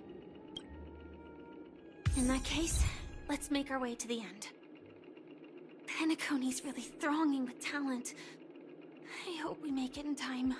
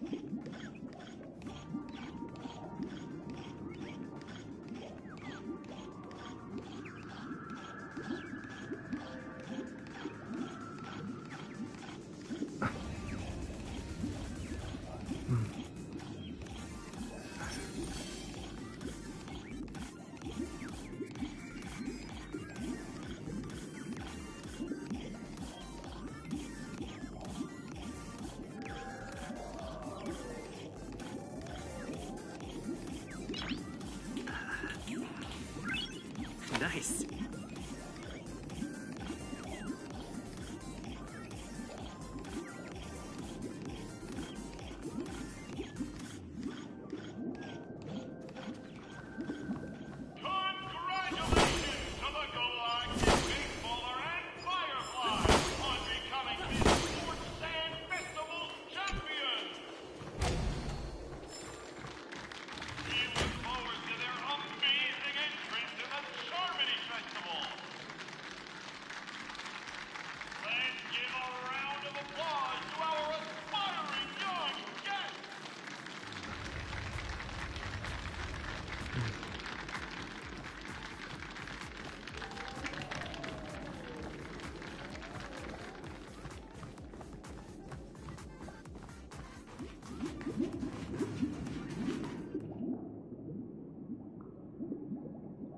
Congratulations to the both of you on becoming the festive superstars of this year's Charmony Festival.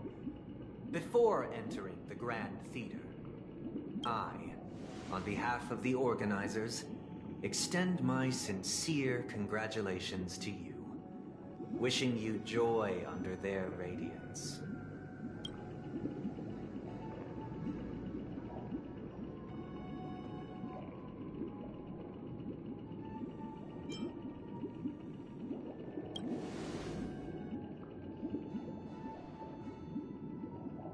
As previously promised, my sister, Mr. Yang, and I have met with the Dream Master.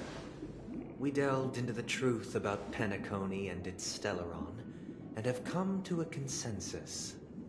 Both I and the Oak family cannot acquiesce to your request. Just as expected. We acknowledge the perspective of you, Nameless. Penacony does require change, but not as you propose. The planet of festivities cannot and will not revert to a place characterized by chaos, disorder, or anarchy. Through your journey of overcoming obstacles, you must have glimpsed the essence of that era. The vulnerable ruthlessly eliminated, equality non-existent, common folk living precarious lives, eking out a dreary existence. Ultimately, only heroes like yourselves manage to achieve success. But I would dare ask, if you did not possess the special status of having a Stellaron, and you were but an anonymous and frail member among the masses, which Penacony would you prefer? A dystopia for the survival of the fittest, or a sweet dream paradise for all?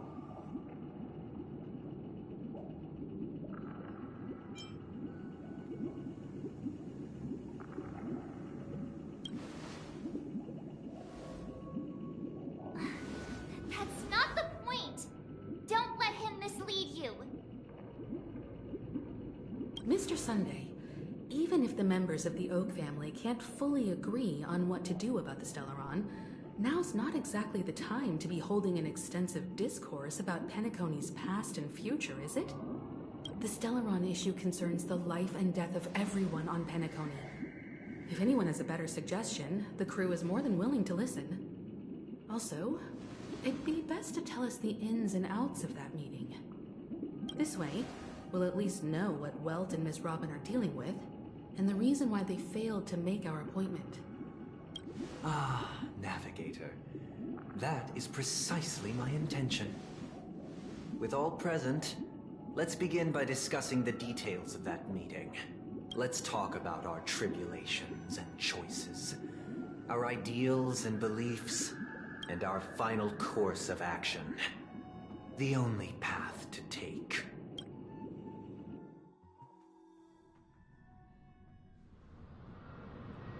You mean to say that for the longest time, there have been scoundrels who would use the Charmony Festival that I have bequeathed to the masses as a tool to realize their ambition? Indeed, Dream Master. Once the Charmony Festival begins, the Stellaron's powers, along with the song, will be broadcast across the entire planet of Penacony. And then everyone in their dreams will be unable to awaken. This is indeed surprising to me. The dreamscape is maintained by the collective effort of the 5 families. If someone were to use the Charmony Festival to recklessly disseminate the power of the Stellaron, this individual must hold a position of great authority. Do you have any suspects? I'd like to ask, did you really not know of the Stellaron's existence? I would have never thought that this Nameless would point the spear at me. Quite astonishing indeed. If I have offended, the Astral Express extends its sincere apologies. But the current circumstances are dire and leave no room for meticulous inquiry. We're doing this out of concern for the Dreamscape's safety. So, if you could, please alleviate our concerns. Dream Master, it's just to prove that the Charmony Festival has nothing to do with the Stellaron. If we're being overly cautious, I will return to the stage to offer tribute in song, just per the arrangement.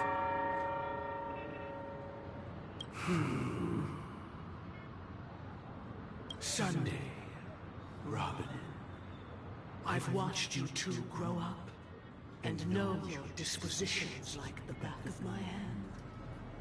Both of you, right now, can surely be lauded as their most devout advocates. I already know your resolve. The magnitude of this matter is enormous, and cannot be taken lightly. Since Mr. Yang has asked with such earnestness, I will personally respond in kind. If there is a need, the entire Oak family will be mobilized to heed your call.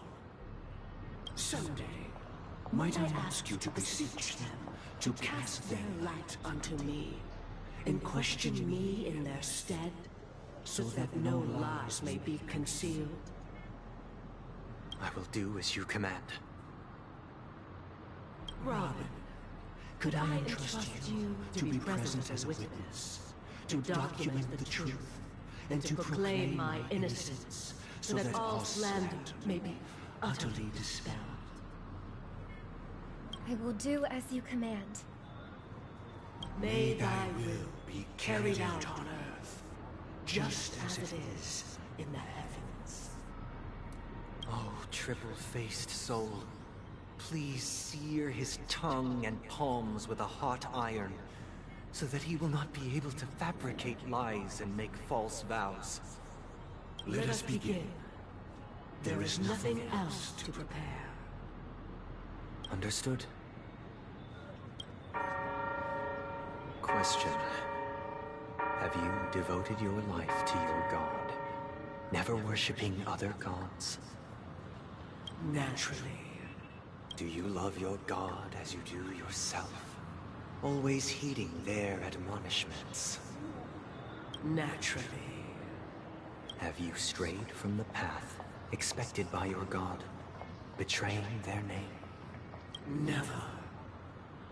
Have you ever been inordinate with your asks of your god, coveting more than the foundation of the creation itself? Never. Then, a final question. Do you swear to fulfill all vows, past, present, and future? With the Aeon as my witness, if I do not deliver on my words, or if I renege on my vows, may I be cursed in accordance with divine law. They have seen your faith, and have endorsed your faith. With this, it can be evidenced... Just a moment. What is it, Mr. Yang?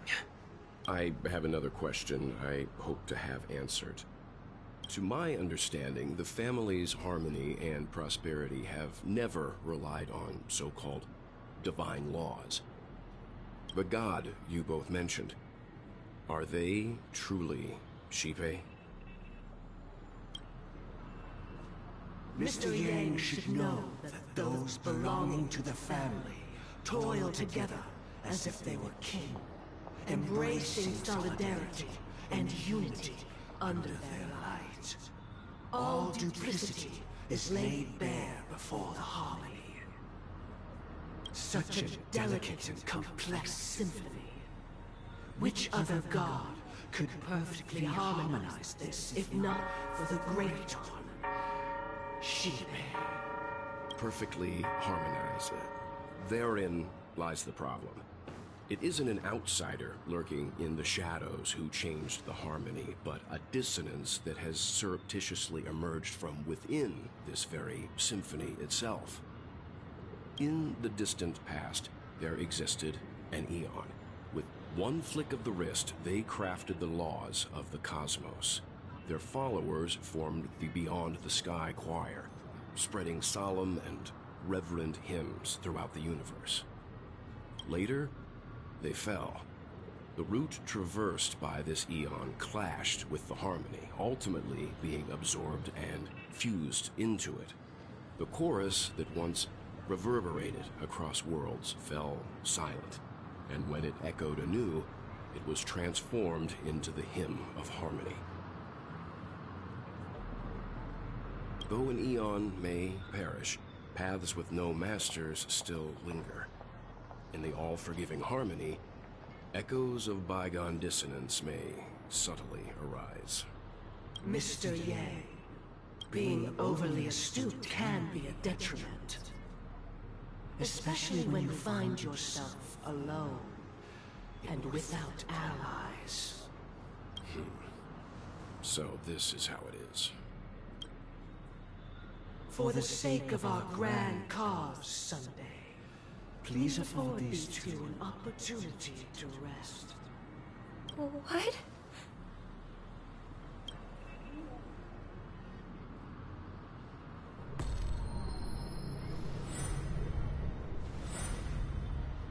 Sorry, Robin. It's just you. I did not wish for you to know this. It's a pity that things have turned out this way. So, this is the true reason I can't sing? The shadow that envelops Penacony is actually... We were never children of the harmony. Our ideal paradise could not have been crafted by Xipe. True bliss can only be guaranteed by the one who transcends the many. Within the foundation of law, humanity establishes civilization, and through harmony, we obtain order. Unbelievable. To think that there would be remnants of the Order on Penacony. What have you done with Mr. Yang and Miss Robin? Don't worry.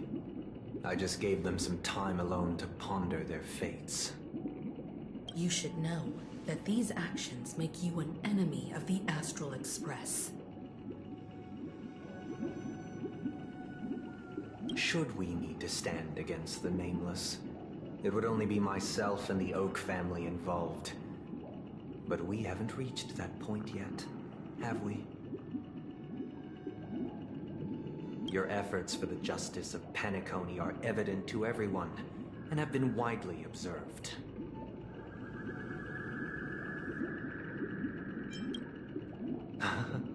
Patience is a virtue. However, I won't hold it against you. On the contrary, I'm here to make my intentions clear. If it is the Order that drove you to imprison Welt and Robin, and you're using them to coerce our compliance, then there'll be no point in entertaining any type of discussion. You're mistaken, Miss Himiko. They are in very safe hands, and just as the family has always proclaimed, no one can be harmed in the dreamscape, least of all in the beautiful new world belonging to the Order. Penacony and the entire universe have witnessed far too much innocent bloodshed. The strong wield their blades against the weak, and the victors push the vanquished to the brink of life. Natural selection. The world abides by this principle, establishing the well-being of humanity atop the corpses of the downtrodden. Only we, or rather, I, possess the power to put an end to this farce. So you've decided to resurrect a dead Eon? No one's ever done such a thing. If Miss Himiko is interested, let's draw back the veil and speak candidly. I've always firmly believed that people can understand one another through peaceful means. I'm willing to divulge the unembellished truth as to the intentions of the Order's Pathstriders, so that you will make better judgment for the Astral Express, for Penacony, and for this stretch of the universe. Words can hardly do justice to the beauty of that ideal. So, come with me, everyone. Let us retrace our steps, and see once again where this road leads. Huh? Where'd he go? Welcome. This isn't any location in Penacony's dreamscape. It's my inner world. The reason the scenery before you remains unchanged is because your consciousness has drawn on similar concepts to fill in the gaps.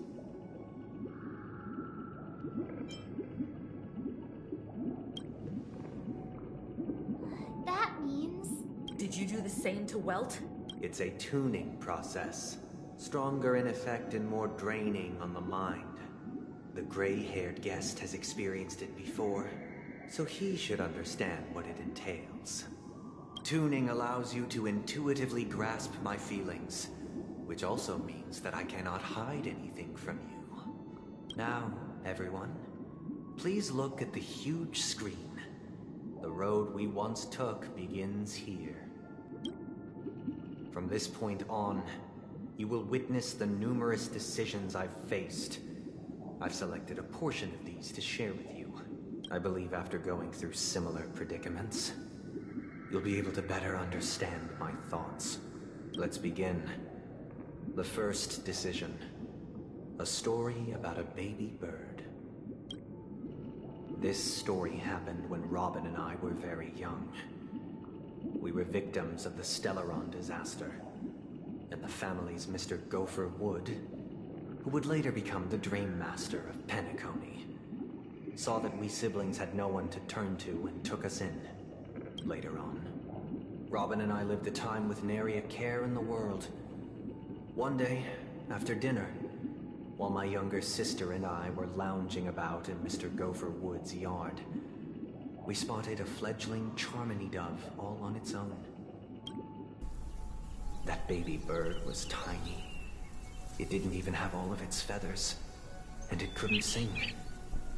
When we found it, it was already on its last breath, having fallen into a shrub, probably abandoned by its parents. We decided to build a nest for it right there and then. However, thinking back, that winter was unusually cold, with fierce winds at night in the yard, not to mention the many poisonous bugs and wild beasts in the vicinity. It was clear that if we left the fledgling in the yard, it stood no chance of surviving until spring. So, I suggested we take it inside, place it on the shelf by the window, and asked the adults to fashion a cage for it. We decided that when it regained its strength enough to spread its wings, we would release it back into the wild. The tragic part, something that we'd never considered, was that this bird's fate had already been determined long before this moment. Its destiny was determined by our momentary whim. Now, I pass the power of choice to you all. Faced with this situation, what choice would you make? Stick to the original plan, and build a nest with soft net where the Charmony dove fell. Or build a cage for it, and feed it, giving it the utmost care from within the warmth of a home. I eagerly await your answer.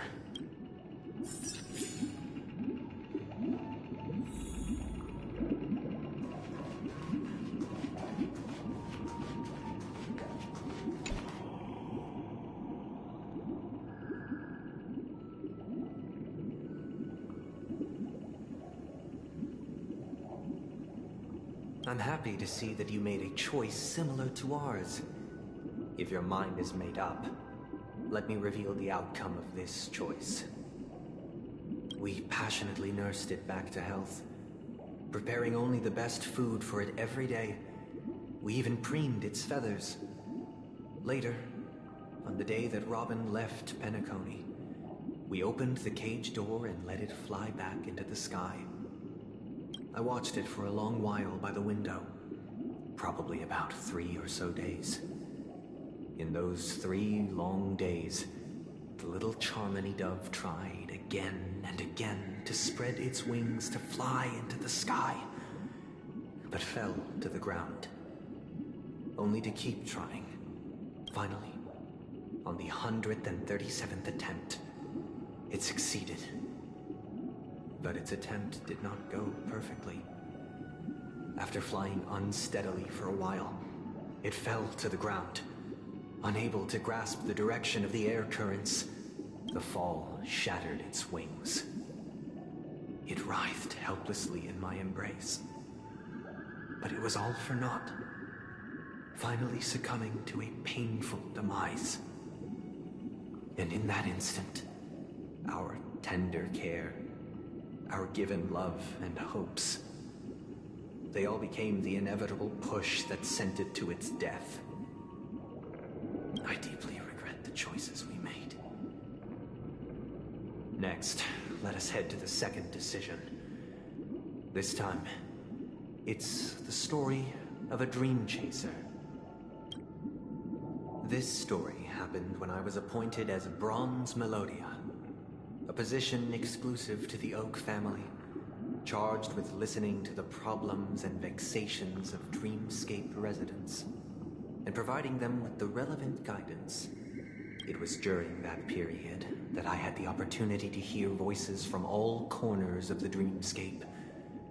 Joy, sorrow, arrogance, regret. The complex tapestry of human nature that formed the world. And I was fortunate to catch a glimpse of it. He was a dream chaser, and an illegal stowaway.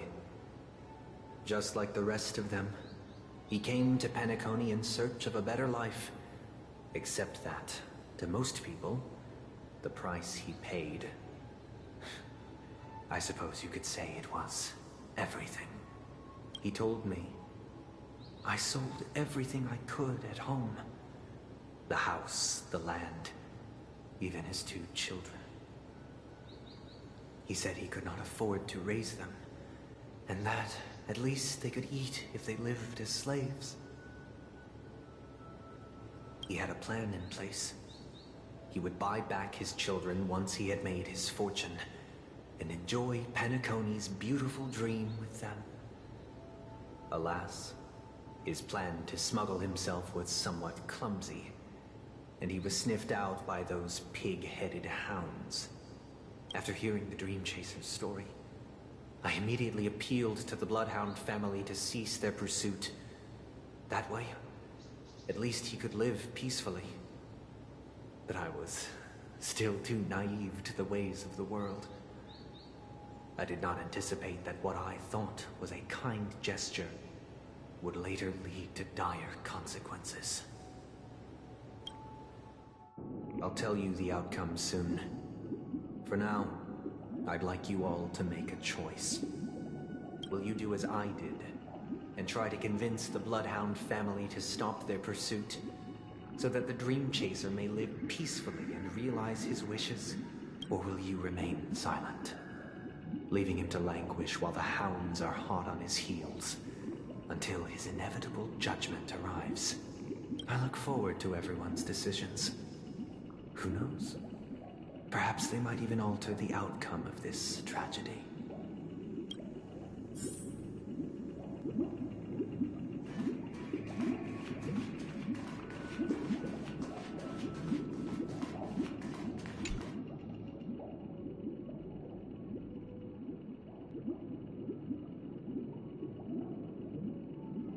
I'm honored to witness you arriving at the same decision. Out of respect, I'll share with you the dire consequences that my choice back then brought about. First, the outcome. He attained major success. After avoiding capture, he ran a business for a few years, very quickly making a name for himself, elevating his status. He might not have become a tycoon like old Audie, but he was considered a character of excellent repute. Now then, did he realize the wish he set out to achieve? No. The last time I saw him was in the real world, where the hounds were going to permanently exile him, and I was the accompanying Bronze Melodia. The mission was simple. Listen to the criminal's repentance. He told me the reason he was in this predicament was because he conspired to usurp the head of the Alfalfa family. When I asked him about his 2 children, he instead responded with a question. What children? In the end, my heart aligned with the Harmony, and the good deed I dared to undertake held no value, turning instead into a wrongdoing. It created a lamentable oppressor and countless oppressed individuals. As to your choice, I once again offer my heartfelt apologies. Next comes the third and final decision, and the story this time is my own. This story happened the day I was appointed the Oak family head. At that time, Mr. Gopherwood was the current Dream Master, and as per his wish, we had a private conversation. What surprised me was that the Dream Master had only come to deliver a letter to me. He let me read its contents, and it was a letter from my sister. The letter contained the usual pleasantries, anecdotes from her travels, nothing out of the ordinary. Just as I started wondering how this letter related to our discussion, the Dream Master began to speak. Do you know who wrote this letter? My sister, of course. But why would you personally visit me to hand me a letter from my sister containing mere trivialities? To help you grasp the full scope of this issue. Do you know where Robin is at this moment? From what the letter indicates, she must be in Caspolina 8, correct? She's touring there right now. Correct. Has she mentioned anything about a stray bullet? A stray bullet? What? A war has broken out on that planet. It is because of this very reason that Robin chose this destination. To spread the word of the Harmony. And to save the lives of that planet. She personally made for the front lines. She hoped to ease the people's suffering with song, and was willing to brave mortal danger to deliver the IPC's medical supplies. Unfortunately, stray bullets show no such compassion. Is she all right? If the operation was successful, she should probably be recovering in the field hospital. By the eon above, the bullet struck her neck directly, yet possibly as a reward for her consistent deeds of harmony. It didn't hit any vital arteries. Once you've attended to your outstanding tasks, it'd be advisable to write her back as soon as possible. Those damned savages! I'll pack my bags right away. My gratitude for bringing this to my attention, Mr. Gopherwood. Now you understand why she always wears such elaborate neck ornaments, don't you? How could this happen? Miss Robin. It's all in the past, so please don't worry. I share this in the meager hope that you will understand the Harmony's limitations and predicament. As grandiose as the strong defending the weak sounds, many times, it is nothing more than wishful thinking. Likewise, I've prepared one last question, one last choice. But rest assured, this choice will not have any grave consequences, because this is merely a figment of imagination, a nightmare that has haunted me through countless nights. If you ever had the opportunity to make a choice like I did, would you still support Robin's journey on the path of harmony?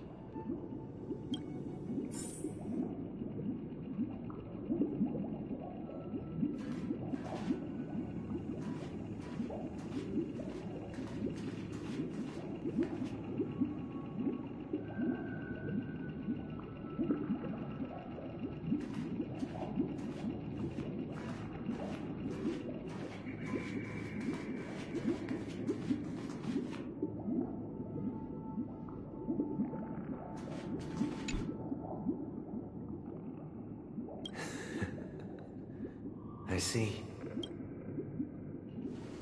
I am now aware of everyone's stances. Raising these questions merely serves to illustrate one point. The plight of Penacony cannot be salvaged by the Harmony. The true foundation for a sweet dream paradise can only be established through the Order, where the strong govern the weak. I know the suffering of being tormented, the turmoil of losing your way, how sorrow and even despair set in when matters don't work out. All of this causes me unending pain, because this is not what happiness is at all. We must teach the weak how to live a happy life. And this life isn't some noble propriety that the upper crust preaches, but in definitive terms, a way of survival that belongs to everyone. So what is your definition of living a happy life? Good question. Human consciousness is fundamentally an illusion, a cage known as self-worth.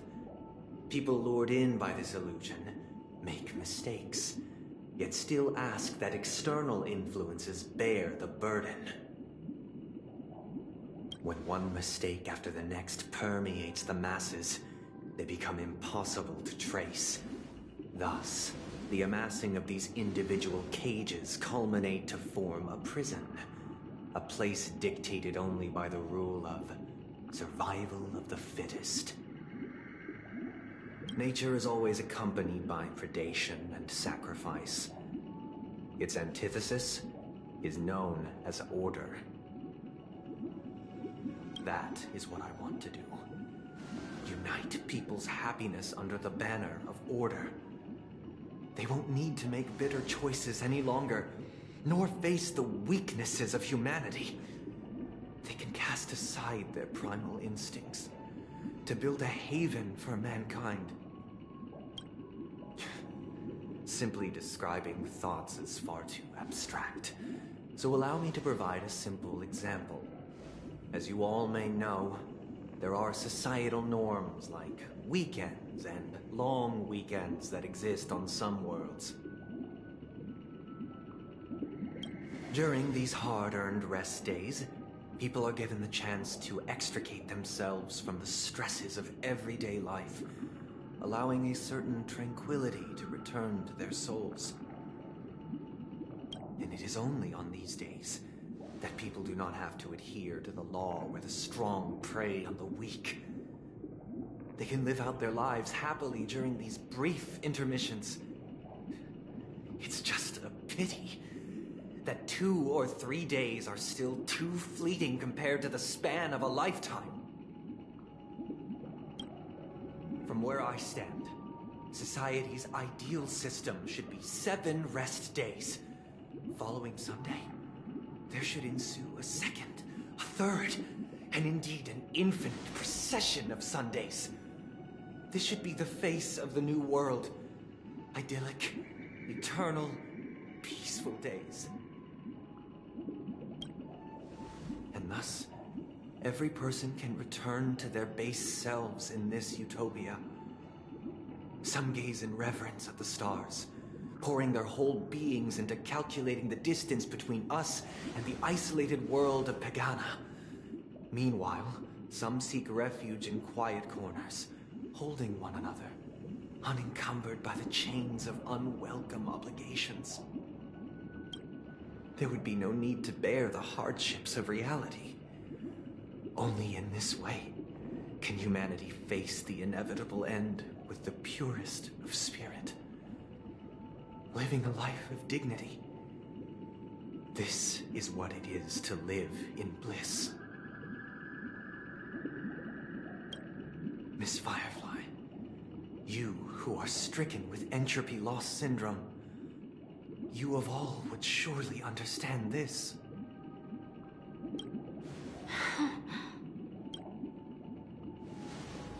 It sounds like a flawless theory.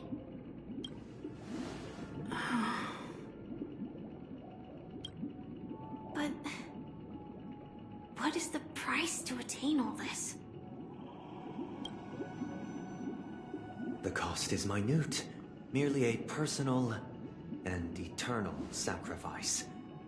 If this paradise is to be maintained for everyone, someone must remain trapped in solitary awakening until the end of the cosmos. Awakening. Which means that this so-called paradise is still a dream. Stepping into this paradise means forsaking reality, correct? It is not forsaking, but transcending. Flesh, blood, sorrow, weakness. If the physical is the root of spiritual suffering, it is only logical that we defeat it. But in this supposed bliss, people won't have defeated their demons. The chance to overcome their tribulations would be forever lost to them. In other words, it is an escape. That's another way of understanding it. But there is no shame in escape. On the contrary, the seeds of escape exist in everyone's hearts. Don't you agree, Miss Firefly? And as for why life slumbers, it is because we are afraid to awaken from our dreams. But this is not in conflict with the grand plan. Only in acknowledging this can we truly understand the frailty of human nature, and from there, show compassion and protection.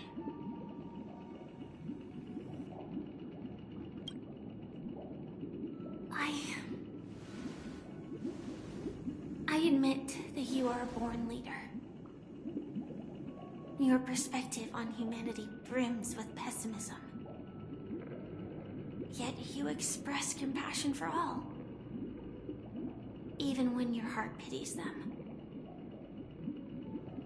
But unlike you, I live for the self. From my perspective, individuals making choices for themselves is their birthright. The want to escape may be innate in the weak. But whether they are weak or not, it is not up to another to decide.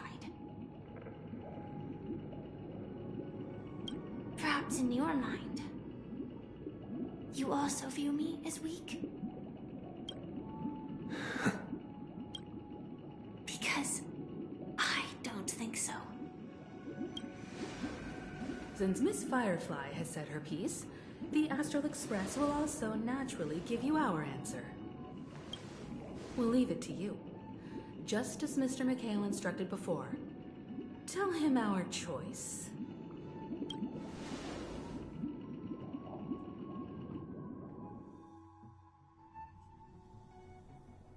What is this place? Does this place ring any bells, Misha?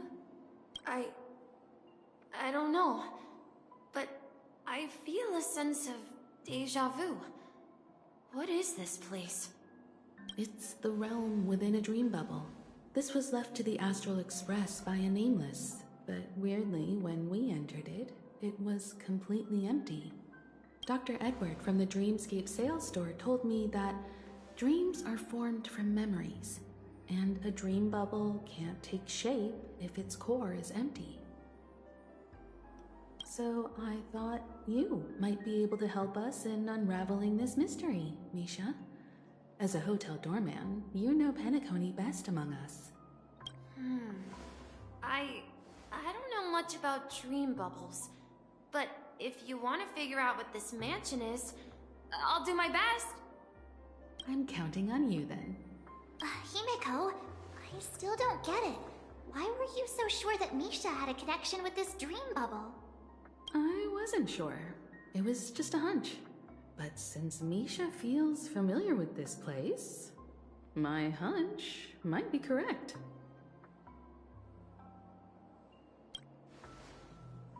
Exactly. This is where you and Firefly encountered death, which we now know as dormancy. Considering its connection to Dreamflux Reef, it's not surprising it appeared here. The question now is, who brought you here? Based on the clues we have so far, it's unlikely to be that masked fool. So identifying them is crucial to us. We're drawing closer to the truth once more. Let's give Misha some time, as I believe he'll unveil the secret of this dream bubble. All right, but there are doors all over the place. Which one should we choose? Do you have any idea, Misha? I guess... maybe this way? I'm not entirely sure, but... let's give it a try.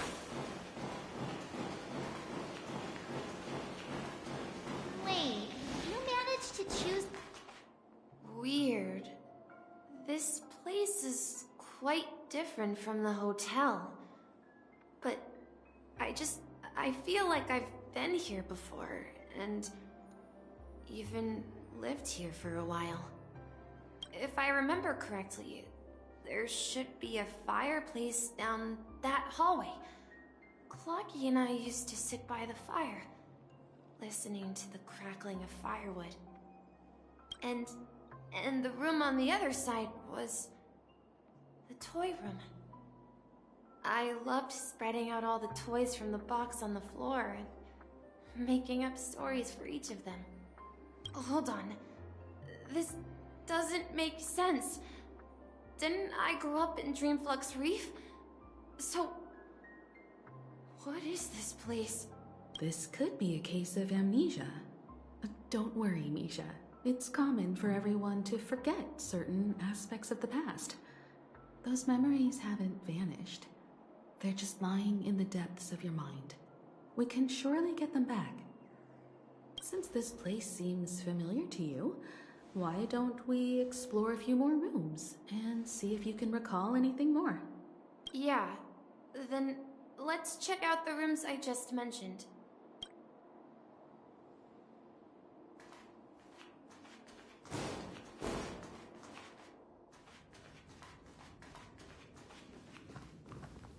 Mikhail, that's the name. Now we all know him as the Watchmaker. So, who is he talking to? Do you know anything about it, Misha? I'm sorry, I don't know much about the Watchmaker. But, Mikhail... Anything special about that name? Mikhail is Grandpa's name. Grandpa? Do you mean you're the Watchmaker's grandson? But we haven't heard anything about the Watchmaker having descendants. And the name Mikhail is not rare. Perhaps it's merely a coincidence. Could you tell us more about your grandpa, Mikhail? Yeah, sure. He was a seafarer who fearlessly ventured into mysterious seas and storms. He was always on the sea and had lots of friends who accompanied him on his travels. He didn't want me to call him Grandpa because that would make him sound old. He believed he was still young. The name Mikhail was given to him by his parents, Mihaly and Elise, both renowned seafarers.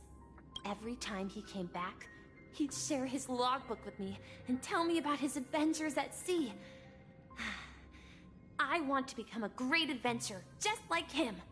It appears that the Seafarer has nothing to do with the Watchmaker. So, perhaps it's just a coincidence? So, where is your grandpa now? He went off on a new journey. And it's been quite a while since I last saw him. So, where has Clocky gone? Did he leave to protect Dreamville?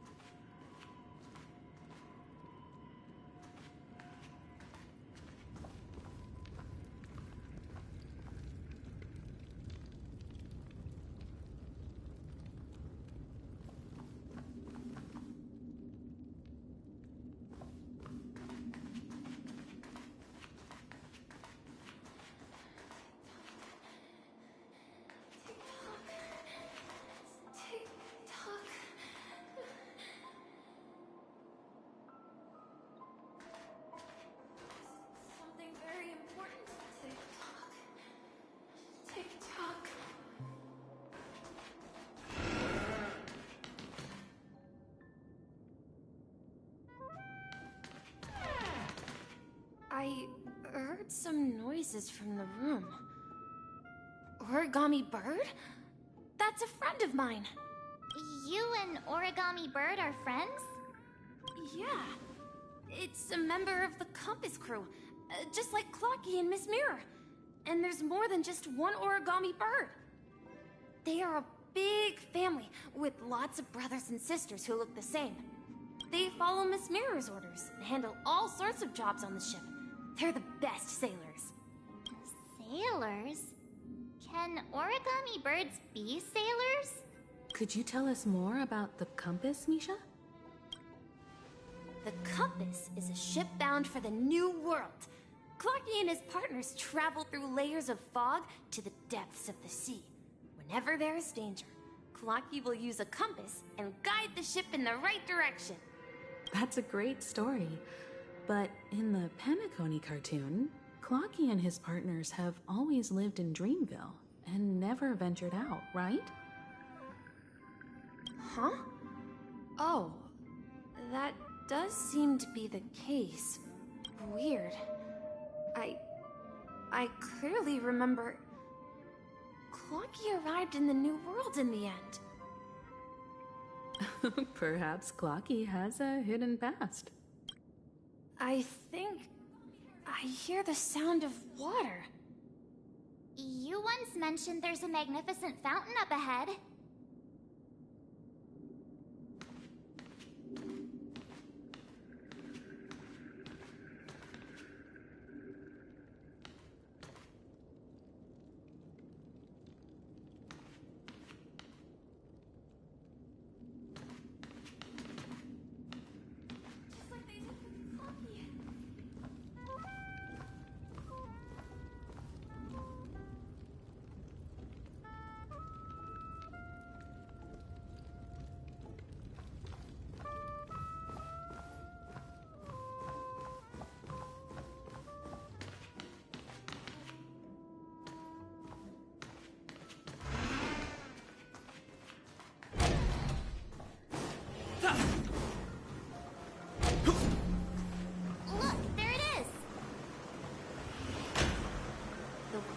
Resembles a precious jewel embedded in the dreams of all seafarers.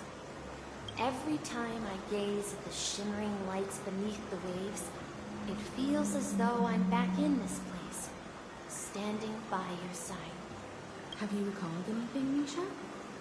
Yeah. I saw these sentences in Grandpa's logbook. He used to say, despite the perils of the sea, whenever he stood on the deck in the afternoon, overlooking the sparkling waves, he would think of this fountain in front of his house.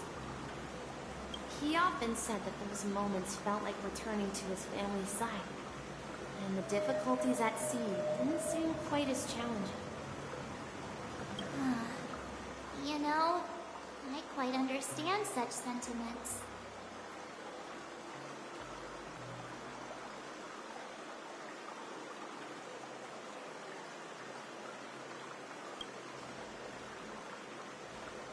Hey, don't tease! I was just being a bit sentimental. Perhaps every adventurer far from home carries a fountain within their soul. Even though the other side of the sea remains shrouded in the unknown, the fountain in front of his house serves as a compass, leading him back to his cherished ones. Yeah. While Grandpa was at home, we would stand by the fountain and place the compass, a toy boat that I made, into the pool. Back then, I would ask him when I could go on adventures like him, and he would always laugh and say I was still too young. It seems this Mikhail is truly a seafarer and has nothing to do with the Watchmaker. Yeah. Based on Misha's recollections, the scenes in the dream bubble appear to be his childhood memories. But this raises more questions. According to Misha, he was clearly born on an oceanic planet and led an ordinary life, with no connection to Penacony at all. Could this be some sort of metaphor? Perhaps the sea refers to the memory zone. I'm sorry. know, but my memories keep pouring out uncontrollably, like water flowing from a fountain. Perhaps I'll remember more things if we go further.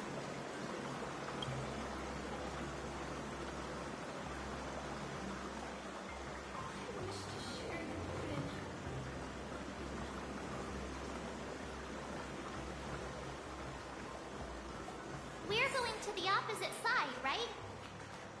No, we should turn left here.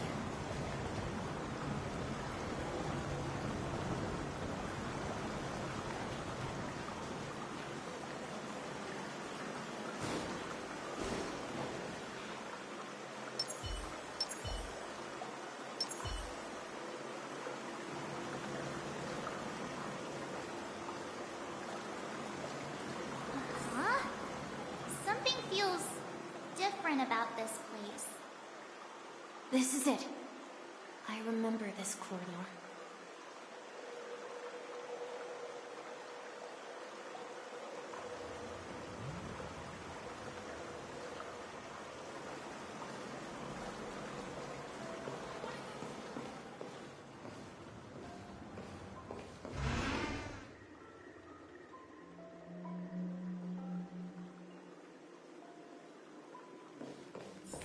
Up ahead is Grandpa's study.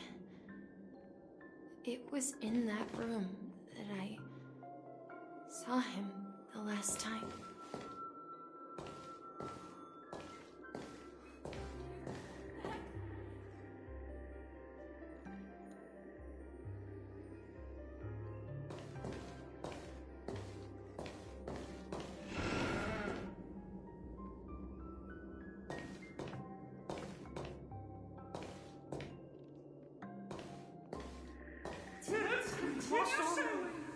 So many times.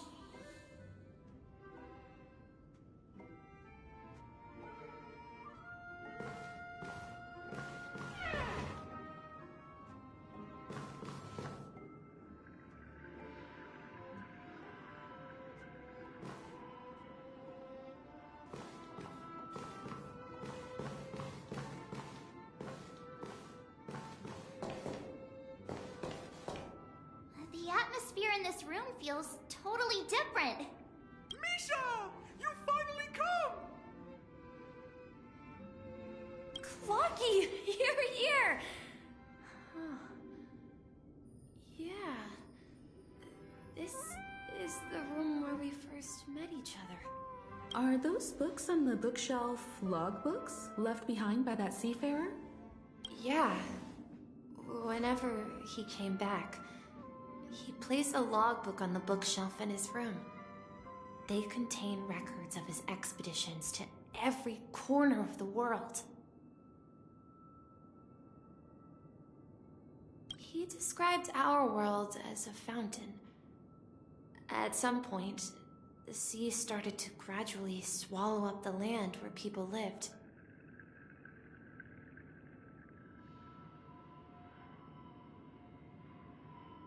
To ensure that everyone had land to settle on, he had to continue exploring the sea in search for the source of the rising seawater. On that day, he called me to his study, telling me that he was embarking on another journey. However, I could sense the gravity in his expression.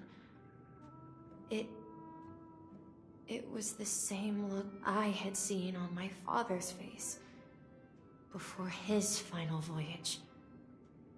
I asked him if I could go with him, but he said that my adventure lay elsewhere and told me to stay home and patiently await a certain sound at the door. What sound? He told me about a vast ocean in the sky. An ocean of stars.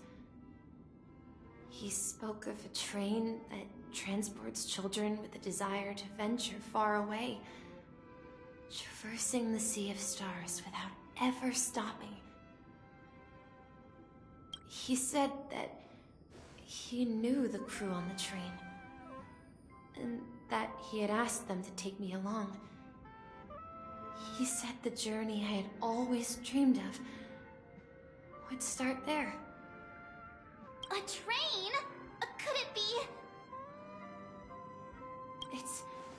It's the Astral Express. I remember now. Grandpa's friends are a group of nameless who came to this world to resolve a disaster caused by a star. Then, he gave his pocket watch to me.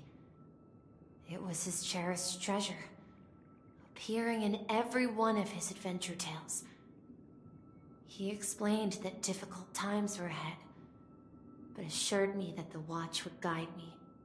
He said, as long as I kept moving forward, I'd eventually reach my desired destination. And then, it was as if I heard the distant sound of a train whistle, echoing throughout the room. Exactly, Misha! And then we followed that whistle, didn't we? Yeah. I think I can still find the way we took back then.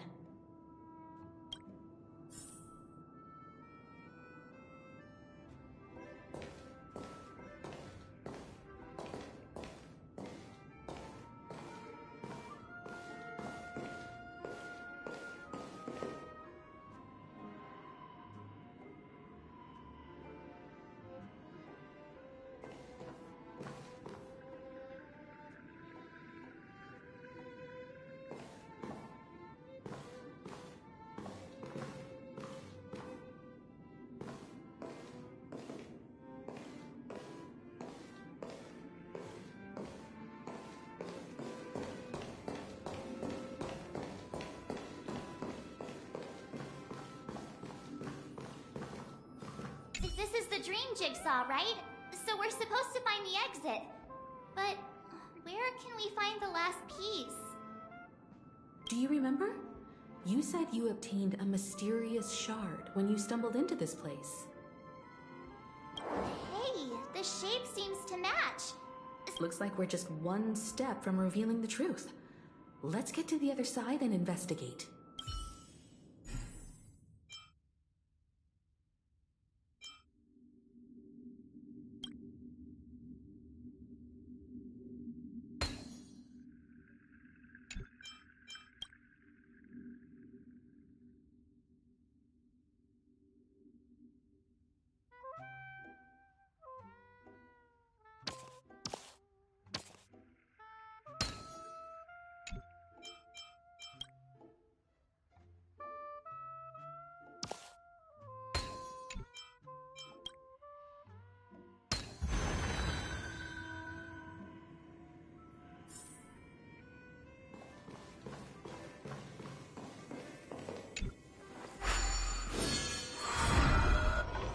This is it. This is my room of clocks. While I spent my time waiting for Grandpa to return from his voyage, Walter gave me this workshop, and it became my secret base. Here, I learned how to repair clockwork and gears out of my fondness of precision mechanics. In my dreams, I was the captain of the compass, embarking on adventures with my companions, Clocky and Miss Mirror, in search of the new world. I was born and raised here. So, this building in the dream bubble is your childhood home? Yes, but not exactly. To be more precise, this dream bubble itself is my home. Looks like you've remembered everything now. Wait. Why does it feel like everyone else knows something I don't?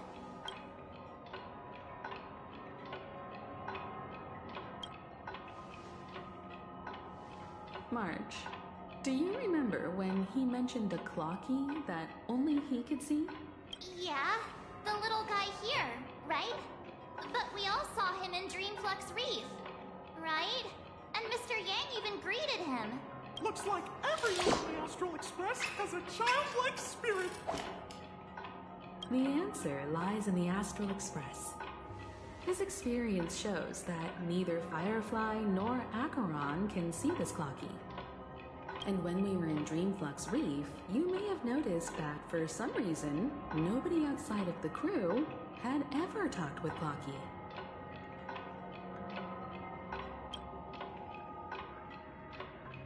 A mimetic life that can only be seen by a select few. It's just like a hidden message left by someone for the nameless. But Misha can see Clocky too, right? They even grew up together. But Misha hasn't started the way of the Trailblaze yet. That's the key to the mystery, March.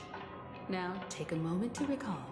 Have you ever seen anyone outside of the crew interact with Misha?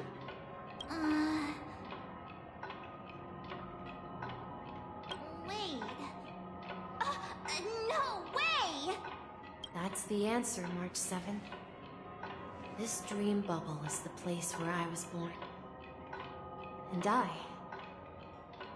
I'm a dweller in this dream. Just like a memory zone meme. I should have stayed here and waited for you. But when reality and memories merged, I unconsciously pushed open that door and left the bubble with Clocky. So it's not that the Watchmaker's dream bubble is empty, but rather the stuff inside ran away? And the whistle you heard, was the sound of the Express arriving at Penacony? That's one way to see it, but I believe there's a longer story behind all this. It's best for Misha himself to explain all the details. How about we start with your name? Now, should we call you Misha, or...? Thank you all for helping me rediscover my true self. Now, please allow me to reintroduce myself. I was born on Lushaka, in the Presmere system. Adopted by seafarers Mikhail and Char. They gave me a treasure. A name that carried their hopes. Mikhail Char Legwork. Or simply, Misha.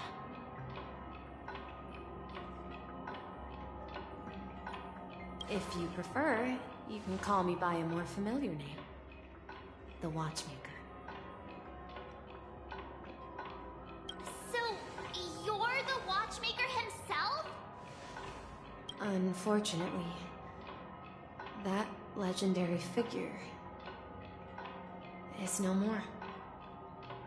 I am only a reflection of his life. As for the child who has been with you, he's the innocent protagonist of Misha's childhood dream. A friend of Clocky, a young apprentice, and a future mechanic on the Express. And this also marks the beginning of his journey, devoted to the Trailblaze. At the end of the journey, I left this little flame, which I so cherished, in my deepest dreams, hoping to pass it on to the nameless of future generations. However, he somehow left the dream bubble and forgot all about his task. I apologize for all the confusion this caused. Because he was born with a desire to trailblaze, wasn't he? I don't think Misha has forgotten his role as a guide. He remembered it, and that's why he mistakenly appeared as a hotel doorman in his dream from the very beginning. The one who brought our unconscious friend here must have been Misha. If that's the case, we encountered the Watchmaker's legacy from the beginning, didn't we? Well, I have a sarcastic friend who says I always take big detours and end up back where I started. Perhaps that's what every nameless has to go through. But in the end, you found me. I'm sure you're all wondering what my legacy is. I believe my hound has mentioned the Stellaron and my wealth. If I may apologize, the Stellaron part is real. As for my wealth, however, it's nothing more than a baseless rumor. I left my homeland as a child and embarked on the journey of Trailblaze. I traveled to various planets until finally reaching Asdana, where my friends and I built the original Penacony and fought for its future ever since. I've been moving forward all my life, doing what I could to overcome the obstacles in my path.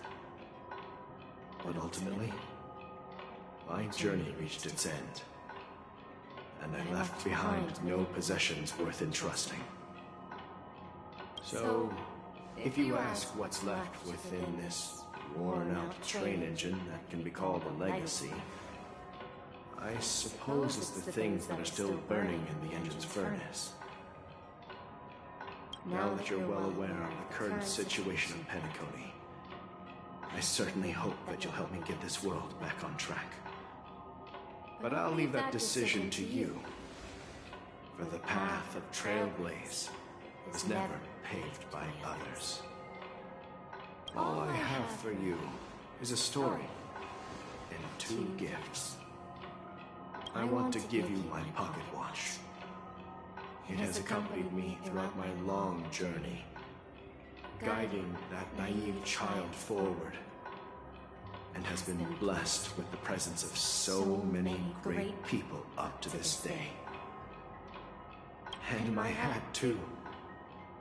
The one who navigated for me placed it on my head and planted a fanciful thought in my mind.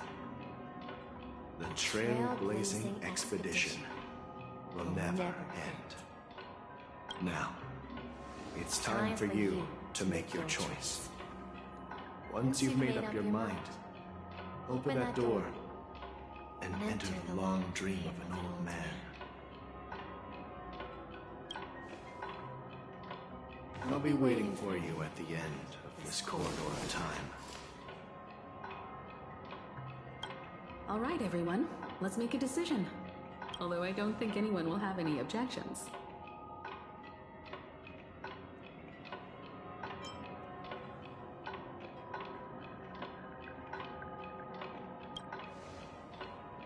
Of course. We've come this far. Surely there's no other option than moving forward. In that case, it's unanimous. Then let's proceed together to the end of this stream and tell Mikhail our decision.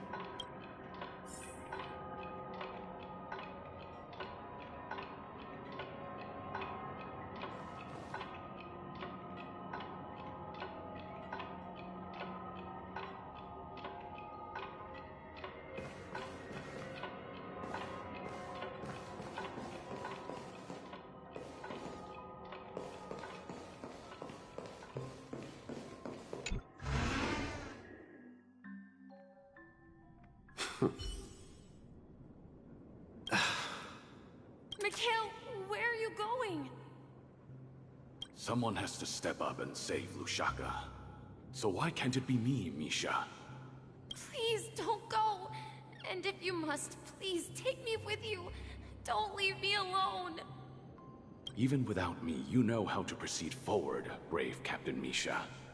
The compass is waiting for you. Haven't you always wanted to be a better adventurer than me?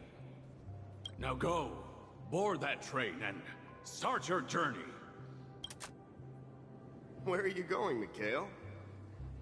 I'm going to clean the floor in the parlor car. I've promised the conductor. Wait, first tell me, did you fix this watch? Yeah? I know what it looked like before. Its chain was broken, the back case torn, and the marks on the dial all worn out. How did you manage to fix it? Well, It's hard to explain, but I knew it could be fixed. It's the hands, Mr. Amundsen. Its hands were intact and pointing in the right direction, so I knew there would be a way to fix the rest. I see. You'll work with me from now on. Haven't you always wanted to tinker with this train? You're its mechanic now. As for the conductor, I'll do the talking. But I only know how to fix watches. Don't worry. You've got what it takes. I'll teach you what you need to know. Where are you going, legwork? It's time to head to our next stop.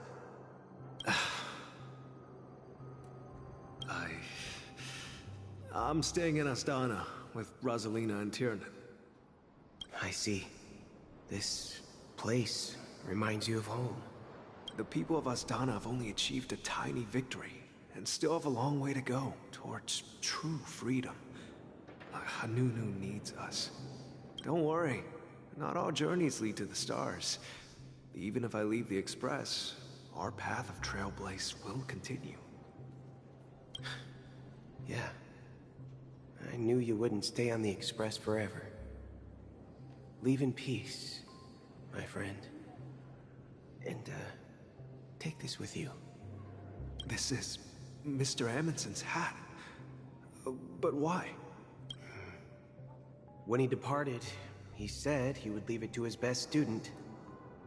Well, I suppose the time has come. Farewell, legwork. Take care of Tiernan and Rosalina. And don't forget to write to us.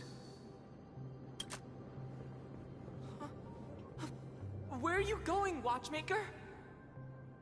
Don't worry, Micah. Just going on a little trip. Someone has to be at the forefront of the interstellar frontier, and I'm the only former Nameless in Penacony. So why can't it be me? Because you're all we have! Have you forgotten about Tiernan? The cosmos is way more dangerous now. What will happen to Penacony if we lose you too? But what will happen to Penacony if we don't find a way out? Tiernan. How could I ever forget him? I've spent countless sleepless nights asking myself why I didn't go with him back then. We Nameless won't stop. Don't worry, Micah. It's just a matter of getting back to my old profession. Just wait for me to come back. But if, and it's a big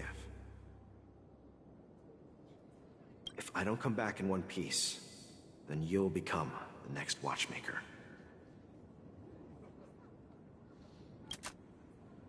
Where are you going, old man? Oh, you're here. Answer my question. What are you up to? Relax, Gallagher. I just came up with a great idea. What? Oh, come on! Aren't all your ideas just ways to get yourself killed? I may be blunt here, but you're the last remaining hero in Penacony. If you die too, the secret of the Stellaron will go to the grave with you. Yes, I'm afraid there's no way out in Penacony, so I'll have to consider alternatives beyond Astana. We'll organize a festival using the Watchmaker's legacy as a facade, and send invitations to the entire cosmos to gather people here. So, a desperate struggle against the family? Desperate? Don't we have you here, my friend? This task is challenging, but what hasn't been challenging for us along the way? Well, whatever you do, remember, make sure to send an invitation to the Astral Express. Misha! Where are you going? Oh, it's you, Clocky. Take me to Dreamflux Reef. Last night, I had a long dream about the day we met. want to write down that dream. Write it down? Why? Oh, so I won't forget it. Do you remember how you got your name, Clocky? Of course! You told me that when you were a kid, you lived in a room full of clocks. Those wall clocks and pocket watches grew up with you and were your best friends. Yes, but what I didn't mention was there's a funny misunderstanding behind it. I was a kid, and there was always a special pocket watch in my memories. It was with my grandpa, guiding him on his sea voyages and leading the way in his every adventure story. I wanted to have a pocket watch like that too. And that's when you appeared in my dreams. Yeah. Every night, we boarded the compass and set sail together. But you know what? It wasn't until the day my grandpa gave it to me that I realized it wasn't a pocket watch at all. It was a compass. So, your name should have been Compassy. And the watchmaker is just a nameless.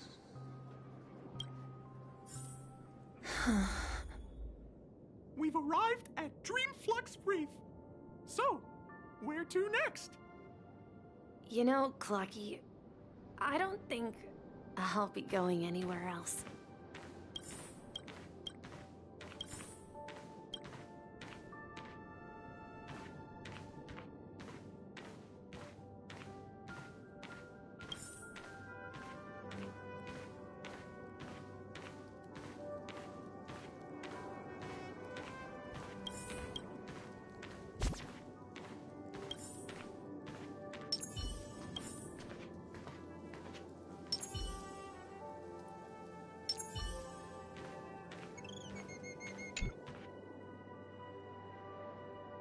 I've traveled far enough, and it's time for a little break.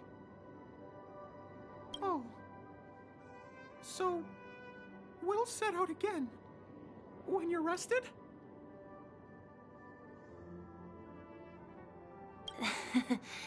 No, I'll stay here.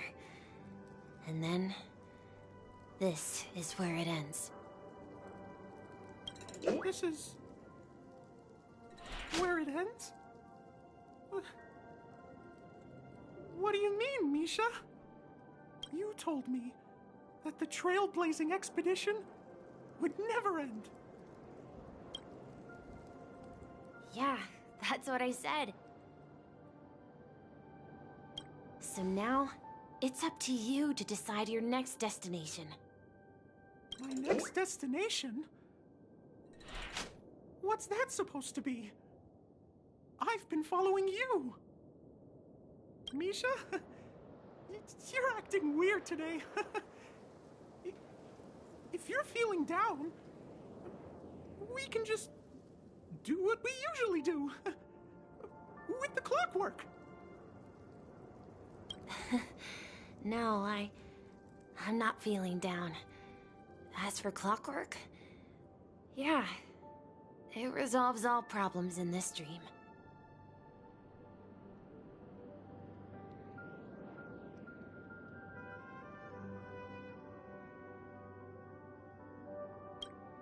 So, do you know what clockwork actually is?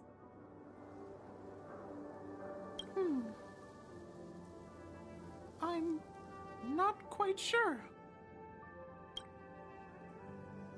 Well, everyone gets lost at times. They may hesitate and doubt which way to go. That happens in this dreamscape and beyond. But Don't worry. Everyone goes through moments of uncertainty and hesitation. Eventually, they gather the courage to make bold decisions. Whether it's calming, happy, angry, or sad, all they need is a little nudge to take that step toward where they truly belong. I'm leaving that little nudge with you, and I hope you'll share it with others.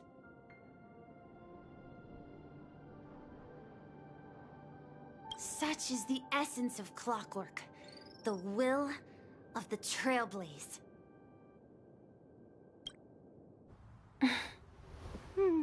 Clocky's hands spin around non-stop, indicating confusion, frustration, and weakness. But ultimately, people still need to move forward. Just like your hands, always pointing ahead. This is where my journey ends.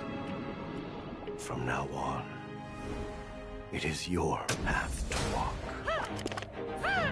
Trailblazing means taking paths your predecessors forswore, and venturing even further. The Penacony in Mikhail's dreams does not belong to Order.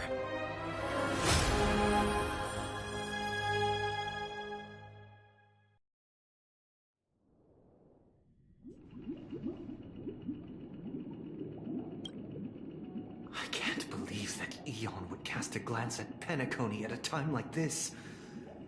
Is it because of the resonance from the legacy of the Trailblaze? Or perhaps the bond between you is so strong that it even impresses an Eon? Well, there might be another possibility. Perhaps they want to witness, on behalf of the fallen Eons, who will hold the future of Penacony. If that's the case, on behalf of the Dream Master of Penacony and the 107,336 members of the Oak family, I'm extending a formal invitation to all of you. I'm cordially inviting you all to the Penacony Grand Theater to participate in the upcoming Charmony Festival. And, of course, you won't be in the audience, but on center stage. Since the future of the Stellaron, Penacony, and even the entire cosmos is at stake, let's draw a conclusion there, in all fairness. If you truly believe in Akavili's path, then show me their courage and determination.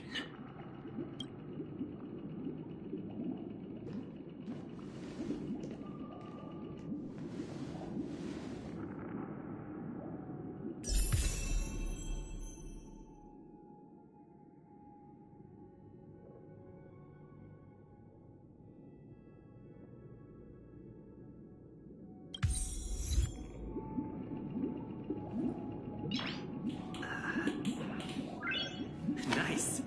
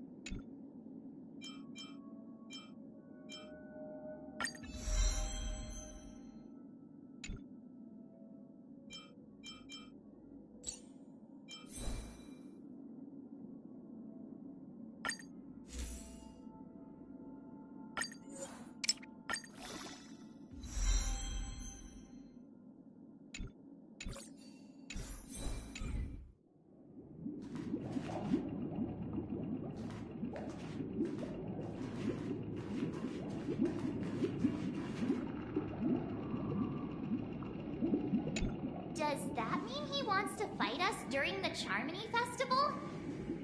I'm afraid so. This is weird. Aren't Arc villains usually plotting some dirty conspiracy in the end. But he actually said something like, "In all fairness." Could it be that he's underestimating us?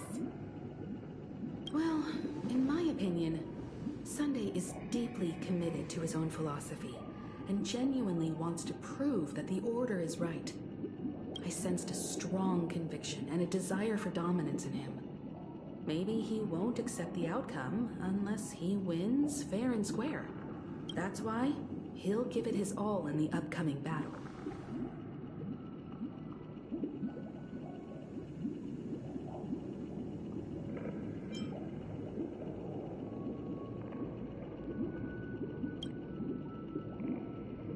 Are you backing out now?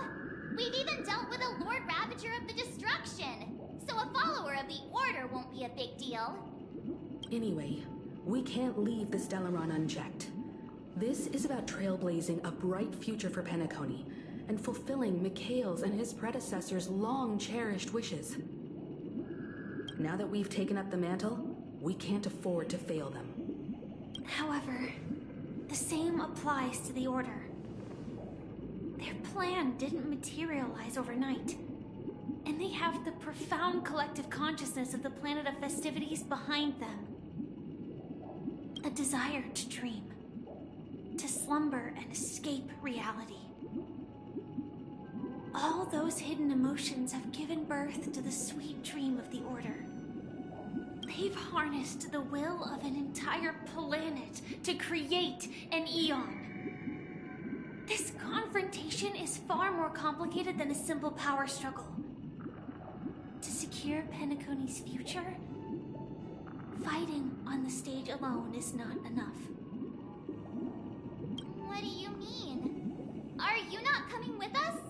I believe Firefly is trying to say that she's heading off to another battle.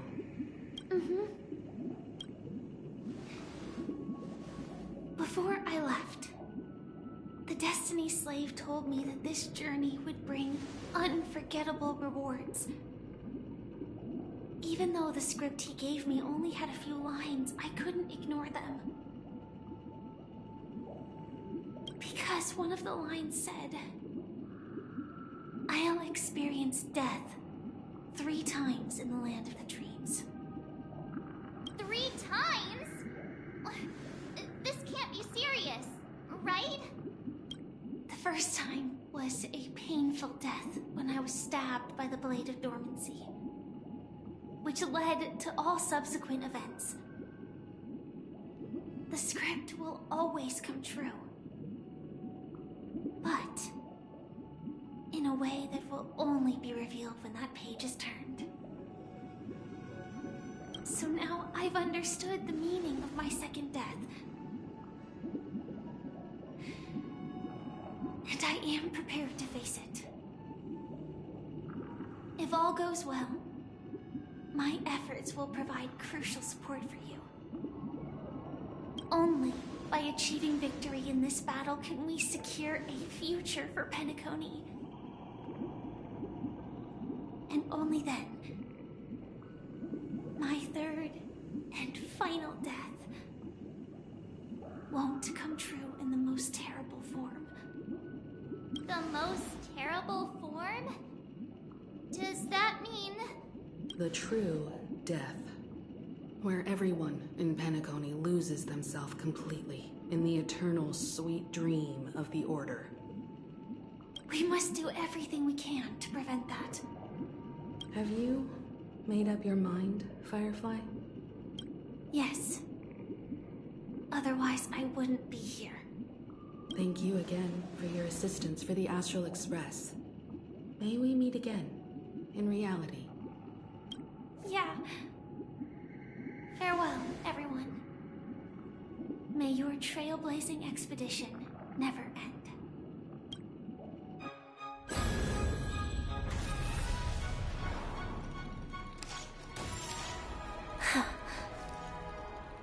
I dreamed of a scorched earth. Everyone, are you ready? A new shoot sprouted from the earth. It bloomed in the morning sun and whispered to me.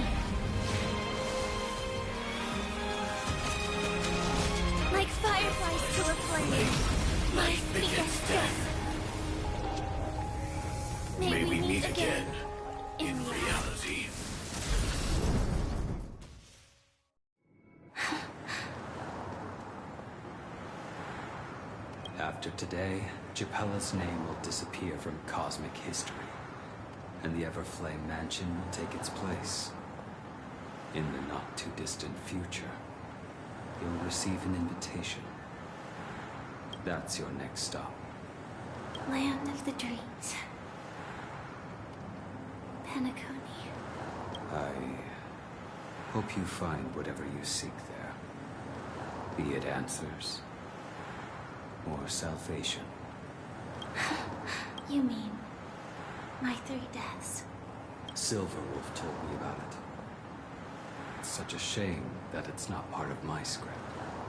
Well, I want to live. I'm never afraid of death. The opposite of death is eternal life, and that's something I'll never desire. People die, and I am no exception. Death is like a script, a fate that cannot be defied. But that's exactly why we have to choose where we want to rest forever. Do you exist just to perish? Are you not the same, Blade? The end you desire is not one dictated by others. If I were to die now, I would only be a weapon. I believe I should die as a human. Though its definition escapes me, isn't this the answer that ordinary people look for their whole lives? A name that can be carved onto their tombstone. A tombstone that belongs to me once bore the inscription, Glamoth's Iron Cavalry. Then it changed to Stellaron Hunter. But one day, it will bear the name Firefly.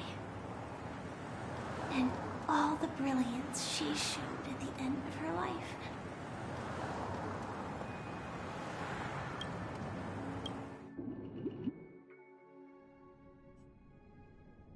That's quite unexpected, old man. Who would have thought your crazy plan would actually work? Do all you nameless fools just act on a whim? I can sense that this false sweet dream is coming to an end. The Nameless may be young, but they had the ability to achieve this goal. Just like you did in your time. It's a shame you won't be able to see it firsthand. Maybe I won't either.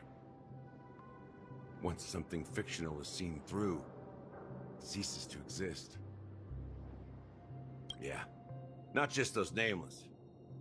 Even Mr. Wings is just like you. Stubborn, won't listen or give up, no matter what. Well, fate is unpredictable, I guess. If we weren't bound by those cursed paths, maybe we could have had some good talks. But in the end, we managed to do it. And now we can find solace. Remember how those idiots cursed us? They said, "Go to hell, you worthless traitors." Well, I don't know if they really meant it, but if longing for freedom means going to hell, then I'll be joining you soon, you fool. Let's get together and have supper again in hell. Oh, I almost forgot. There's one more thing. Here's to you. A glass of hello and goodbye, Trailblazer. To the imperfect tomorrow. It's warm here, isn't it? You're lucky to have found shelter from the rain. Let alone fresh berries in this desolate place. I was just following the scent of life. It's particularly strong in a place like this. It's a shame these berries don't have much flavor. Seriously? In case you didn't know, this fruit is pretty juicy. The only downside is that when you chew it, it becomes extremely spicy. Have you lost your sense of taste? I can still taste certain things, like a faint sweetness. Before coming here, I stopped by a place called Orkron. It had barren cliffs and nights lit by bonfires. Burgundy snow would fall from the sky, and when it landed on my tongue, it tasted like raspberries. The flavor wasn't exactly sweet, but it left a lasting impression. When I think back on my past, I realize that what's tying everything together isn't the big events, but rather these small yet unforgettable moments. Don't worry about it. Losing oneself is a reality that every self-annihilator must face. At least I haven't completely lost my senses and memories yet. Well, congratulations on adding another footnote to your journey. By the way, are you always alone? No, I had a companion in Orkron. She's a short, nameless girl who aspired to explore IX. She always said she'd walk a path deeper and farther than Akavilis. Quite an ambition for such a small girl. So, what happened? She became stagnant water. Well, my condolences. Condolences. I don't need them. The girl left with a smile. She never regretted her choice and most definitely wanted me to say goodbye with a smile. So, that's what I did. That's proof that you're grieving for her. Or perhaps I'm just afraid. Afraid? I rarely sense that emotion from you. What do you fear? I'm afraid I'll forget the 30 days I spent with her. Just like all the other days in my life. Most of them have already washed away with the rain, disappearing into an unseen realm. I fear that those vivid red memories will fade away too. There isn't much color left. And besides this faint, warm red, there's almost nothing. Hard to imagine. A ranger accustomed to bloodshed, destruction, and chaos finding warmth in red color. Because I have experienced this warmth many times. Long ago, I promised someone that I'd bring it to more people. And that for every remaining moment of my life, I'd strive for a better ending for all. As long as this red color still lingers, I have a chance to fulfill that promise.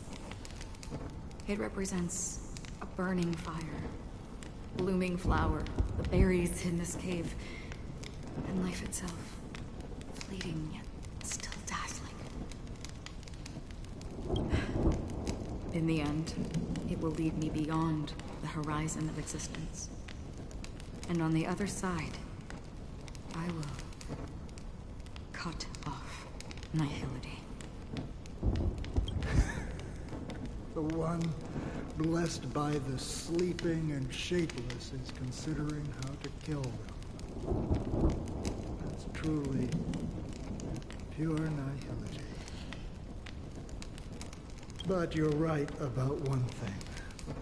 After spending so much time near this stagnant water, only when I look at this vibrant red fire do I realize that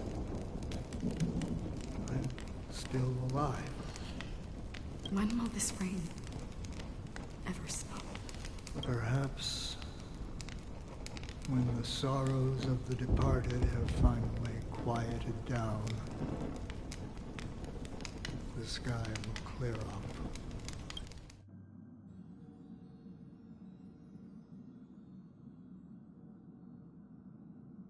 Have you heard of a planet named Biari Scamandros, Dan Heng?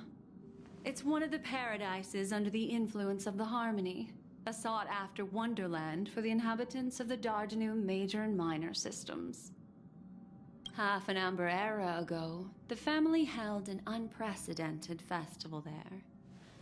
And after that, everyone on the planet became part of the family. Do you think the same thing will happen on Penacony? Yes. Or how else can we explain it? The family deliberately used the Watchmaker's invitation to keep all the Pathstriders here, but banished the Emanator of the Nihility. Because of the Nihility, I'm rarely affected by the power of other paths, but somehow I can unconsciously infiltrate them. Maybe that's the risk they're trying to avoid. I would disagree. Biari Scamandros is not part of the credit system or connected to the Silver Rail. It's nothing more than a remote civilization sheltered by the Harmony. But Penacony is different. If the family messes with Penacony, that would be like declaring war on almost half of the factions in the cosmos. They have no reason to do that. No, they don't. If they truly serve the Harmony, that is. What do you mean? The path in Penacony is impure. The Harmony here has impurities. Do you remember the Ancient Swarm disaster? Tazerond, the propagation, brought endless havoc to the universe, and it eventually evolved into a fierce battle among all eons. 2 paths lost their eons in that war, the propagation and the Order. Coincidentally, their downfall is related to a certain eon. Xipe, the Harmony.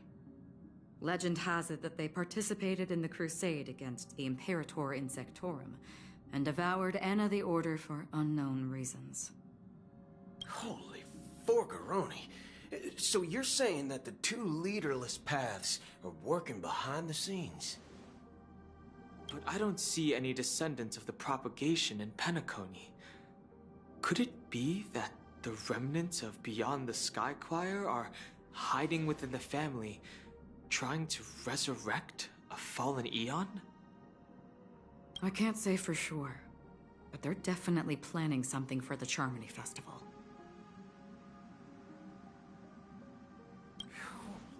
Whoa, Boo, now this is getting way too complicated. Is this why you want us to leave Astana right away? Are you giving up? The Charmony Festival will start soon. There's one thing that I need to confirm no matter what. A warp jump is the best way to do so. Time is running out. I have another plan.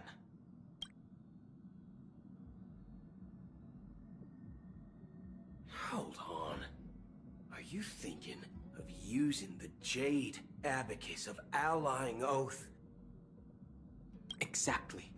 The assistance from the Lawful Cloud Knights would be enough. Think it over carefully. You can only use that once in your lifetime. I have considered it thoroughly. My companions are... they're also once-in-a-lifetime treasures.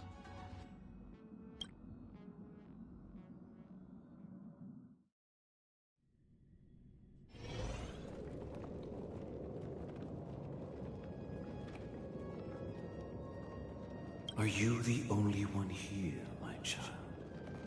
The Nameless is quite the diplomat. Our secrets have spread like wildfire within the family. And IPC starships are gathering towards Astana.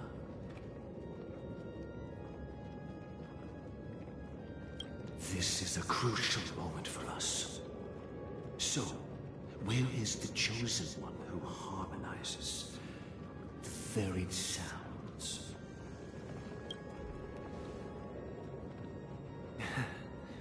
What do you mean, Master? I'm right here in front of you, aren't I? You know, she was supposed to be the star of the Charmony Festival in our plan.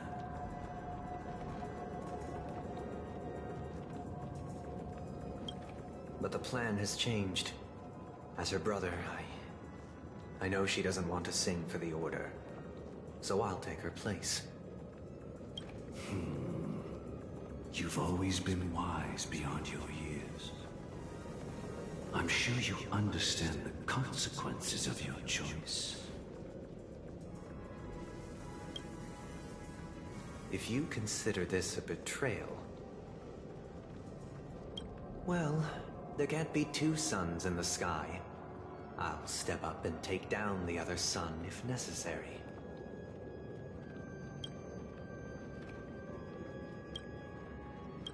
Do you believe in karma?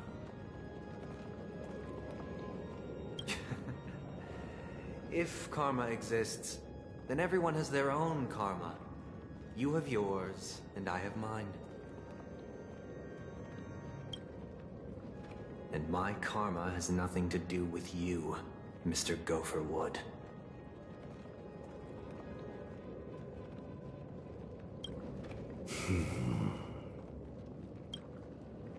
All right. Since you're willing to sacrifice yourself for her, I'll grant your wish.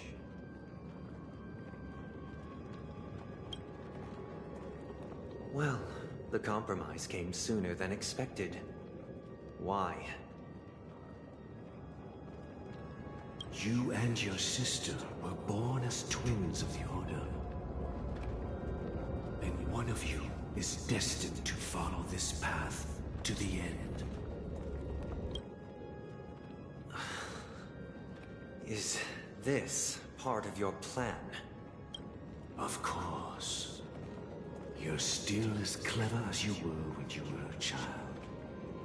The opening is near. Go, my child. Seize the power of the harmony and reveal your karma. I have one final question, Master. Why did you choose to bring the Order to Penacony? Wouldn't it have been better to choose a desperate world, instead of a city filled with hope and dreams? Why?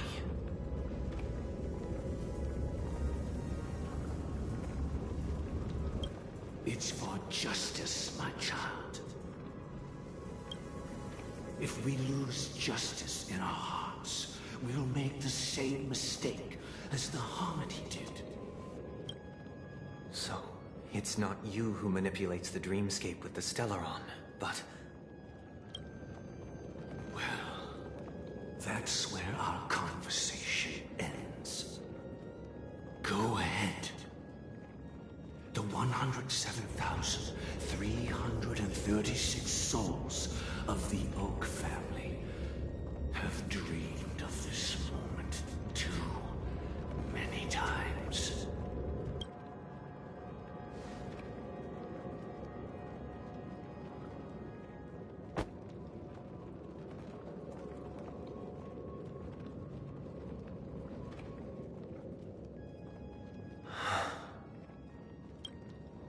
I shall ascend to the heavens, becoming the scorching sun. Bathed in my light, my people shall flourish, while all evil shall be eradicated. This is the interior of the Penacony Grand Theater. It's quite exhilarating to be flushed into the air by Soulglad. But why is the venue still closed when the Charmony Festival is about to start? And not only that, the entire theater is eerily quiet. No audience, no staff, no one around. Even if we're late, a grand theater like this shouldn't be completely empty. Let's explore around. Be careful, everyone.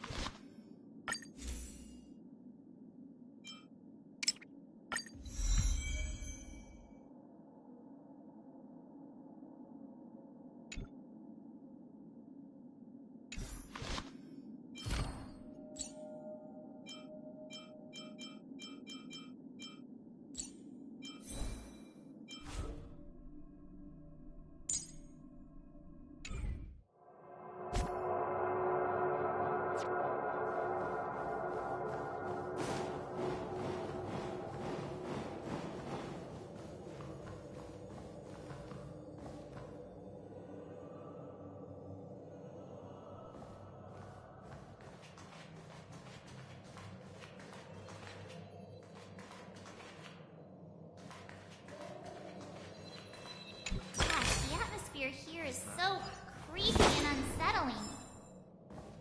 Even if there's no audience yet, there should be some staff around. Why is it so silent?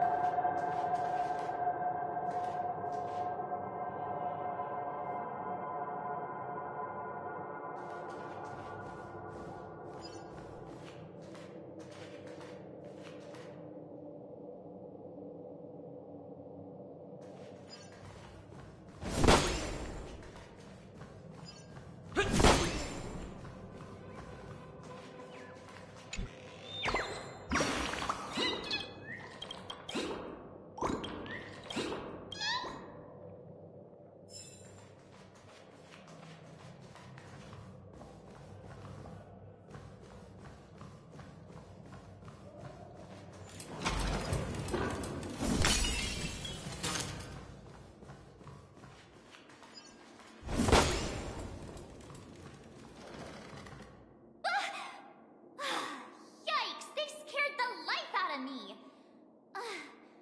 Why are there so many puppets at the ticket office?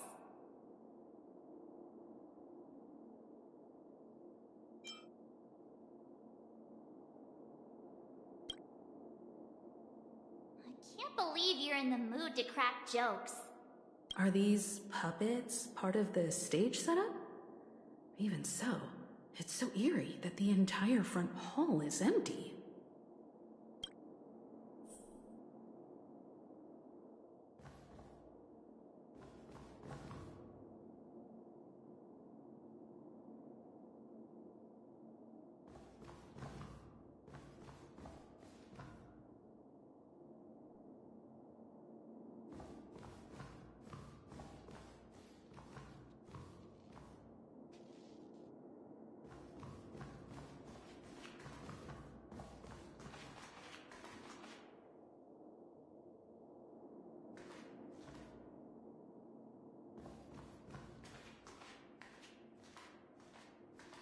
I'm seriously scared they might start moving. Let's just leave, please.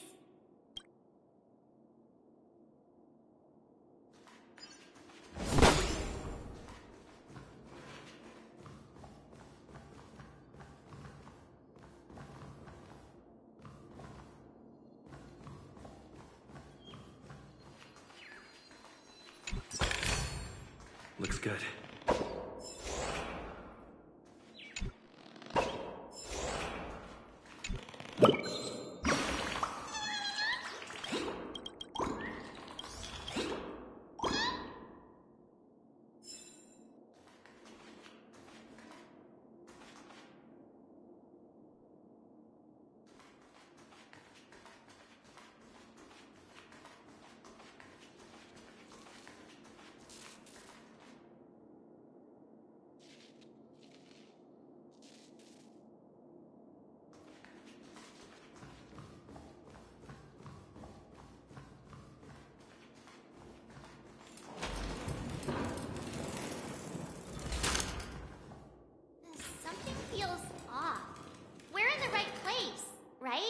There's no other grand theater in the dreamscape.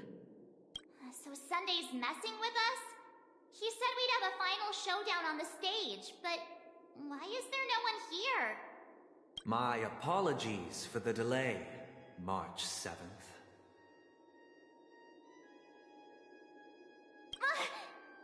You scared me! Where are you now? I'm waiting for you behind the curtain. Following the Asdana tradition, I invite you to enjoy a stage play in 3 acts before the festival begins. History is a mirror reflecting the universe's true essence. Let's use this opportunity to delve into the rich history of Penacony and the Eons. Within it, naturally, the future takes shape. Let us commence with the dawning of the world. After the Dusk Wars, darkness veiled the sky, and chaos consumed the earth. Enna the Order emerged, destined to restore all existence. That marked the first day.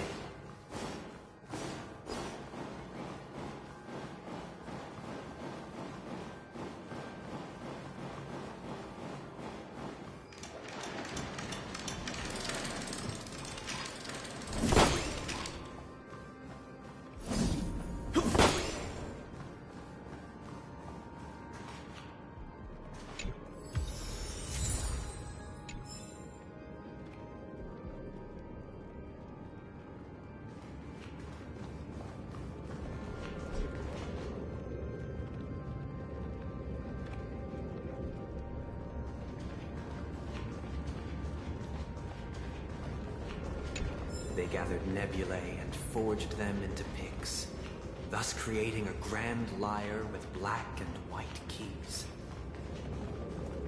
Strike the white keys, and the sun rose. Strike the black keys, and the moon rose. And so, the cycle of day and night arose. That marked the second day.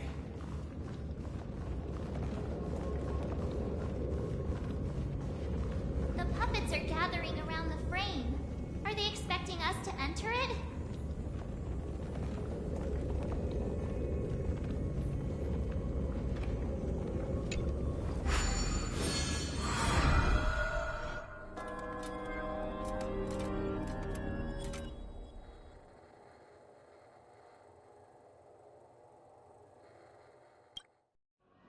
Where are we now?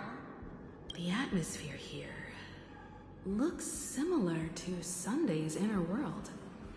Perhaps this so-called stage play is created with his abilities.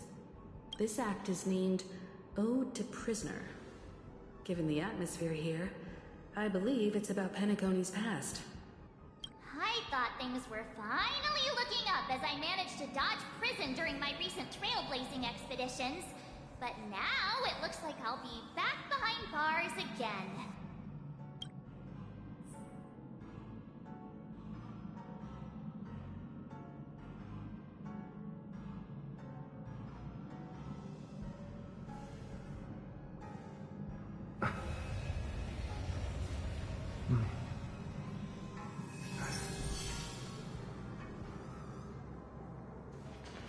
I genuinely wish to avoid a violent clash with my esteemed guests from afar. Therefore, I've arranged 3 acts before the situation becomes irreparable. Where shall we start our narrative? Well, let's start with the time when Penacony was still a frontier prison.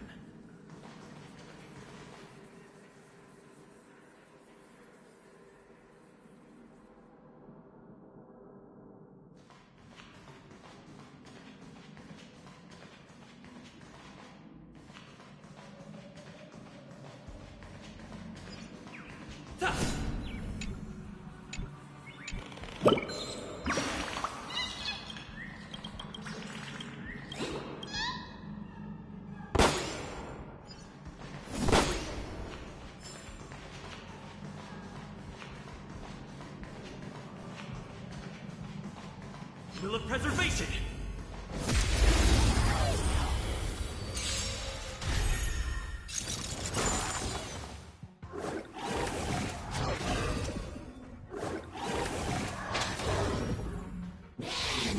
I'm okay.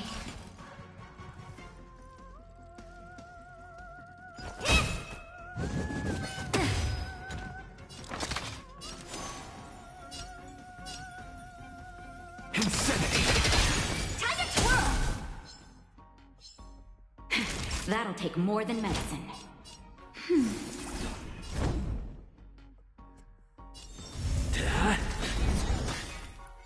What are you looking at?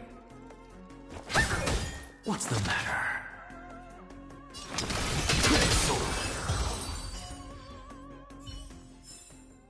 Reach the end of the story in your own way.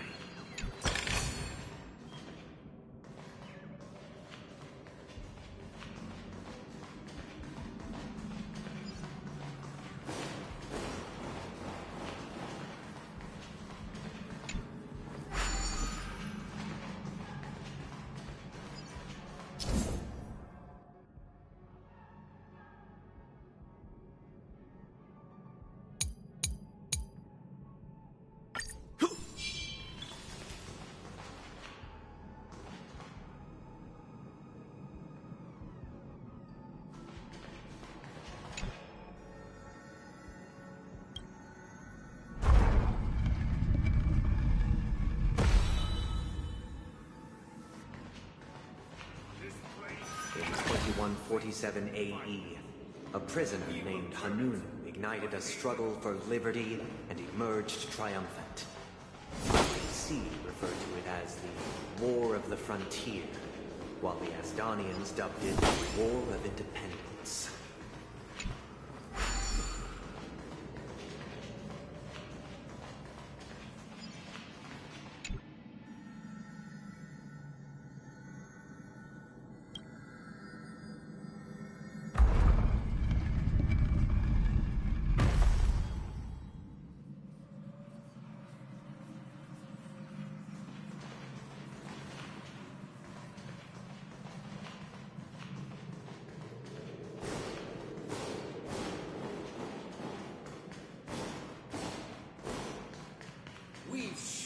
The cages and expelled It's true that Hanunu was a legendary hero, but it must be acknowledged that while he bestowed freedom upon the prisoners, he didn't grant them true liberation.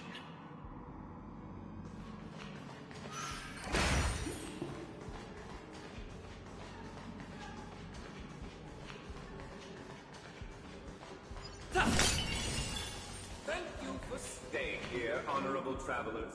The three nameless stayed on the planet, endeavoring to spread the tenets of Trailblaze throughout the frontier prison.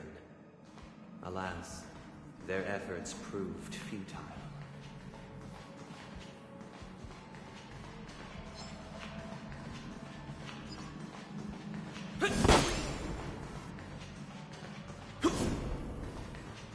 Will of Preservation!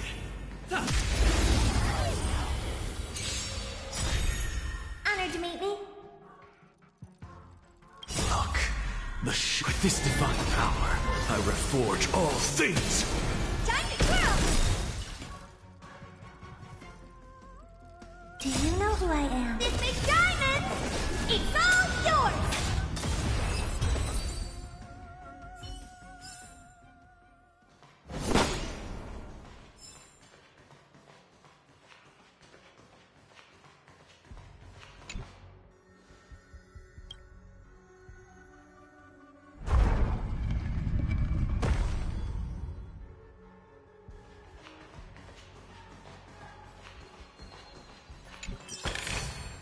Is that all?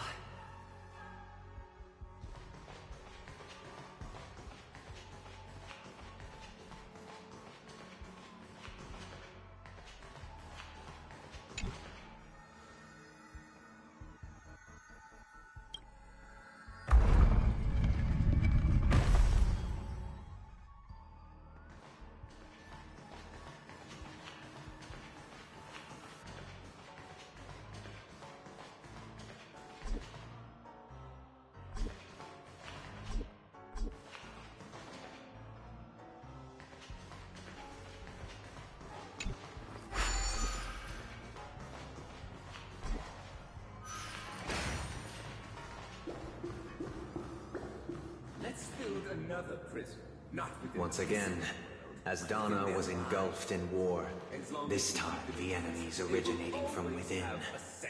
The prisoners remained prisoners for the rest of their lives, fighting for freedom rather than living for it.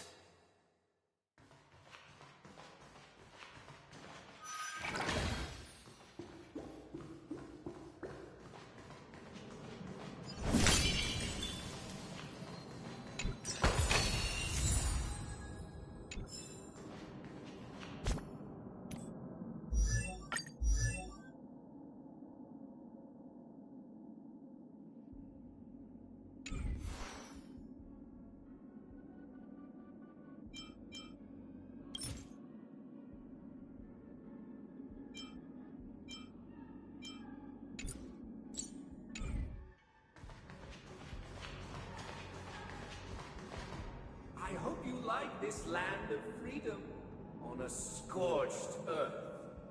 As you can see, their sentences have long ended, and the IPC guards have long been expelled. Yet, these prisoners remain enslaved, not by external forces, but by the confines of their own minds. Freedom permeates every corner, except fragile souls. It gives solace only to those who believe in its existence. Prisoners, this is my order. Learn the essence of freedom and teach your fellow prisoners to fight for their lives.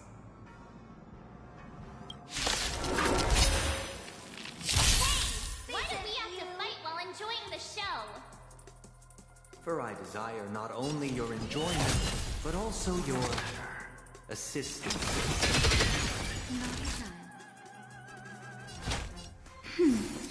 I'm on guard.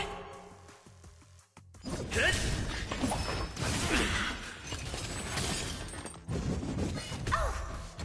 Honored to meet me. I'm just a frail scholar. Soul, insanity. Time to twirl! Time for a shot. Lands at the ready.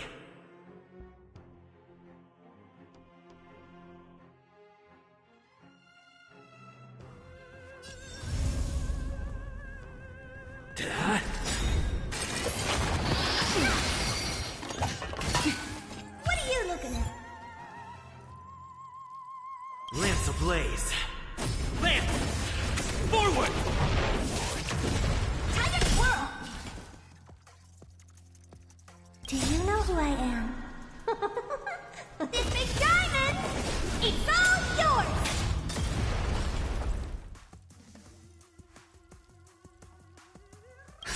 Just in time. Just a little something. Think nothing of it. How appropriate. Something out of nothing. Soul. Look, with this divine power, I reforge all things. Nap time.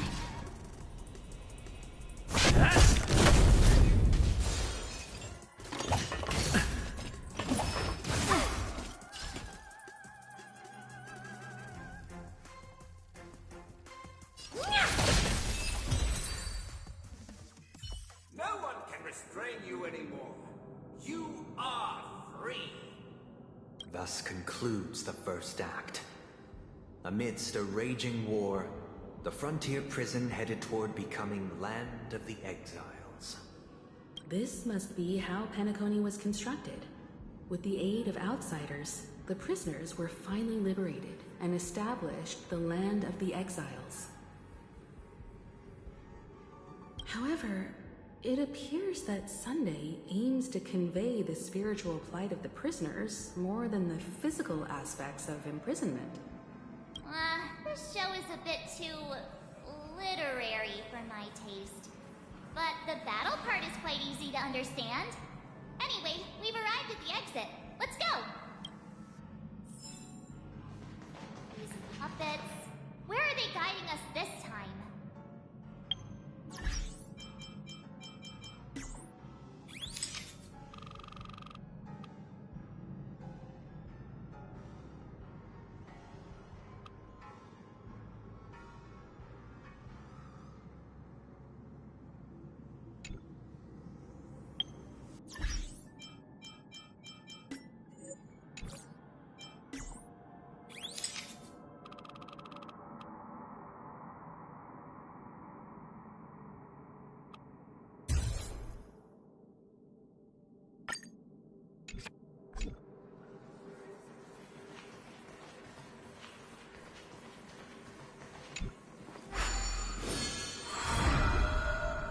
transmuted streams of stars into inked nibs, creating symbols to be pronounced and counted.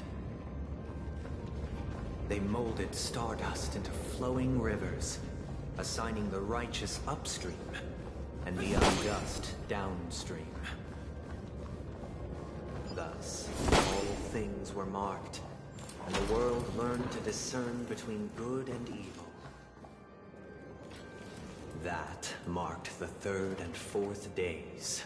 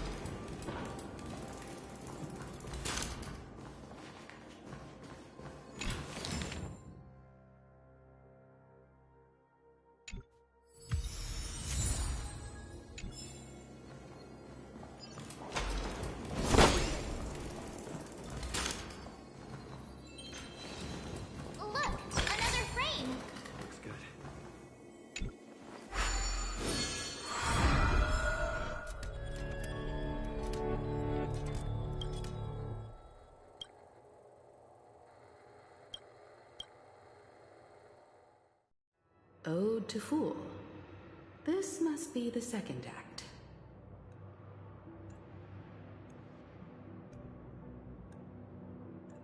The surroundings are different from before.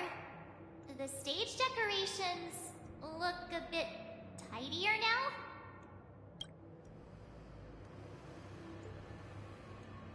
Behold the ensuing tale, a struggle for power. Penacony witnessed the ascent of the 7 major lineages: tree, grass, flower, bird, beast, fruit, and insect. Peace never truly graced Land of the Exiles. The history in this era is rich and intricate, so please allow me to present it in allegorical form.